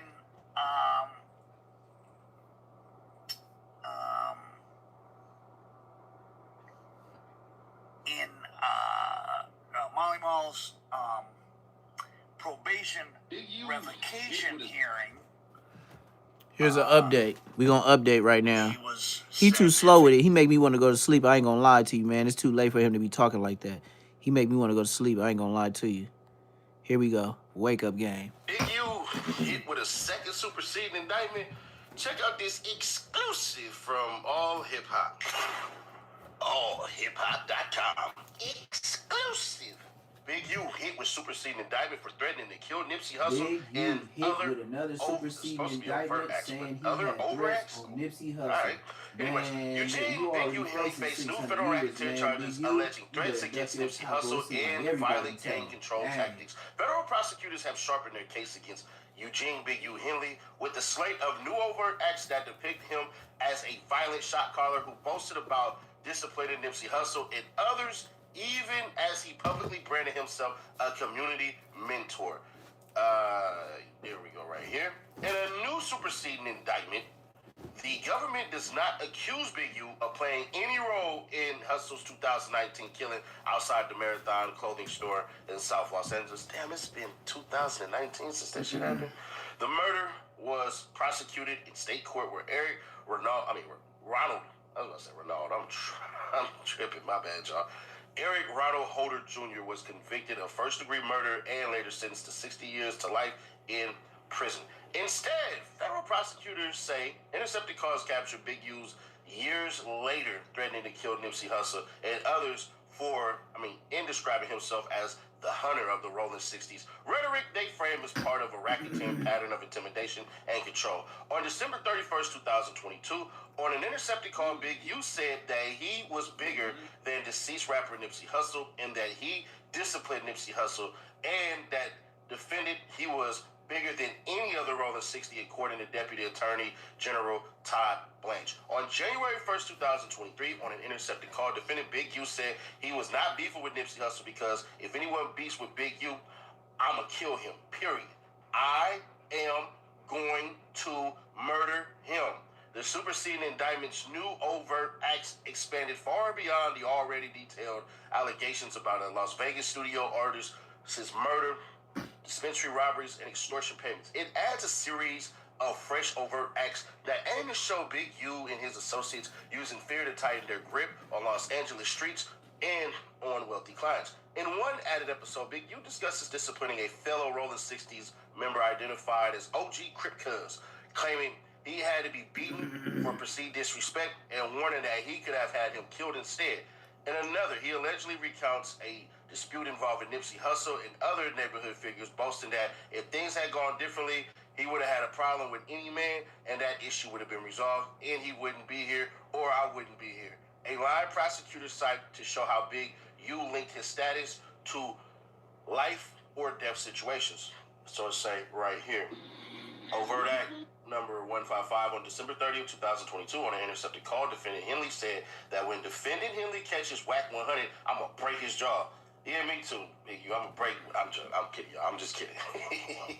Overt act 156 on December 31st, 2022 on an intercepted call, defendant Henley said that defendant Henley was bigger than the deceased rapper Nipsey Hussle, that defendant Henley disciplined Nipsey Hussle, and that defendant Henley was bigger than any other Rolling 60. Okay. Overt act number 157 on December 31st, 2022 on an intercepted call, defendant Henley said that if anyone has an issue with defendant Henley, they will no longer be alive. Overt act number 158 on January 1st, 2023, on an intercepted call, defendant Henley said that he was not beefing with Nipsey Hussle because if anyone beefs with defendant Henley, I'm going to kill him. Period. I am going to murder him. That's yeah. If that's in the paperwork, you're done. They could even say that Lil Shitty was sent by Big U to kill Nipsey Hussle. And since he said that and it's on there, they could prove it with just that. Because why? You don't have to be caught dead bang.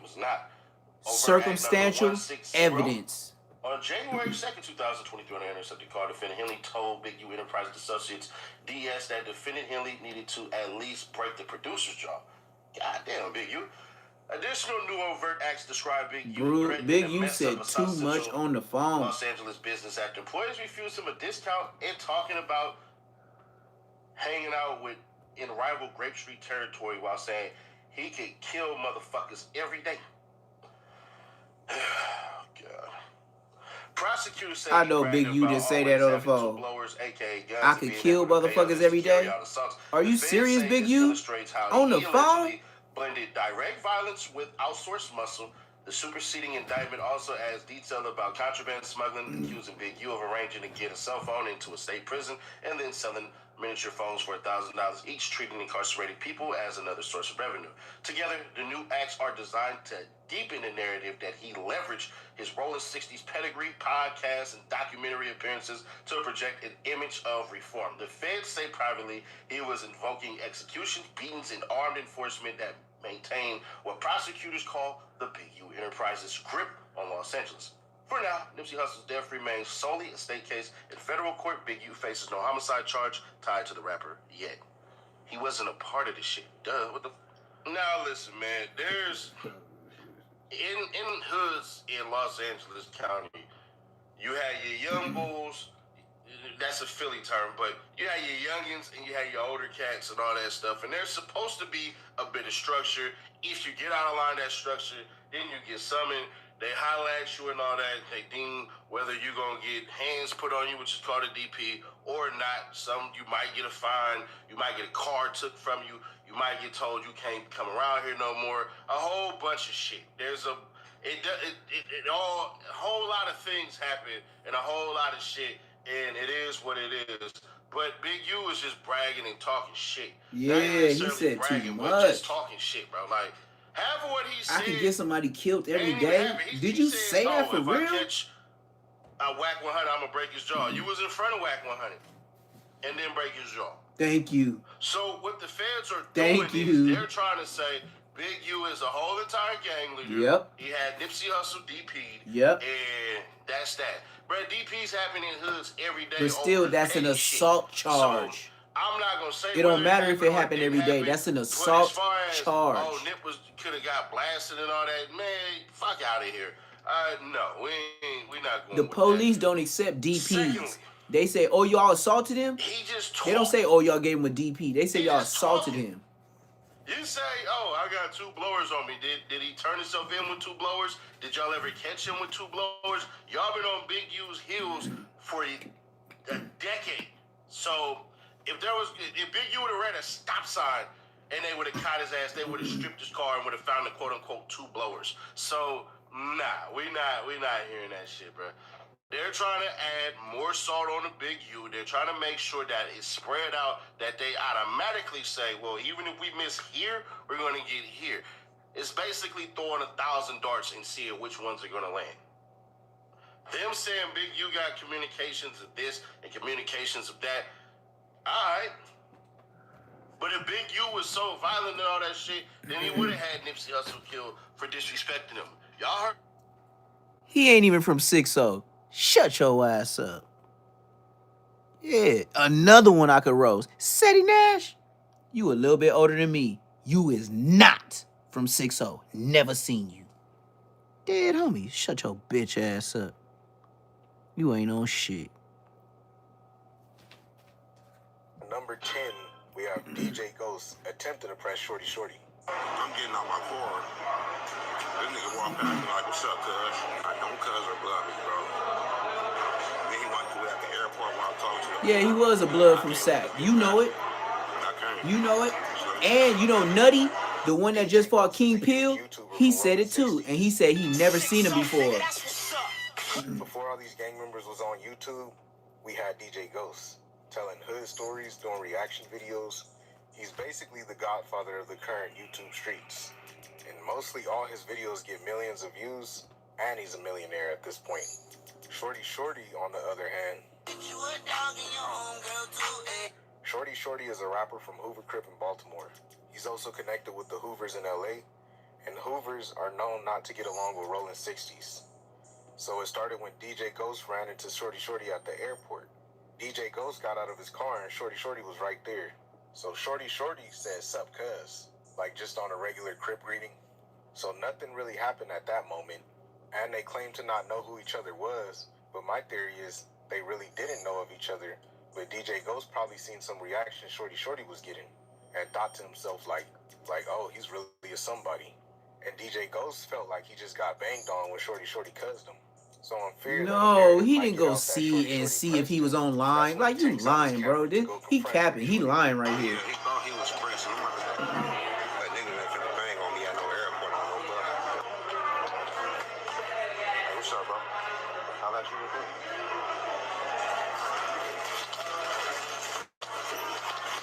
And then the video go off. You cussed me when I was getting out the car, bro. Where you from? I'm from Over. Over? Yeah. Look, and then the video go off. Man. Yeah. I'm good. Just that I was right there at the door. I'm like, I know this nigga didn't cuss me while I'm hopping out at the back. I'm banging on everything. Anywhere we at, bro, guy, I'm on that. You know what I mean? Like, See, he told him, anywhere I'm at, I'm on that. I don't know if you know me. So it didn't exactly go the way DJ Ghost wanted it to Exactly. go. He said, I'm on that. He told him, I'm on that. Shorty's response, it sounded like DJ Ghost probably made like empty threats. Yep. Shorty accepted it. Yep. He said, I'm with everything. Exactly. Anywhere we at. Basically saying, I don't care if we at the airport. Yeah, like, nigga, he said, I'm on that. I ain't no YouTube nigga or none of that content type of nigga for real, so I'm gonna let you use it for content. But if you would have spoke to me how I was speaking to you, I would have slapped you. Whoa. If you was anywhere other than where you was at, DJ Ghost. young man. go. Coming in at number 9, we have a Main Street Mafia Crip get impressed by a Hoover. Don't take my word for it, but the two sets don't really have much personal beef, but a lot of Hoover sets beef with anything that's not Hoover. So apparently the dude from Main Street went to get his hair cut in the Hoover territory, and that's when he was spotted by a Hoover and was scared shitless. He said scared shitless.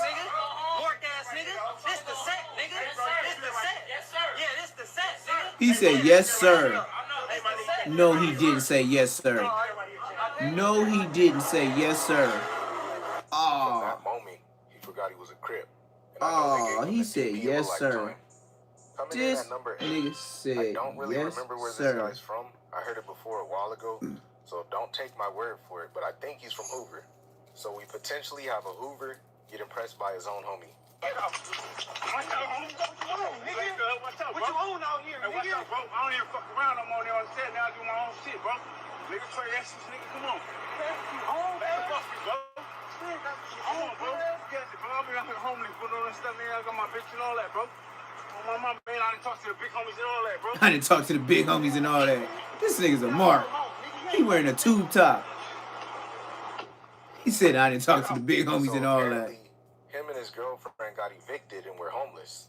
He was spotted by one of his homies who recognized him, so he immediately took off on him. Can't show that part on YouTube, but he claimed to have gotten permission from his big homie, Hoover Gumby. What? What? Bro, what are you talking about, man? Hoover That's a Gumby? joke, by the way. On Hoover, though. What you mean? Quick update. So it turns out this dude is from 8 Trey Gangsta Crip. It's funny because I had this video uploading, and I wasn't even researching. This just came across my timeline. So it turns out his big homie he actually called was Young Aunt Hefe. Man, motherfuckers just talking, man. Hey, Trey. Coming in at number 7, we got a Crip get impressed by his enemies. So he got blessed by Aunt Hefe to sell cheeks on Fig?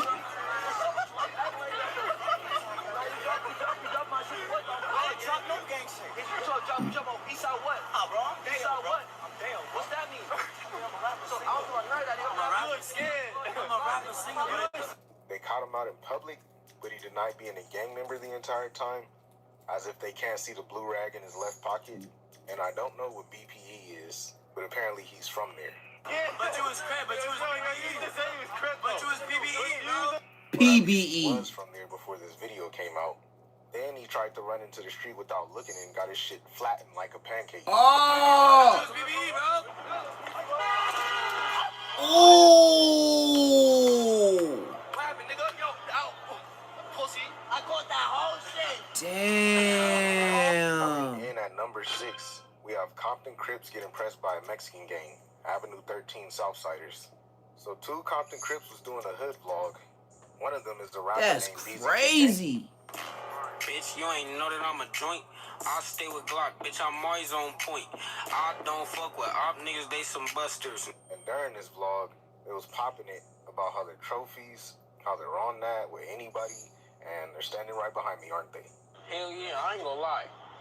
Me, I think myself a trophy, you feel me? You feel me? Cause like, I'm putting on for the hood, you feel me? And I really stamp, bro. Like, if niggas know what I'm talking about, niggas know what I'm talking about. I really do it. That's when the Southsiders got on them. 5-5. What's up? What's the deal? I'm from ATF Compton Crib. Hell yeah. He said, hell yeah. I'm from ATF Compton Crib. I'm from Compton, California. Fuck Compton Crib. Yeah. Yeah. That's how y'all feeling? Yeah. Stop. What are you guys doing right here? We just going up for a little interview. You guys are rappers or what? Yeah, I'm He's a rapper. scared. Fucking A-gang. That's A-Gang. I got it right here. You see it's on my neck. Salute. I'm A-Gang too. I'm fuck with my A-Gang Mexicans and all too. that. They're homies. The hood trophies chose the peaceful route after they told him fuck his hood. And this gang beefs with all blacks. Not just black gangs, they beef with black people. So him saying I fuck with Mexicans, these ones don't fuck Shootings with you. on But it's not as bad as it Boulevard. actually looked. But what we don't see is it's like 5 Mexicans off camera. So when they start talking to them, they all pull out their guns. So he basically goes into survival mode right there, saying what he gotta say to get out that situation. So But without context, it just looks bad. Coming in at number 5, we have Baby B Braze attempting to press his cellmate. B Braze is a blood from Denver Lanes. He's also a YouTuber serving life in prison while uploading videos and streaming from his prison cell, bringing in over 20K a month, while y'all sitting at home watching YouTube and broke. What'd I do? So one day, B Braze was on live with NBA2 from 8 Trey Gangsta Crib. He's also Aunt Hefe's little brother. Then the video call ends up dropping. So B Braze tries to get NBA back on the video call. So while that's happening, B Braze's cellmate starts tweaking, high off drugs, and starts causing a ruckus. And in the background, it sounds like he's knocking stuff over. Here, it's based on.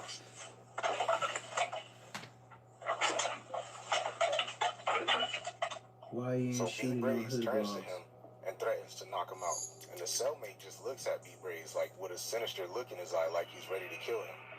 I'm gonna knock you out, blood, on dead homies. YN shooting on hood vlogs. So B Braze starts saying, like, what are you doing? Like, the police are right there. And before we get to see anything, that's when the camera cuts off. I'm gonna knock it if you blood, the police right there, nigga. Block the window. Blood, I'm gonna knock you out.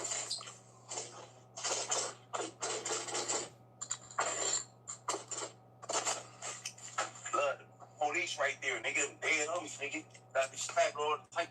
Coming in at number 4, we have a Hoover. Seems like the whole list is full of Hoovers, but we have a Hoover pressing the 4 Trey Gangsta Crib. It looks like the altercation already happened. The 4 Trey looks beat up and stumbling. Where you from? You hard, huh? You hard, huh? You hard? Where you from, Crim? Where you from, nigga? You ain't from nowhere? You ain't from nowhere? Come on, bust me, nigga. Shut up, nigga. Where you from? Say fuck 4 Trey, nigga. Say fuck 4 Trey, nigga. Say fuck 4 Trey. Where's our Hoover, nigga? Fuck y'all talking about? Where's our Hoover? Where's our Hoover, nigga? Crim gang. He denied even knowing what 4 Trey was, but there was a time when I got banged on. And even though I told them I don't bang, they kept insisting I was from a certain gang. So maybe he does bang, or maybe it's just mistaken identity. Coming in at number 3, we have Jat 5 pressing 2 dudes who are probably from NHC. No, that ain't that. Where you from? Westside Hoover, nigga. Yep. I see him. What was happening? No, my nigga, I'm just asking. Jat 5 is from Hoover, so we're covering the Hoovers again. But Jat 5 is one of the main ones known for terrorizing his enemies. He's known for fighting. You can even look up multiple of his fights online. But now, he's way bigger from the last time we seen him. But when he was much smaller at 19, he fought 4 Extra while he was in jail, who was around like 25 at the time. And we seen how 4 Extra was built at 18, so 4 Extra got the best of him in that fight. Right. You know what I'm talking about? The famous rappers, I know you fought one of them. Oh, what's what you talking about? She said which. He said which one, like he didn't know. Oh, from Hoover? Yeah. Oh, he a rapper now? Yeah. Oh, shit, yeah, man. He was. Yeah, man. He talking about the young kid, man. The young kid, He man. said the young kid. Yeah, I heard he got hands. Have it that day. Oh, shit. Have it that day. Oh, shit. Have it that day. Oh, shit. I knocked his ass so hard, that nigga flew over the table. Damn. You know, he came through, you know what I'm talking about? He came in the dorm and shit, little kid. Yeah. You know, the little kid came up in that motherfucker. He said a little Oh, kid. the little dumbass, you know what I'm talking about? He said little dumbass. Oh, 4 Extras, I'm only 20s. What the fuck that got to do with me, nigga? Right. It got nothing to do with me. He said, what the fuck that got to do with me? But now that he's older and bigger and terrorizing even more NHC members, including a fight he had more recently in jail with Crip Mac, where Crip Mac could hardly breathe after.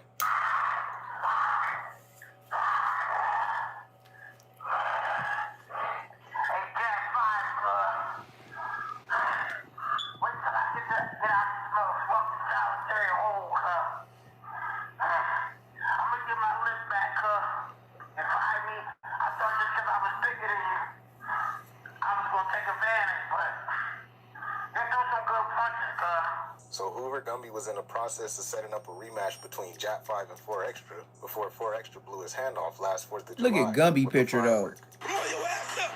I'm blowing somebody up today. And, yeah, blew his hand off. So now that boxing match will never happen. And in my opinion, I think Jat 5 should box 4 Extra's cousin, Sporty Face. But anyways, I'm getting off topic.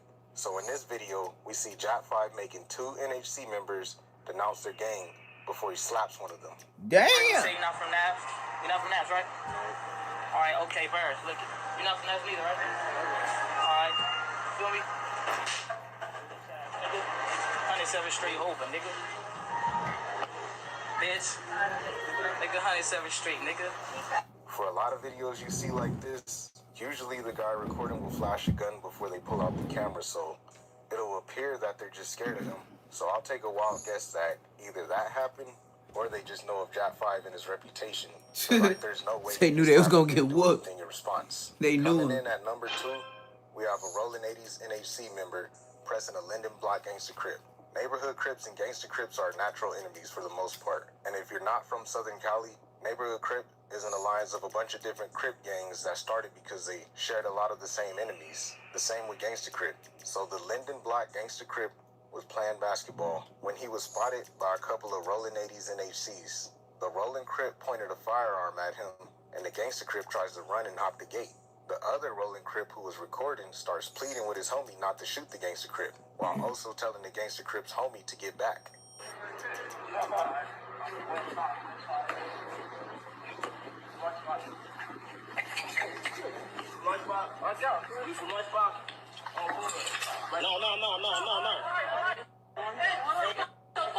No, don't do that, cuz. Hey, back up, cuz. Back up. Back up, cuz. 80 Crip, back up. Oh, okay. So the Gangster Crip tried to ask for a fade instead, which typically will only work if he respects you enough, but that's when the video cuts. I can get a fade, bro. No, I'm from. Okay. Don't run, so what? Don't run, nigga. Come on. Oh, wait. Being as that the video was posted, we can assume that he didn't kill him. Maybe he gave him a fade, maybe he packed him out or pistol whipped him, who knows. Last but not least, we have Nipsey Hussle's big brother Black Sam. My big brother Black Sam. Pressing Rockstar 2800. Rockstar 2800 is a Crip from West Boulevard neighborhood Crip. Black Sam is from Rolling 60s neighborhood Crip, which are allies with West Boulevard. So they try to say he's a non-affiliate, but we're not buying it. He grew up over there. All his homies are 60s. He went to jail calling out FaZe with Inglewood Family Bloods, which is one of 60's main enemies. And oh yeah, he raised Two-Boy Blue. Black Sam raised me. I'm 6'0". That's family. That's my big homie, bro. I swear to God. Yeah. So he's from 60s. But anyways, Black Sam opened a burger restaurant called Marathon Burger in Nipsey Hussle's honor. Stupid as hell. Rockstar pulled up to the grand opening thinking it was sweet. He was there for a while. Look at Rockstar. To open with his wife. That's why I don't even watch his content. He got marked out. Look at Black Sam said, "Get your ass out of here," and he talking to him crazy. Listen, bro. If the nigga ain't demonstrating for hustle, this is what I'm telling you. Don't come over here trying to. Guess what? Go do something and come back. Don't get cracking and come back. That's what I said, bro. Listen, we're not beating. Trying to holler at you. It ain't hollering at me. A nigga disrespect, bro. You do what you supposed to. Who disrespect, bro, to me? Don't nobody disrespect, bro. Any nigga that disrespect, bro, when you in that business, you better smash. Ain't nobody disrespect. He said, "You better smash. You better smash. If he disrespect, bro, you better smash."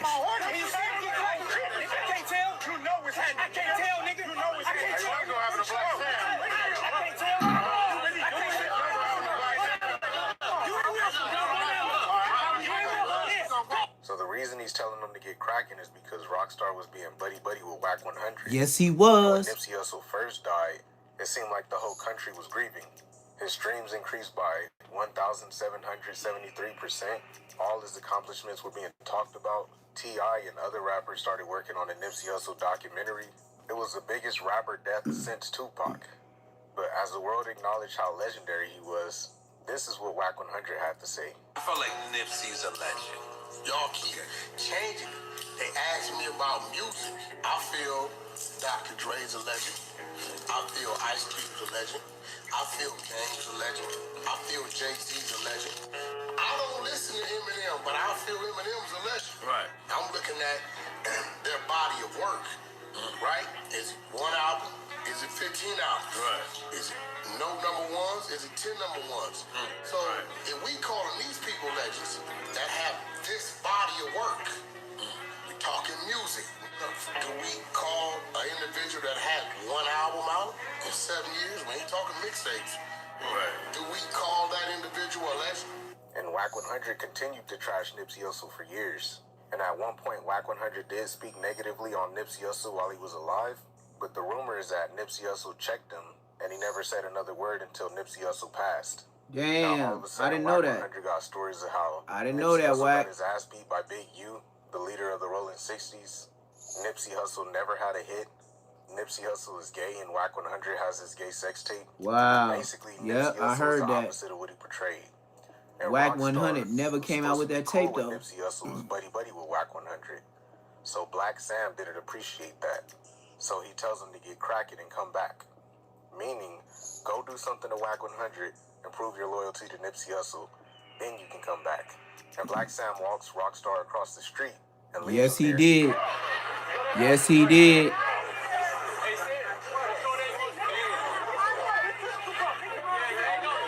And he pushing on him. And he was pushing on Rockstar back. He was pushing on Rockstar back across the street.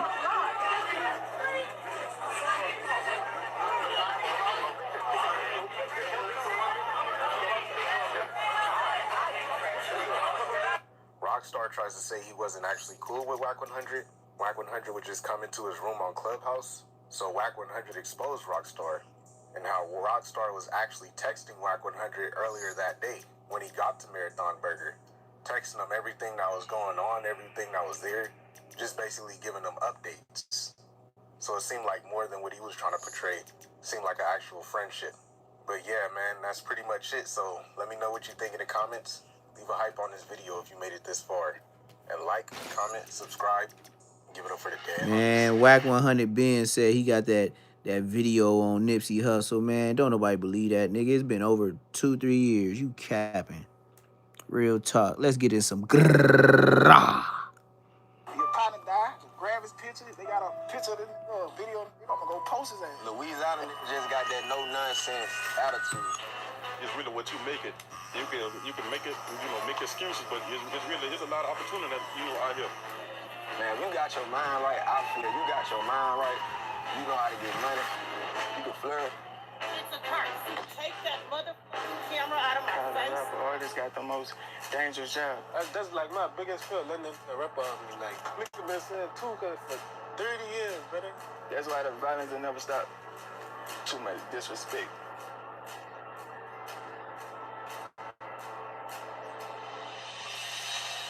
A lot of us jump out the post unconsciously. We don't even know it. See the same thing. Killers everywhere. Whole hood busting brains. Bro, we all out here right now, bro. I guarantee you ain't everybody's story ain't the same, brother. It ain't no choice. I'm good. Just a particle of your environment. I'm good. A particle of your environment. You gotta understand, you hear me? Look, we inherited that shit. The younger generation gonna be wild. They don't got no principle, no more. See, when I was growing up, you usually could get your respect, if you knock the low with them, catch that blend. On the way I fight, if I don't got no gun, but you gonna always kiss me with a gun. I ain't touching these bitches for nothing. Shit happen like this, too quick. Shit, this is what I want you to see. This is what we want you to see. This is what all this is a whole lot you to see. Let's go get they black up like Chris say. Okay, try to get him going today. How does this ever end? People don't understand it. It's a lot behind the word peace. We gonna bang it till our heart stop. That's what it is. It's a lot behind the whole little word beef. One day you're gonna pay that price, and they gonna do the same thing to you. You alright, bro? What's the name? Stepping Stories, Louisiana drill, you hear me? Nice to meet you, bro. Nice to meet you too, man. The main reason I wanted to interview you as well because of your YouTube channel. Yeah. So talk to me about what you do. I talk about people in their cities and beef who they beefing with and all that, you feel me? Turning them up for real, but when I do it, somebody die. Yeah, somebody die. So when you released your last video, was someone killed because of it? Yeah. Hey, somebody left here just died. And that's because of your YouTube video? Yeah. And bro, how does that make you feel? It ain't feel fucked up, but at the same time, shit, that's an accomplishment too. Accomplishment? Ain't nobody never just appreciate me what I did, you feel me, like that. That's how I feel. At the same time, every time I do a video, I send my condolences to the family, you know what I'm saying? I do that, but it's fucked up though. It's fucked up, but I feel like it's an accomplishment. And bro, what's causing people to murder when they watch your videos? So say if I do a video, right? I talk about their dead partner, they gonna go crazy. Cause when they see it, they just get so mad, they get mad. And it's gonna do a spin cycle for real. I spin cycles when they flash out and do it. You know. Come on, boy. I let him run. Come on. Switch the whole car now. Switch the whole car now. Yeah. So them beat down in the street. I'm like Curry with them threes. All that tagging on that line. Put on T. Damn, there's some big ass guns. God damn. If the police come through, they could, man, the police would be scared as hell. And where are you from, bro? They gonna call cars. And what's it like growing up in Shreveport? Man, it's dangerous. You know, we got all type of shit going on. We smoke shit, dunk on shit, all type of shit. You know, selling drugs, getting money, fucking hoes, all type of shit. And Cream, what would everyone's response be if you saw a car, I guess, coming down here that no one recognised? Man, we on that. Everybody whooping bitches off. Like, what up? Shit. Then I come down here while I'm trying to shoot. Playing. Like, you gonna see a bang out. Come out here playing, you gonna see a bang out. They gonna die. Hey, they talk crazy as hell. He gonna die. Hey, I'm good with the shoulders. I ain't gonna fake. I just gotta put at least probably about 10, 11. Been thinking. 10, 11? Hell yeah, I've been thinking. Been clutching guns and shit. Real talk. Would you say you was born into it, or was it a choice? Huh? Was you born into this life, or was it a choice? Hell yeah, I've been like this. I grew up like this. I don't live with my grandma. Like, real talk. I really raised myself on some shit. My daddy went to jail and shit. I've really been thugging. Do you think that played a part why you jumped off as well, because your dad went to prison? Not really. I just did that shit that I wanted to do it, type shit. You're right, bro. What's the name? FBI Youngin. And where are we at the moment? Yeah, Thibodeau. Thibodeau, Louisiana. And what's it like living in this area? Man, it's up in this bitch, you hear me? Like, it's straight up, you hear me? Niggas slinging on through this bitch, you hear me? We putting that bitch on shit, you hear me? You hear me? Nigga slinging them bitches back. And bro, what age did you jump off the porch? Man, we jumped off that bitch at like 10. Man, probably not even 10, like 9, 8. I ain't been running around this bitch. Man, facts. No cap. Man, we got real niggas. Bro, we got niggas. Everybody bust some up, hit us some, or yeah, some. Man, we got a young boy that's in jail right now. How old that bitch is? Like 11, huh? That bitch 11 with a body. No cap. What's killing niggas down the road with no cap? Man, I had death coming out of jail. I got brothers who got time. My daddy got 55 years. Ain't nothing drug, bro. Ain't nothing funny. Ain't nothing. It's not a game. You gotta not trust people. Everybody don't got good intentions. You're right, bro. What's the name? B-Way Youngin. Nice to meet you, B-Way.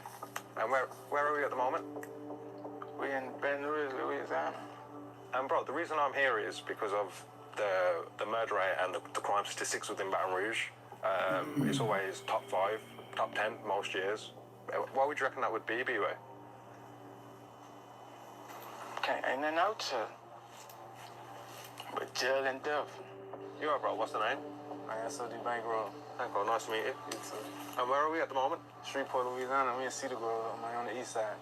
And Bankroll, the reason I've come here is because, again, due to the murder rate and the violent statistics, why do you think it is so bad within Shreveport? So the access to guns, like, that shit is easy now. It's the young niggas, like, shit, that's what it is. That's the trend now. Cream, tell me about your Instagram bio. Come on, now what about it? So it says, Mr. Poster. Ooh. Posting niggas. Come on, you know it. Body in the group chat. Ooh, you know what that means. Posting niggas in the group chat. They're like, your partner died, grab his pictures. They got a picture of the nigga, a video. I'm gonna go post his ass. That's some shit I started. It's a trend.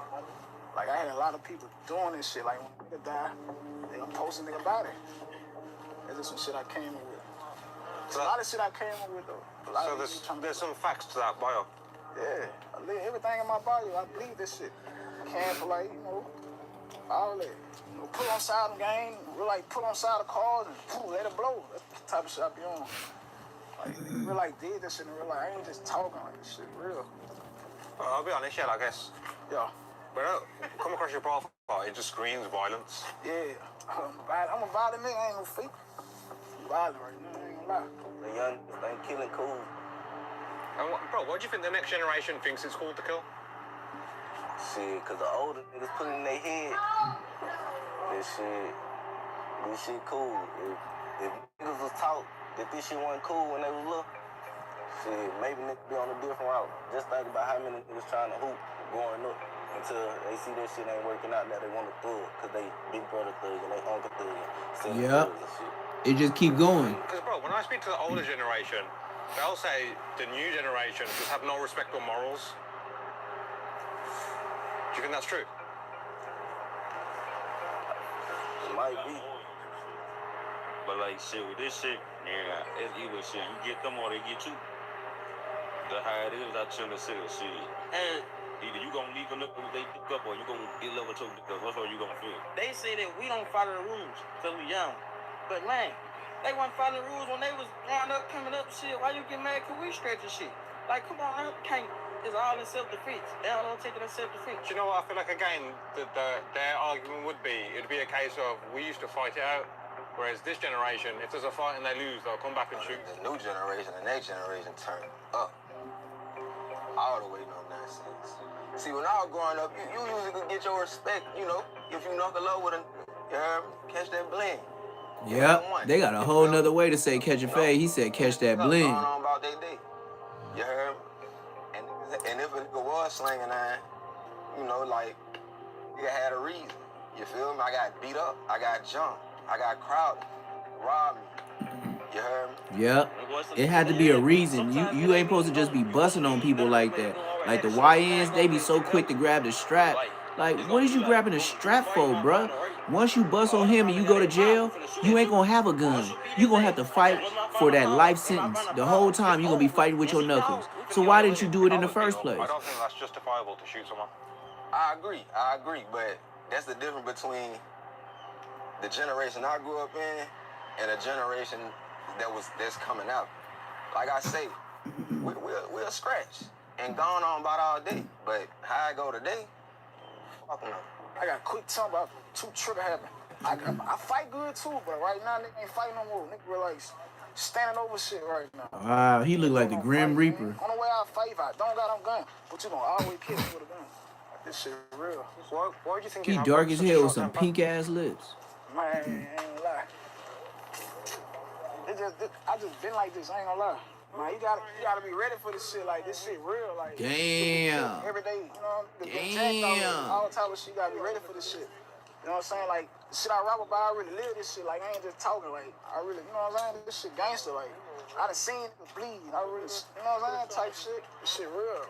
Like, what up? Who gonna do me something? I ain't scared of shit. You think I give a fuck? Let's show people, nigga. I ain't got no pics. Put your hand on me if you want to, shit. You gon' finish switch. If you hanging with the other side, you gon' die with her. You think I ain't got that iron on me? You crazy eyes. Zip something. Put an N1 on a bite. Make your ass fight for your life. This a fucking bloody sight. He got smooth cause he was faking. Plus I'm living wild. Move wrong. I'm a spanking. Free my catch a brain number. Capping on that ground, he got hit in his temple. What the fuck? I rap about all type of shit though. I'm a drill artist, but I can rap about anything type shit. You know what I'm saying? But I really just be rapping about a lot of shit I be living. You know what I'm saying? I got a new tape finna come out. Catch a brain members only. Straight catch a brain members.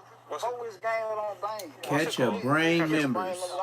Catch your brain Members only. Yeah, he ain't got, you know what I'm saying? One of these can't be around me type shit. I fuck with straight niggas, real just slaying and I get some money too. Nigga ain't just slaying out, we getting money too type shit. All type of shit though. Catch your brain, bro. Members, like. That's a very Catch your brain members only. Catch your brain. That's something nobody never did before. This man is out his mind. Don't he look like a Grim Reaper, y'all?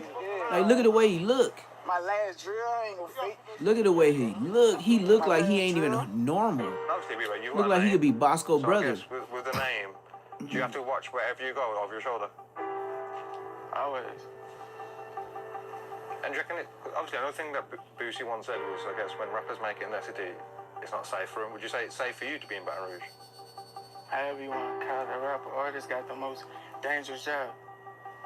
Because too many phases. So it's like, I don't know everybody, but everybody know me. So Exactly. That's what I said as a YouTuber. I don't know everybody, but everybody know me. Same thing with YouTube. I guess that makes it 10 times more dangerous. Only if you moving, if you moving like you scared to die. I don't move like that. I know it could go down. That glizzy got a face, so I gave the chopper the tape. Chris got that niggas on plane. On that bike, you can't escape. Nigga got hit all in the face, go pick him up for it's too late. And I try to keep my cool, but I'm dying behind my name. Them chopper bullets bang, yeah. All you see is flames, yeah. Bust it first, won't bust it back. And we on your ass. They got certain people out here to do certain shit. Like, some people fucked up, but somebody gotta be fucked up. Somebody gotta be good. Somebody gotta be... Like, that's the only way shit gonna balance out. Everybody can't be the same. Yeah. What's the name? BTY. But you still gotta work together though, dog. In the Willows, in the East, Crowder. There's too many of y'all out there. Y'all gotta work together. Y'all doing too much beefing. You come here, you can do whatever you want. Bro, before the police came back out here, bro, I'm speaking. What he eating speaking noodles? for other people, but He eating the shit. He's hungry as hell. Like stealing cars, shooting a nigga could get shot, dead, somewhere anywhere around this bitch in the East. A nigga not gonna come get you. Like you're not gonna come get you. You just gonna be there. You gonna be there 3-4 days.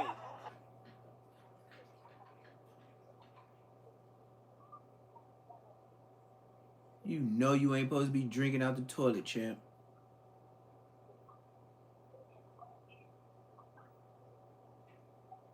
What the hell? I don't know what happened to the audio. That ain't me.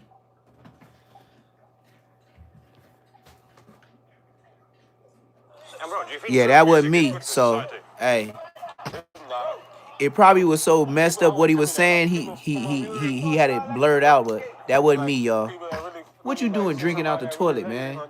You know you ain't supposed to be drinking out the toilet. You want a whooping? That shit ain't helping Huh? us. It's gonna get you out the trenches and shit, but that shit Don't be drinking out the toilet, champ. You know I don't like that. And bro, what do you think of people who diss the Daddy music? I can't You really know speak I don't on like it 'cause that. I did before. I ain't gonna lie. What made you do it? So why do people do that? Nigga be dissing us. Little nasty. You just end up dying. You diss a nigga, then you end up like. I got one. I just tried to do something to my partner. And he got shot by his partner in the head. Damn. What do you guys make of people who diss the Daddy music? This dead. Yo, they gonna be here too. I ain't gonna fake you this dead. You gotta stand on that shit. Karma, bitch. Hit that like button, hit that subscribe button, y'all. We doing that late night. What happened? They were dead the next morning. They dissed on some shit. Got dead the next morning. You white. Like, you ain't never take no soul. You ain't never, man, don't got this bitch dissing like you get. All my house ain't gonna see. Nigga don't see you, ain't gonna hear you. Then niggas always gonna be there. And people always gonna mention the dead in the song, regardless if they alive or not. Nigga might say rest in peace. You feel me? Nigga might show respect. Regardless, the dead gonna always get mentioned in the song if a nigga leading wrong or a nigga leading right. You know, and it ain't always got to be about killing. It ain't always got to be about dissing.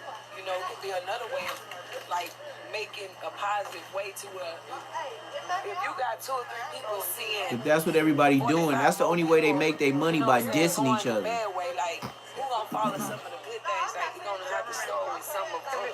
What's the end to this? Because it ain't gonna be no ending. Ain't no end to it. Ain't no end to it. Tell us to die, man. It's all Facts. Yeah, it's inherited. We inherited like from our big homies, like niggas that was older than us. So you know, nigga fucking with shit behind them because we came up under them. So that's what it is, all right? That's all beef. So look, you know, when a nigga get older, that's like the younger generation coming up after us. They gonna inherit our beef. Like whatever shit we got going on to this day. Started this shit, man. Yeah, so that's what it's gonna be. You know, this is dead, but I'm screaming out. Dude, he caught something to the head. He tried to run. They chased him out. This past week and 2, they get on live. We come and slang through. We trying to kill a crew, so this rap, this shit ain't nothing. These folk another boy inside this shit. I'm like, bitch, back that up. You used to be my. When I catch you, I'm gonna wet you up. Top busting up outside the I'm in Tallulah, about to do another interview at the moment in the hood. About 10 man deep, gonna see what it's like living in Tallulah.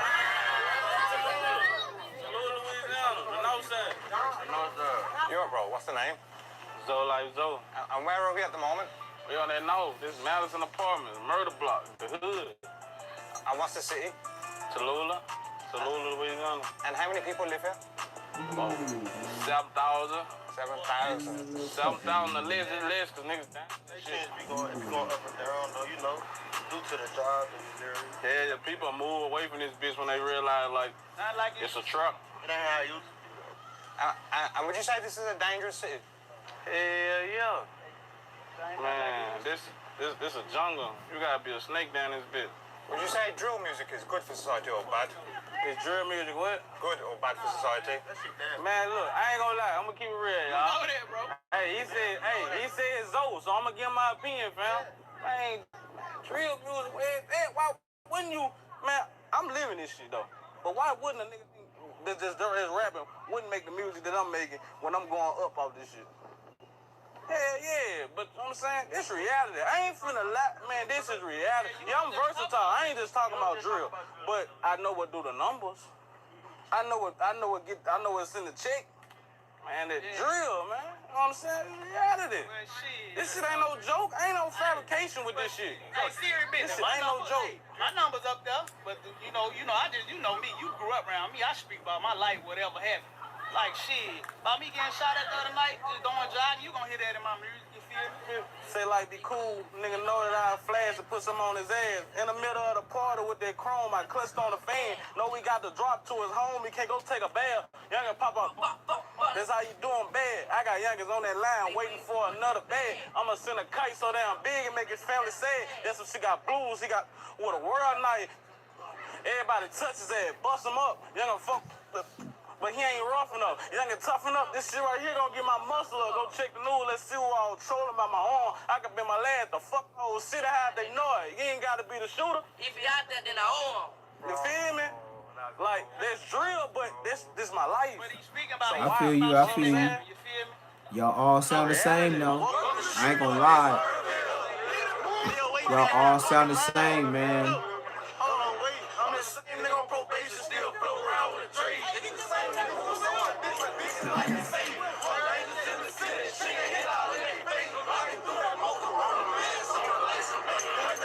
You say drill music is good for society? Yeah. Y'all music good. All music good. As long as it sound good, it's good. If it don't sound good, it's bad for society. As long as it's good music, it sound good, make you vibe and shit, you straight. Then what do you say about, what's your opinion on people who diss the dead in music? Shit. They shouldn't do it. Dissing the dead make people come get you. Everybody got a turn. That's how this shit going. This the era. This the era. What would you say to civilians who say, but everyone has a choice? What would you say to that?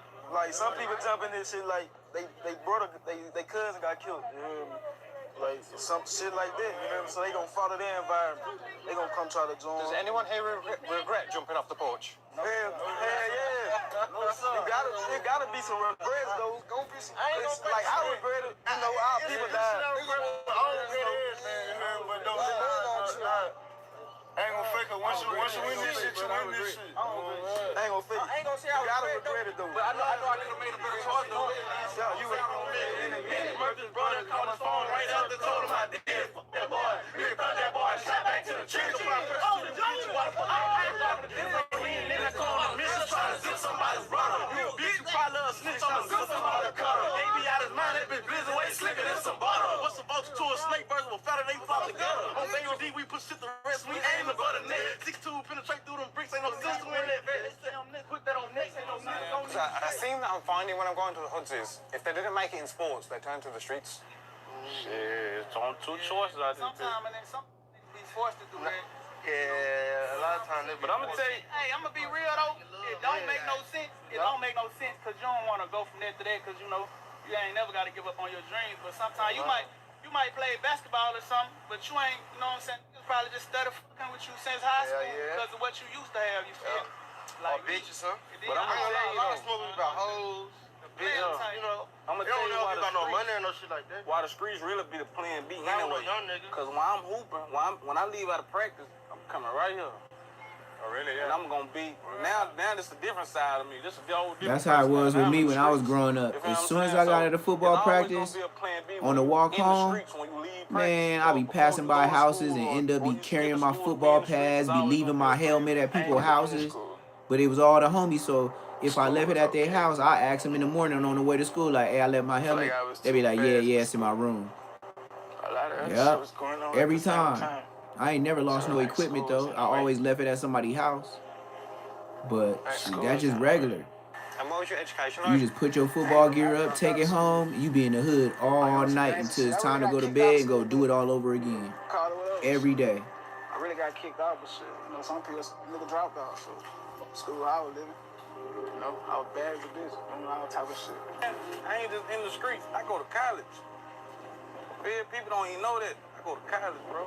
No cap. School cool and all, but when you in the streets, that shit gonna teach you more of the shit that you really need to know with life. Yeah. The principles of life.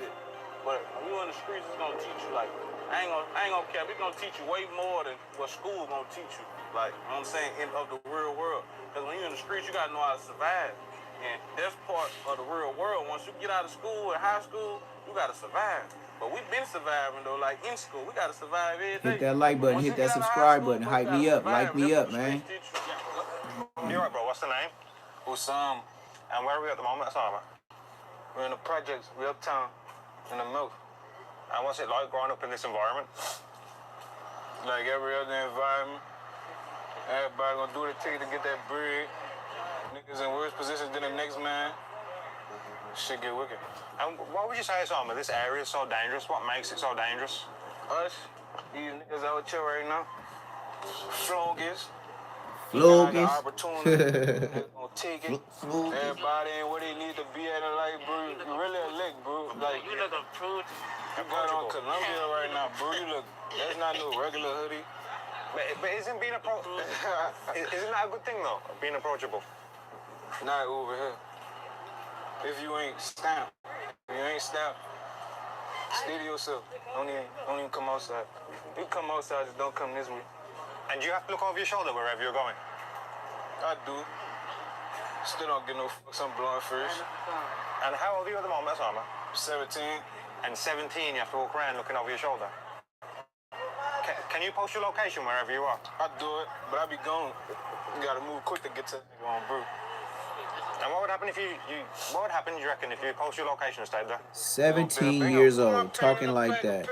Like his life is over.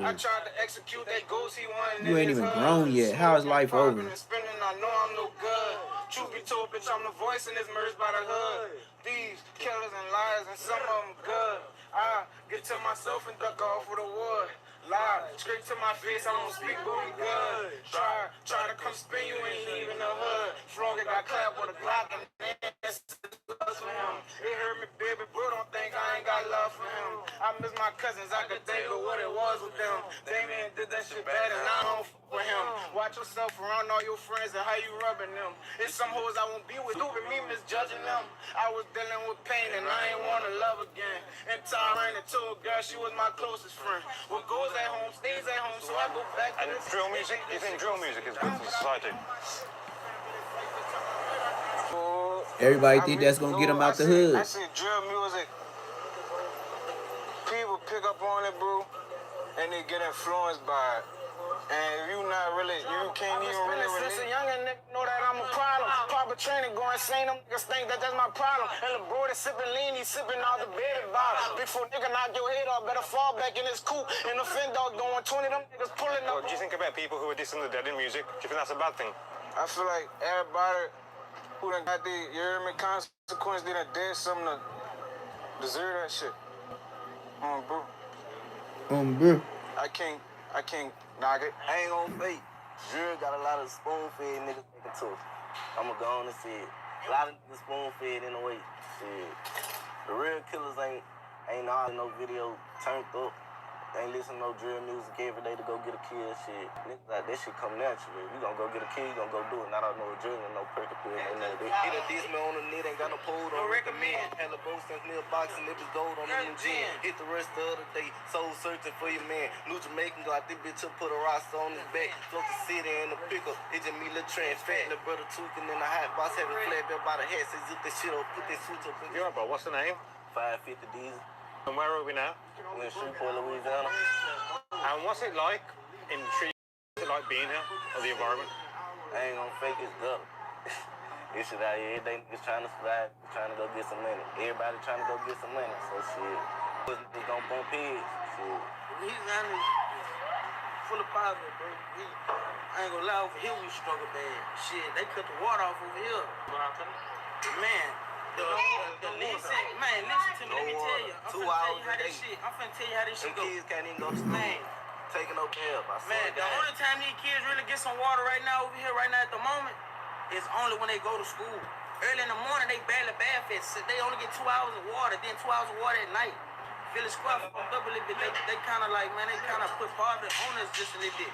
But then they didn't.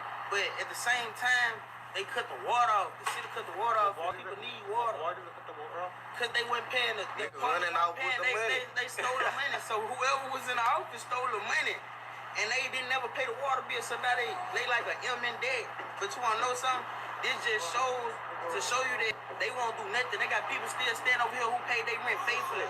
Man, I'm talking about they live here. Like they live here. They haven't left. They haven't left 10, 12, 15 years, 20 years. My name Core. In the hood, they call me Lil Core, but the city might know about Hollywood Kane. Nice to meet you, Hollywood Kane. Nice to meet you too, bro. And where are we at the moment? Right now, we in Hollywood. We on Westfield Day Street, the street I grew up at. And what's this area known for? Hollywood known for hustling. Dudes hustle, you know, minute in. You know, but, you know, it's just like any other hood in Shreveport, you know. It'll be turned up here and there, depending on, you know, what's going on, who might be into it. Feel what I'm saying? And did you ever jump off the porch as well, Hollywood? For sure. And tell me about bro, growing up in Shreveport, especially in West Shreveport. Shreveport. You feel me? Or if you up down the Cooper Road on the north, you over there on the east side, and on the hill, water side, Cedar Grove. Bro, when you look outside your grandma's window, look at that building, though. You see niggas hustling. You see niggas selling whatever they selling.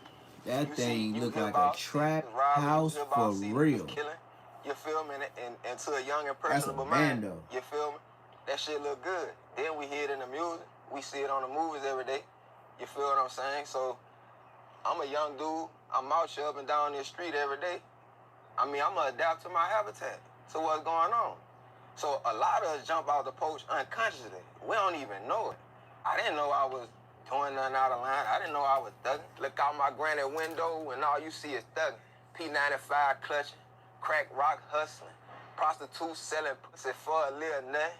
Unc told me he paid 60 for the fucking go and stay with dad in the Grove, and I see the same thing. Killers everywhere, whole hood busting brains. If you want to go outside, you got to be trained how to fight, how to bang, got to let your nuts hang. Because they be snatching women, and niggas be getting killed. Every other week, a different family shedding tears. I'm dying about mine and to do 100 years. We ain't have a choice, bitch. It's how we had to live. You heard me? Why did you make that decision to jump off? It was natural. It came natural. And is it a decision you regret at all, being in the streets? No, because it made me who I am. How did that make your parents feel? Because I feel like no one would want their child in the streets. I don't look at it like that because I don't got no father. My dad had been in jail since I was 5, 6. My mama did the best she can. And talk to me about your relationship with your brother. With my brother? That's my brother. Is it a close relationship that you have as well, yeah? Man, we got a close relationship. He more like a father, but a brother at the same time. See, I never had a father, that's why I respect him the way I do. I guess, B-Way, how does it feel as well? I guess he's potentially the biggest rapper in the world. That must be a surreal feeling for you as well. It's motivation. Especially knowing where we come from. Has he given you much advice as well on your music and how to steer your career? He always remind me that I'm the sickest. That basically mean like I go hard, like I'm that thing. He always remind me that. Well, mama, she wasn't happy with the way nigga was living. She was fine, no shit nigga was doing in the streets. What's your relationship like now, like with your mom? That's my best friend. We get into it. Going here, that's my best friend. For real. Do you reckon she'd want you back off the porch? She want me home. Do you ever want to go home? I love home. but I can't be there too long. I got my weeds, like, feel me? I need me time. I be out here with them, but this really me time. Like, I need this. Nigga pursuing their music. A nigga wanted their family support, but fuck, nigga don't get that. These niggas really believe in me, brother. And that's not even off the words they telling me, bro. They can tell me they believe me, bro. But it got serious when I go walk up the street. You hear me? The fucking neighbor right here be like, oh, son, what's that? Bitch, I fuck with you. All right, now I know. You hear me? Like, niggas really believe me, but where it started, niggas don't believe me, so it be feeling like, fuck. I be confused sometimes. Sometimes I don't want to rap, but this is my gas right here. This is my motivation. See, everybody be thinking the only way you can get money is in the streets because they see another nigga doing that, but there's other ways to do that shit. And I guess areas like Shreveport that have a lot of violence condensed in small areas, what do you think can be done to make these areas, I guess, better or decrease the crime levels? What, if anything, what can be done? Shit, more money and more opportunities. Is it easy to get a job in Shreveport? Man, yeah, it ain't no good ones though that's paying no money like that. So do you reckon it's almost the appeal to the streets is fast money, right? I feel like that's what the appeal is, because I guess no one wants to work that 9 to 5, 40 hours. Right. But why? Like, I guess, why is that not appealing? Why is not? Because I guess nothing comes with it. Like, the danger doesn't come with it. You can live a normal life, I guess. Hell not. You can make legal money. You still ain't gonna be safe. I guess, do you ever wish you did take the other route? Yeah, hell yeah. Like I say, there'll be times like you can't ride with their kids in the car, shit like that. Certain places you can't go without a gun, shit like that. But the moment you go around with that bullshit at, the moment you go hang around the niggas who involved in that bullshit, you might fall victim to that bullshit. That street shit, it can only get you so far. It's a real bad side to this shit. They missing something at home. You know, it started with home, and then they'll go into the streets thinking it's in the streets, but the streets don't have it. You know, it can get caught up in the street. Just because where you come from, you don't have to adapt into it. Like, you gotta find yourself to get outside the bubble. Like, as long as you placing yourself inside the bubble, you gonna get into the streets. So if there's a switch and you could flick that switch and the violence in New Orleans would end, would you flick it? You got switches, but I'm saying, like, nigga ain't flicking that one. You go flick another one. It's the people that you're into it with said there's been too much bloodshed on your... Oh, ain't no fake. Oh, yeah, that's over. Yeah. Like, it's too much blood and shit. Like, you got people, little brother get killed, you hear me? They uncles, aunts, like, all that type of shit. Yeah, like, how could you stop? Why would you want to stop if the nigga go shoot your grandma? Yeah, that's all it. You can't. What can be done to make the situation better? So what can be done to, I guess, bring the violence down with these neighborhoods? Leave. Oh, you gotta leave this bitch. No, I said some millions. Millions. Billions. Billions. I'm free though, man.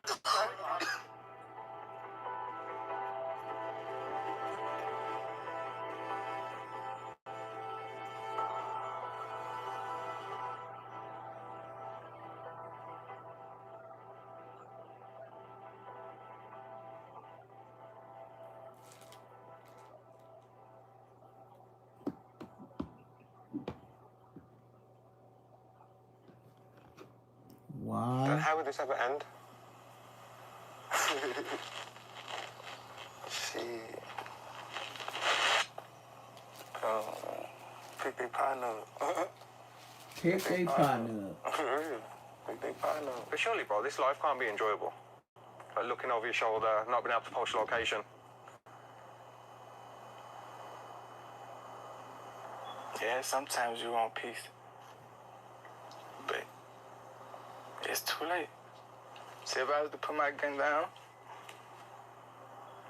that don't mean everybody else gonna put their gun down.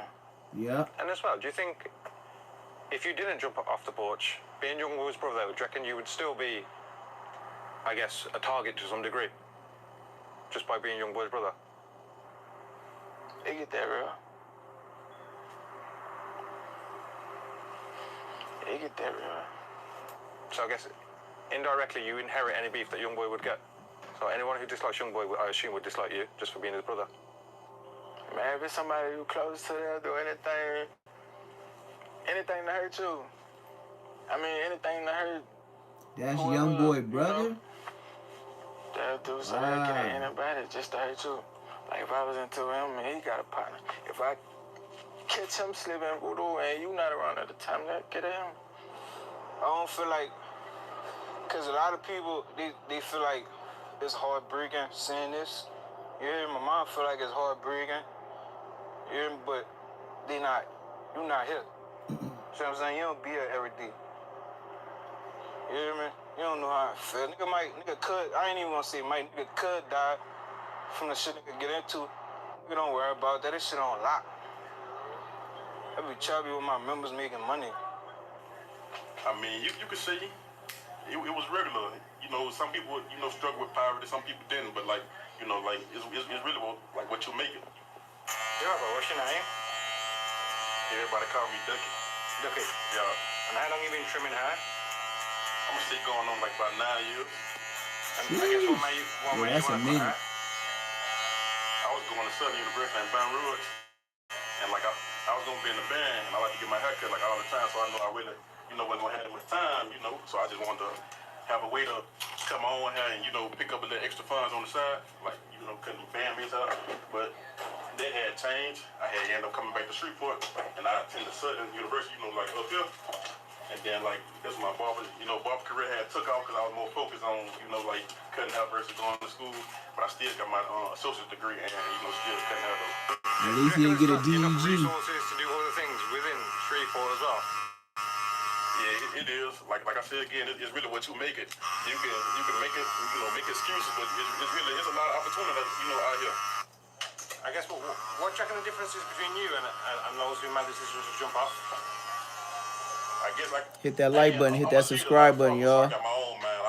I ain't influenced by what another individual do. I make my own decisions and stuff like that. So like I'm gonna say, there was an opportunity for me to jump off the porch.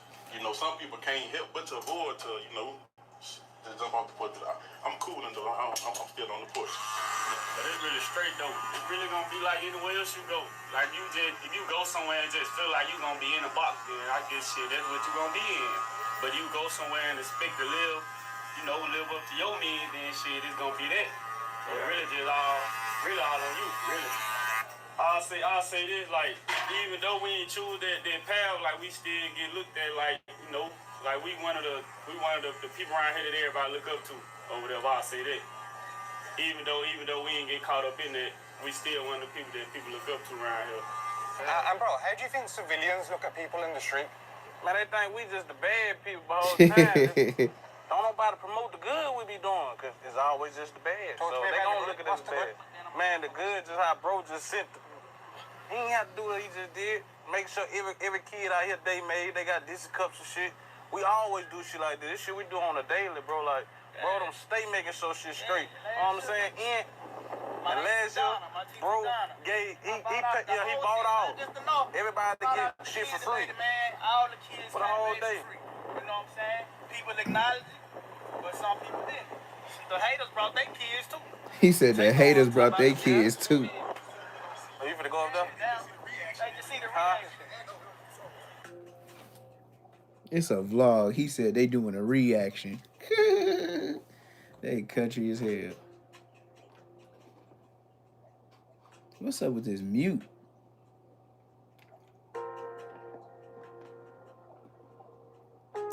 These YNs, man, they just stuck out there. It's just poverty caked up. It's just all caked up poverty. Every day. Not even one time, every day you gotta look over your shoulder. You stop off over your people and look over your shoulder. You don't know who out to get your stupid ass. What would you say to the next generation? Why are you talking so low? Do your thing, go to school, graduate, get a bachelor's, be a doctor. Not until today, you might well, you gotta go to school.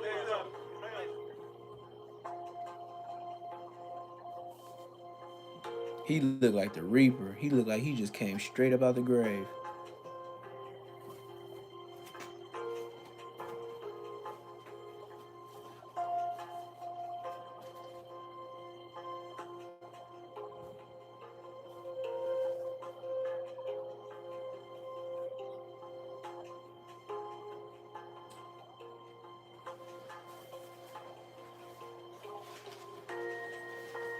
out, bro. And bro, millions of people see this. But what would you say to the next generation who are thinking about jumping off the porch? Man. Off the court already.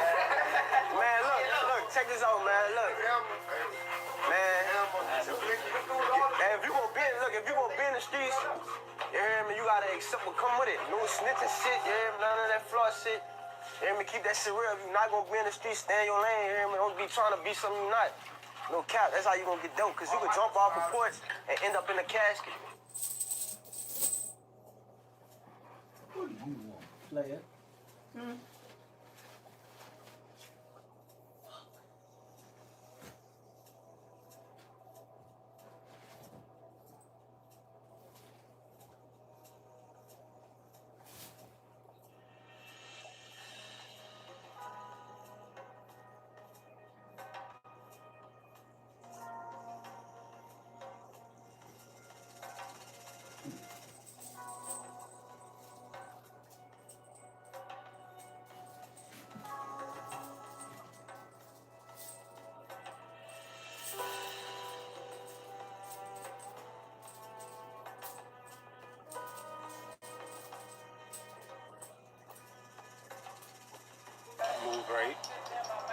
Move right. Make sure you, hey, get some money. You don't gotta do this, but if you gonna do this, move right.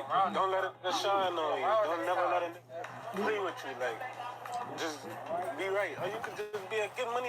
Like, ain't nothing wrong with getting money. Like, other than this other shit I do, brother, I go get money. Like, I'm gonna be in the car, they gonna get money. I can't really tell them what to do because everybody's situation ain't the same. So I can't. You hear me? I really can't. They really out here. Bro, we all out here right now, bro. But I guarantee you ain't everybody's story ain't the same, brother. People was telling us to chill and not come in the streets. We wasn't listening. I can't tell niggas. I can't. Hit that like button, hit that subscribe button, y'all. I'm out here wilding. We out here thugging late night. This what the YNs is doing right now. Like, we ain't even gotta be there. This is what they doing tonight. Everywhere.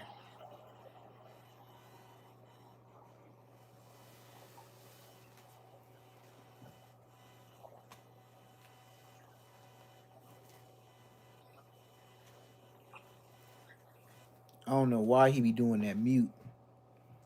Hold on. Ain't no standing with the iron. We turn shit to coleslaw. Run down 4 deep, them the boys ain't see no car. Desensitized murders in these hoods, bro. Like, every hood I go to, people almost talk about murder and laugh. I done seen people die. They're easier than what we living in right now. We smoke big woods out there, we hear something about murder. It's wild out here. Do you reckon you have a fear of death? So I be scared to die. If everybody want to meet Jesus to see who he is, everybody want to meet God, why you scared to die? Bro, let's say Man, that's what I said when I was young. That's what I told my mama. If everybody want to meet Jesus, why you so scared to die? You gonna be a killer, I'm gonna tell you the right way to do it. Yep, I told my mama the same thing. It's younger guys like 13, 14, 15 carry big guns.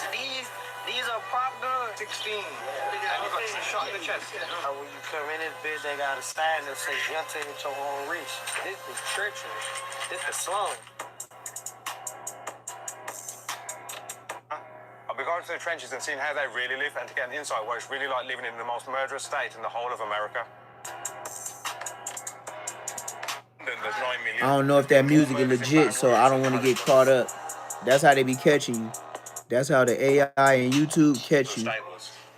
When they put that music and stuff in there, it's like copyrighted with them. You gotta go through that music. Man, this bitch just like anywhere else. It ain't no such thing. I'm telling you, AI be on it. So do I. Go somewhere else and get killed. Oh, shit. It's like anywhere, you know. This bitch just like anywhere else.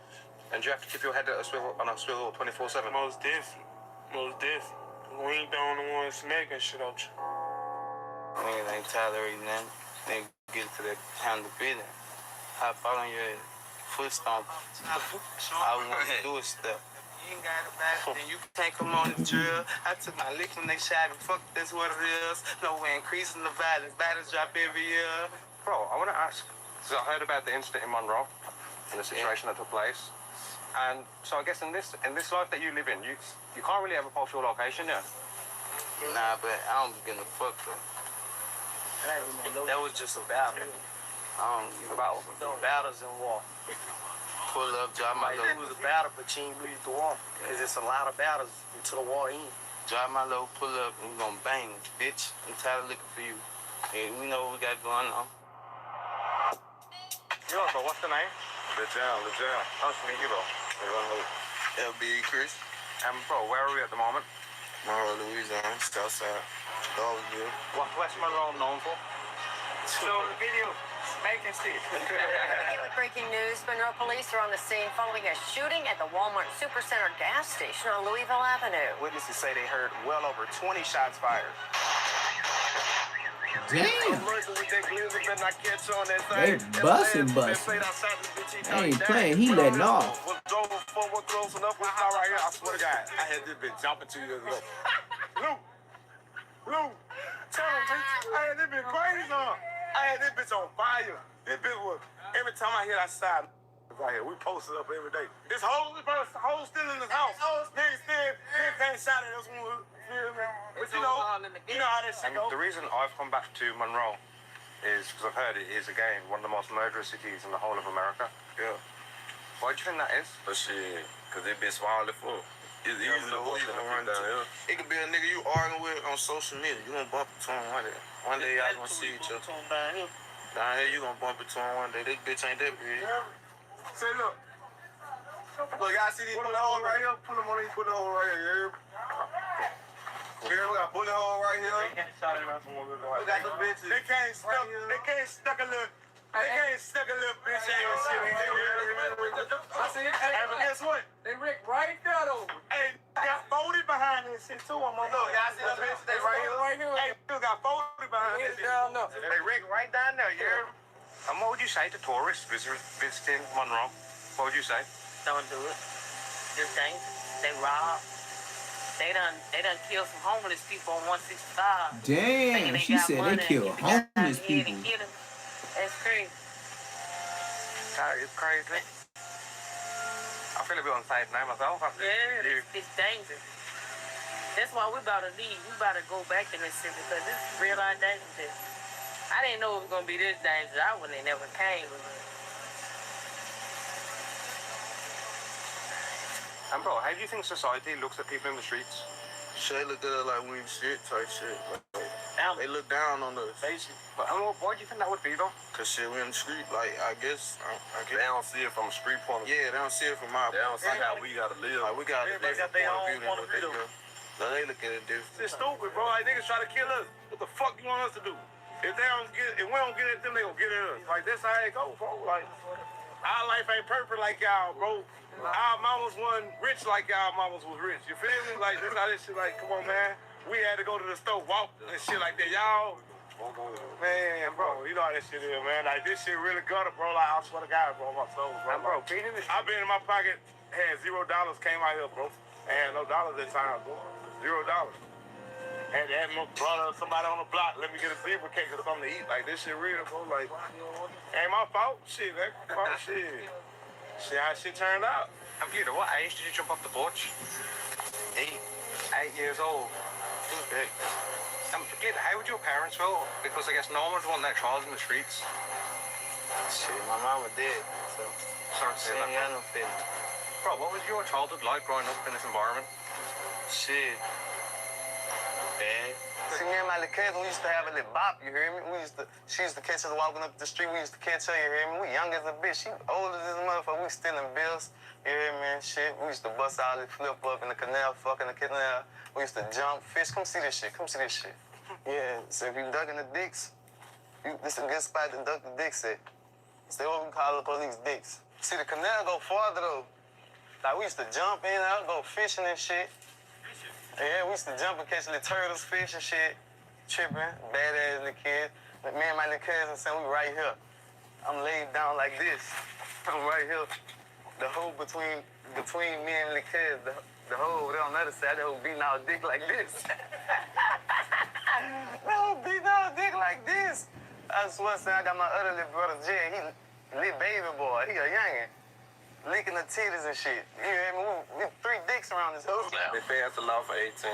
They gave the young ass dude guns. They know they gonna use them bitches. Hell They're yeah. doing it because they can't ain't saw the murders on the regular. Bro, mate, it's crazy that it's the most murderous state in the whole of America, and you've just changed gun laws so 18-year-olds can now carry. Yeah, it's a trap.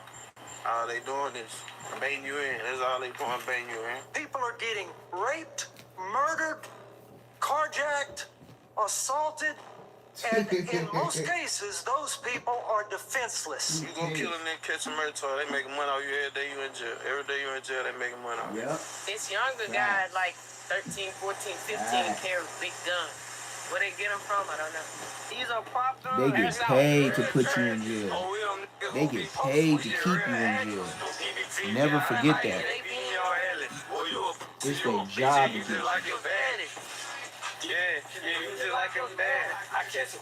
All the phones and I'm Fair Louisiana. Poker time, you heard me? Doing that shit. How old is that on there? I'm 18. I'm 21. I just turned 20. 17. Young, 16. Like, if you made the 25, you old. Trying to get there. We just right here. You make this 25, you old. How old are you? I'm 16. You're 16. Yeah. I got shot in the chest. Oh, yeah. That's wild, bro. It's wild out here. When did it get so bad? Shit. 2016, 17. 2017. Was there an incident that sparked criminality? Him. Sorry. You hear me? Go out here. Yeah, man, long live the members, man. And after that incident, it changed. Yeah. So was everyone friends before that? Yeah. Real. Everybody locked in. It'd be like this. Shit, nigga probably fuck around and kill your cousin, your close homeboy. You ain't gonna just let that ride.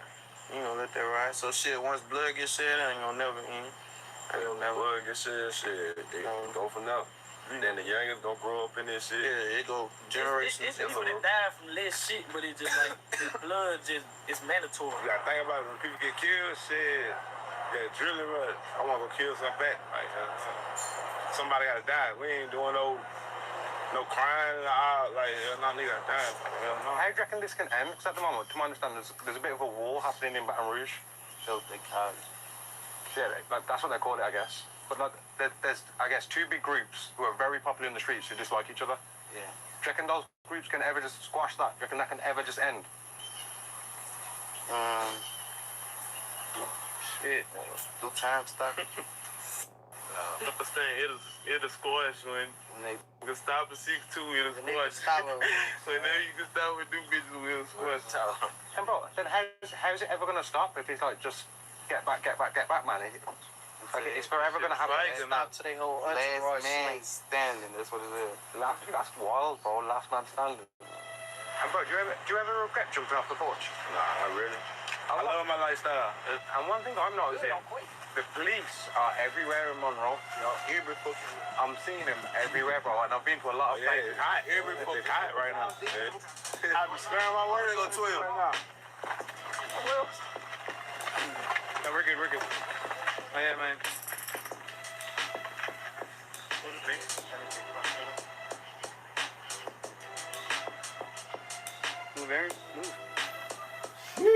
So we're just walking through the hood. Apparently they have cameras on poles around here. And because he was walking around the hood with 20, 30 man deep, 3-piece cars have just rolled up and everyone's dispensed.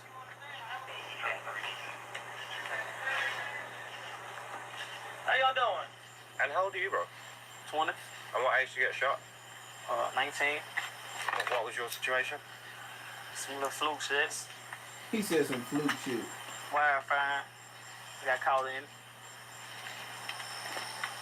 Oh. Just standing in the road.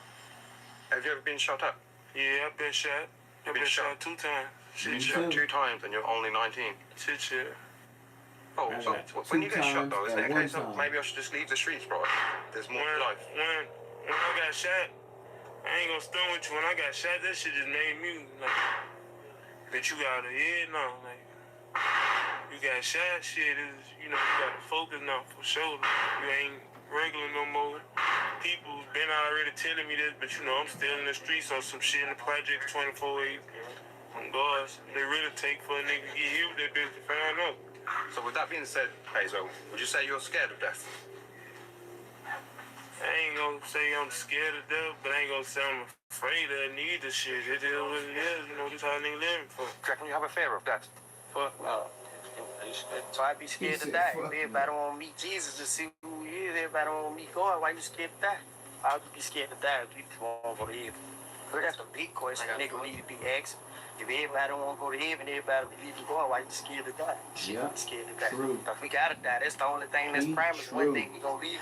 That's what everybody gotta do. We all gotta die. They just gotta tune in. I ain't Tune in. I don't even think about it. Cause get what? I done seen people die. Man, shit, Me too. that shit look easier than what we Me going too. through. Especially when you see it over and over. When you see it over and over, it just play in your head. You get numb to it. You just go react. You don't even care. Have you seen anybody trying to break into a house down the street? No. Y'all just doing music videos? Yeah. Okay. We have very limited information. We just got told a whole bunch of people were in this general area. That's why we figured we'd come and talk to you guys. How y'all doing? What's going on? We got a call for a burglary down the street. A burglary? Yeah. Oh hell nah. So the reason why me and my partners and everything, while we're talking to you guys, is the person who called. I don't even know where that person is. Yeah, we just wanted to see what was going on with you so we could harass you and see what's going on. Break into a house down the road. No, we've been out there. And that's what I figured. As soon as we pull up, I saw y'all just hanging out, just enjoying your night. Yeah. Like, more than likely, this is gonna be some bullshit. Yeah. I'm just being honest with you. Yeah, you're right though. Appreciate that, though. Ain't no problem. Appreciate it. That's scandalous. Somebody just called on some bogus stuff just to harass him. And then when they supposed to show up, they not coming out the house. He said, y'all want to go to Cameron? That's wild. Man, we been down here though to the car. Yeah. Then they see the camera on, so they got a different attitude. Yeah, the attitude would have been different. You would have been like, stop ripping on my partner. Yeah, he's straight. Niggas send a shot at me. I'm pulling up the same day. Better watch you be hanging around there, still up off your plate. Niggas watch my every move. That's on my son. These niggas gay. I ain't playing with you niggas when we meet up face to face. Ain't no cameras around this way. I want it done. I call up Jay. Have to boast up in my Jesus. Could come got 448. I ain't tripping. If I got a crash, I'll move up out of state. Yo, bro, what's the name? MJND Jewelry, man. And where are we at the moment? I don't understand nothing he just said. Do you have to constantly be looking over your shoulder wherever you go? Yeah, you Hell yeah. where you go though. Louisiana ain't no joke. The smallest foot, so you really Everybody get at 18 years old, you can get an assault rifle. You gotta be cautious around a bit though. It's legal. This life is giving you PTSD. Yeah, for sure. And gunshots every day growing up, shit, being in that shit. Cause they're down there, every party gets What's up with him swinging his arms, bro? He nervous? Oh yeah, that shit'll bring you PTSD though. What other shit? Where did you get shot? Shot in my legs and bullshit. Hey, bro, after you got shot, didn't you think about maybe this life isn't I'm loving the J's. I got the same J's on the wall that I drew. I drew them same J's on the wall. You can't look at it like that. Like, I know I'm sorry to hear that as well, first of all, bro. Okay, what happens now with the girlfriend? Shit, like, same thing. Wrong place, wrong time. Shit, You want to murder your girlfriend? Yeah. It's like crazy. That's how this life goes. Shit, you gotta take whatever come with. You can't give up and run from this shit. How did that affect you, bro? And how long shit, did you get me up. Shit, we were together for like 2 years. Like, shit, me up, but I wouldn't show nobody. Oh, his girl got shot with him and she died. I ain't showing no outsider like that. Damn. I lost my girl, bro. I'm ready to go sit. I ain't scared to die.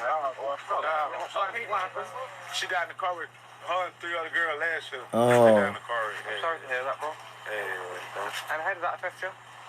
Shit, it's bad, bro. I ain't gonna lie. That shit really fucked me up. You gotta realize I slept on her every night. What up? You know? What's the deal? On the back of that, Peter, what would you say is the worst memory you have?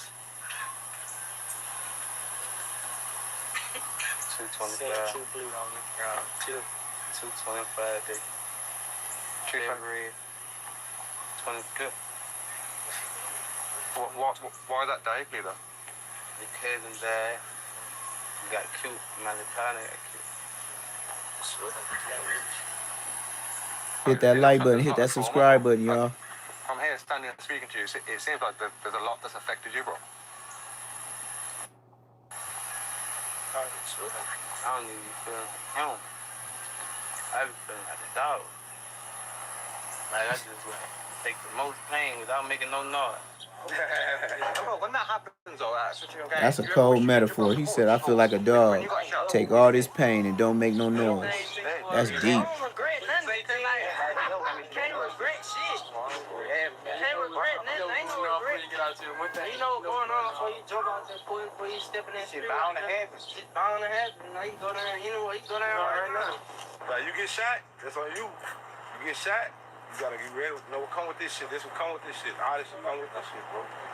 You go to jail for selling dope, or go to jail for selling weed, and I'll come with this shit. Yeah, bro. Take a lick. All right. You gotta take a lick. I create. When you do lose someone to the streets, what's going through your head at that stage? Is it a case of maybe leave the streets or get back? Like what goes through someone's head when that happens? I ain't gonna lie. Shit. What you think, like, shit? Losing somebody, like, I ain't gonna lie. Imagine, like, you losing, like, close to you, somebody close to you, like your baby brother, your child or something. You know what I'm saying? All justice is given. Right, brother, I know you're in it. That's all justice. Justice for our babies, nigga. That's all justice. Giving back is all justice. I know the way to take nobody quitting all that goofy ass. Man, they got big straps.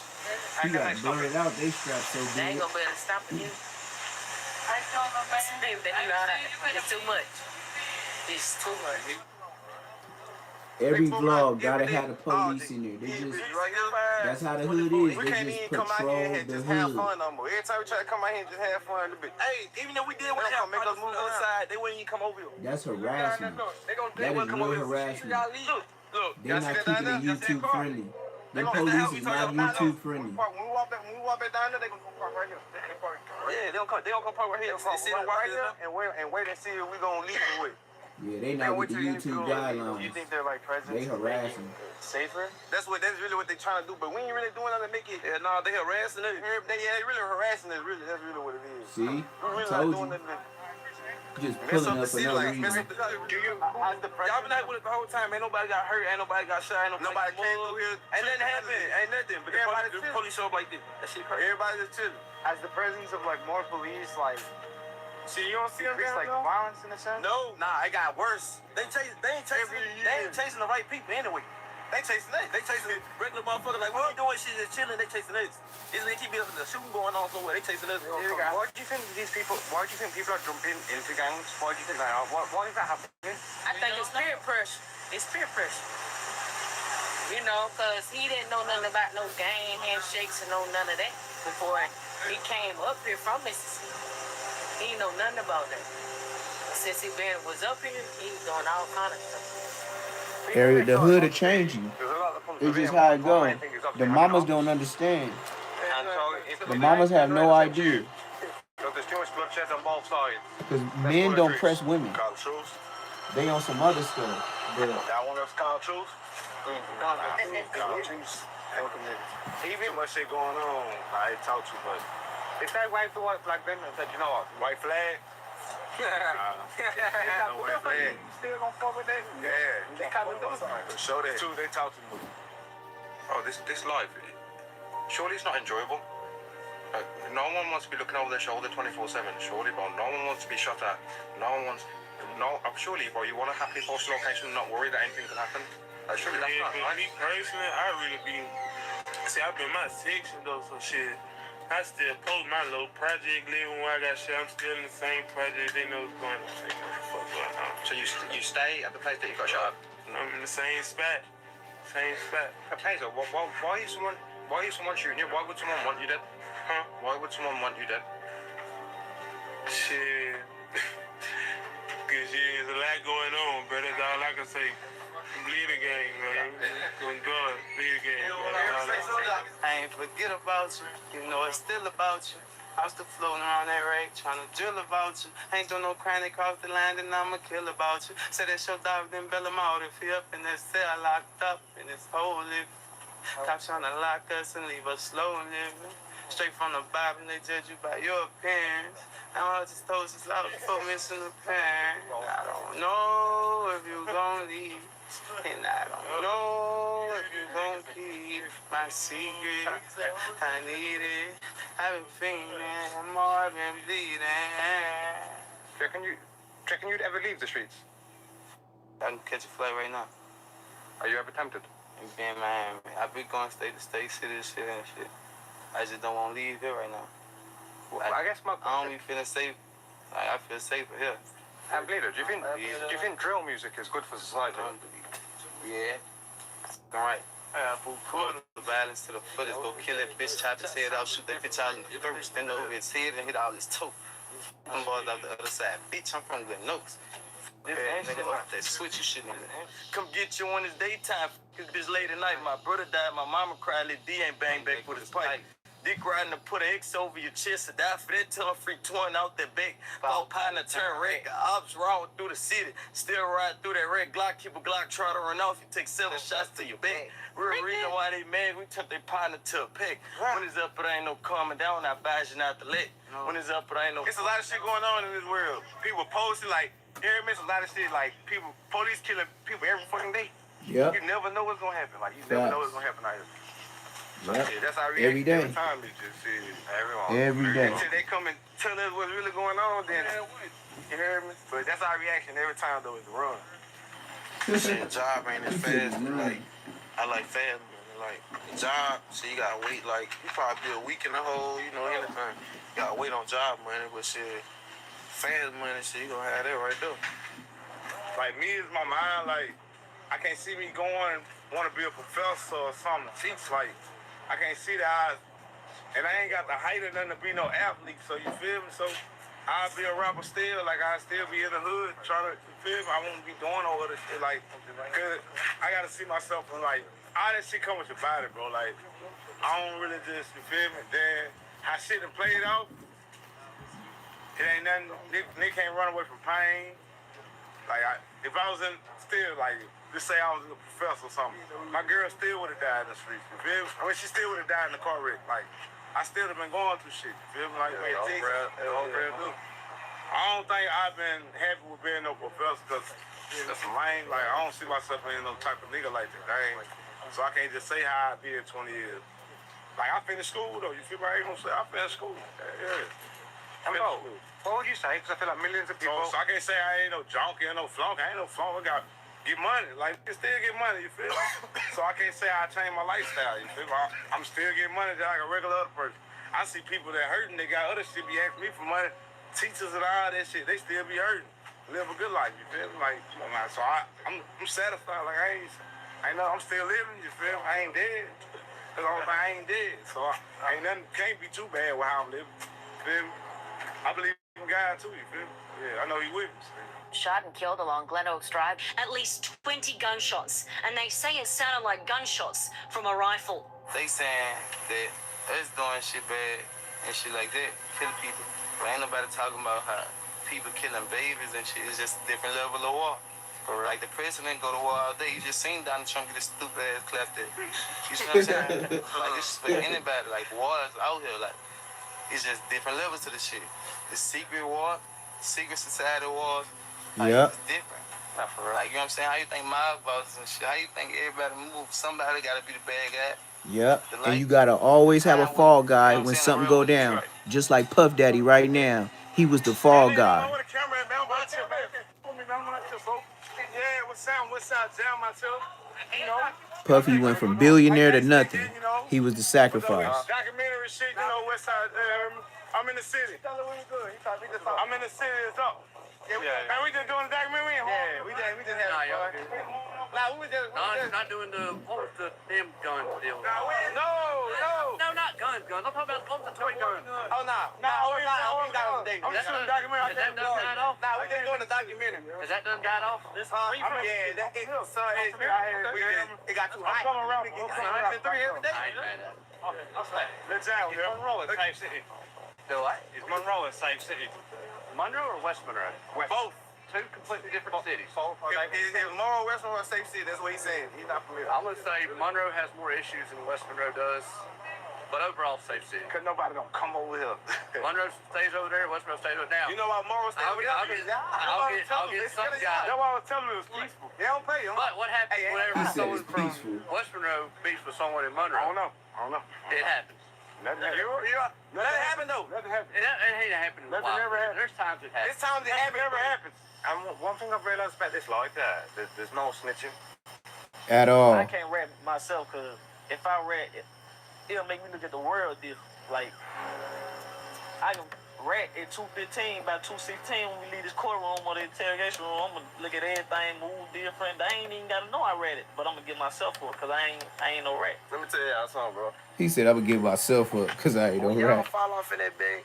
In that It sound interrogation good. room, It sound y'all real snitching, good. but y'all just don't know. Y'all still finna do time for this charge that y'all got caught with. Yeah, you doing time. They already know what they finna do. You snitching, And they ain't doing trick. shit. Yeah. Put somebody else in the mix. If Telling you ain't doing got nothing caught, for if you. do what you were doing at the time when you was doing that shit, go ahead and take your L like a man. Take your bro. lick. Like, you snitching, you still gonna do time by It don't matter. It don't matter how many niggas on that drill. If you the only one got caught, you take your lick. Take your lick. You ain't got no choice because you know what come with this shit. Is Take your lick. So if you out here, you got to know. This Yeah, if shit you dead, did it, bro. if you said you was with it, what is you telling for? Hell no. I won't with telling nobody. I'd rather them dead than in jail. Yeah. Hit that like button. Hit that subscribe button. Dead. Hell no. So again, going back to I can't touch him in jail. That's crazy. And I don't wish this shit on nobody. I done did time, so you know that I know how this shit is. Like that shit ain't a place for no man. So I'd rather them in the grave. Yeah, I lost people. I'd rather them in the grave. Feel how I feel. And the police said, if you tell me who did this, they'll go to prison forever. What would you say?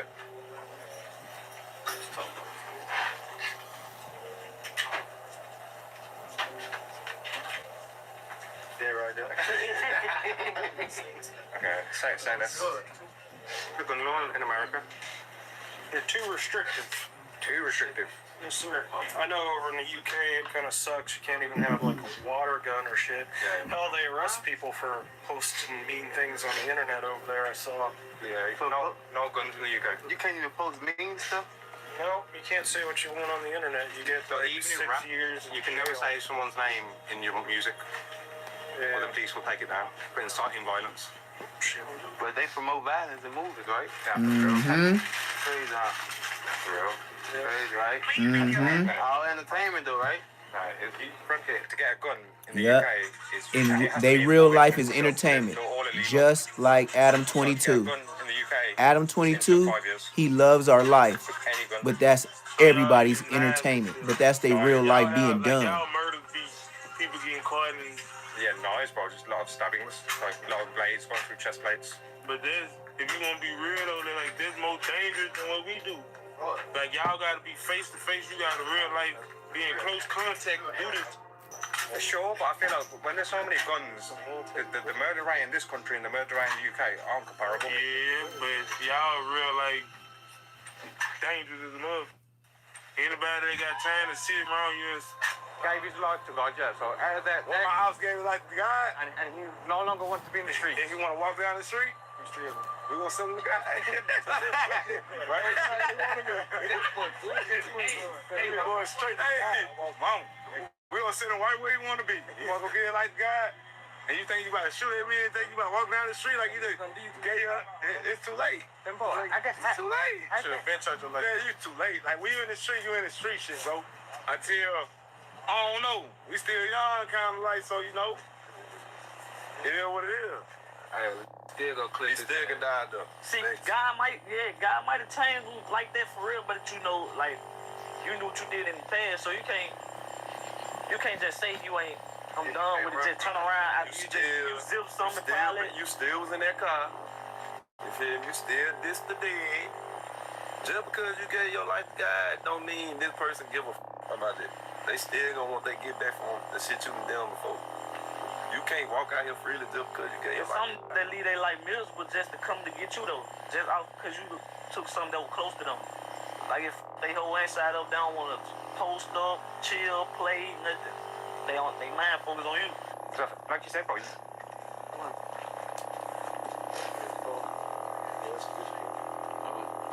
Yeah. Getting a bit nervous. Sheesh.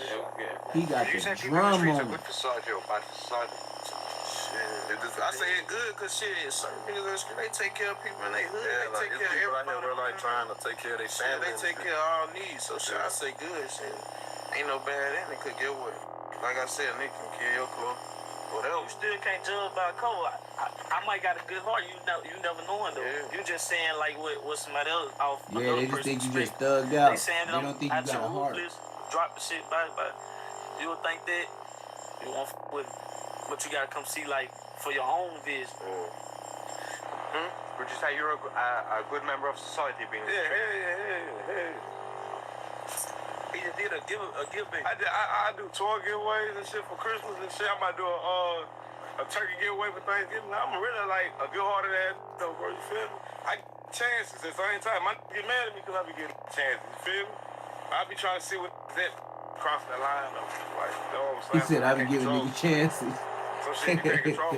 He said they be mad at me Pushing because the I'm giving tempo, bro. niggas Like, it don't chances. even really be us, bro. I can tell we about to straight get money. Like, let's chill. I'm about to get us rich. I'm about to get us out this bitch in a minute, though. We ain't gonna have to worry about none of that shit in a minute. You feel me? We good. My niggas all good, bro. We good. We about to be out this bitch. I swear to God, bro. We about to put this shit on. What would you say, I guess, to the next generation who are now, I guess, jumping off the porch and getting into the streets? What would you say to them children? I tell them don't do it. It's dangerous out here. See, her son was here. He done moved back to Mississippi with his dad. He was out here picking up bad habits. Yeah. Gang signs. Yeah. Want to do what they doing, like follow it. I be telling him to be a leader, but he be a follower. And that's not good out here. Not for real. But you know, as long as I've been here, it's bad. It's bad. And bro, what would you say, I guess, to the next generation who are jumping off the porch? Don't do what they do and get stood over by a switch. Because don't be doing no funky shit out here. Real talk. It's ain't stopping until they hit something. I got a feeling millions of people are going to watch this documentary. I got the fucking nigga in place. I ain't gonna leave the nigga in place wrong. If you gonna be a killer, I'm gonna tell you the right way to do it. If you gonna be a stealer, then gonna rap the right way to do it. Just listen to the shit. Don't be out here doing funky shit. Everything, anything. If you wanna be a bakery, go look on YouTube about a bake cake. Like you see what I'm saying? Like, you gotta put the effort. Like, you gotta do some shit. All that standing around, that's nothing. I'd rather go for the ball and don't catch it. You don't work, you don't eat. It's a nigga environment that f***ed them up. Like, I don't be meaning to be on a razor shit, but think about it. Like, the government really f***ed up the black community. Mamas can't whoop the churn, or you go to jail. Because they saying you abusing them. But that's what just they tactic to be like, you know, we used to see white churn tell their mama. Like they supposed to know what's abuse we looking like, and what's normal. we say that Like, time, mama, I understand that people be abusing their kids, but you but can't do that no more. some They people, gonna go to jail. they need it. Them kids need it. White people just wanted to create our environment like theirs, cause they shit been up. They churn been disrespecting mama. We wasn't like that. We used to get the beat out of us. But now, you try to whoop your child, discipline him, he's dead. You're going to jail. So they really f***ed up their environment. They gotta blame themselves. They trying to blame everybody else. But they don't look at the bigger picture. They just blame the people f***ed up, man. There's a lot of shit they got going on that's f***ed up. Would you say Louisiana is racist as a state? Yeah, most likely. Especially if put Jeff Landry, who just came up there trying to fuck over niggas, but he can eat them. That's what the he can't do. I heard that. You worrying about, oh, they got niggas out here in the game, but you ain't worrying about these white people going shoot up schools and raping these kids and shit. You heard me? You ain't worrying about all that. You heard me? Y'all need to talk about shit like that. Y'all talking about gang. This ain't no gang shit. We all grew up together. We all cousins. Y'all putting gang behind the nigga name. Nigga ain't on no gang shit. Nigga on some family shit. So it's a family. Y'all putting gang on there. Y'all trying to stick a label on us that don't go on here. How the fuck you gonna put a Casamigo label on a Hennessy bottle, man? All right, y'all. That's the end of the live. Well, man. it is. For show. Thank everybody Our for story watching. begins in Columbus, Thank you for Georgia, everybody on the being morning- here. I'm going to be up bright and early. You know how I do. Cracking like eggs for the AM shift. I've been doing this strong for the whole, last 2 months, y'all. So, in the morning, About like 6, 7 o'clock, I'll have another AM. And then as usual, around 10 o'clock, 9:30, that's my PM. Say Less Moments TV. Like, comment, subscribe, hype this up. And we out.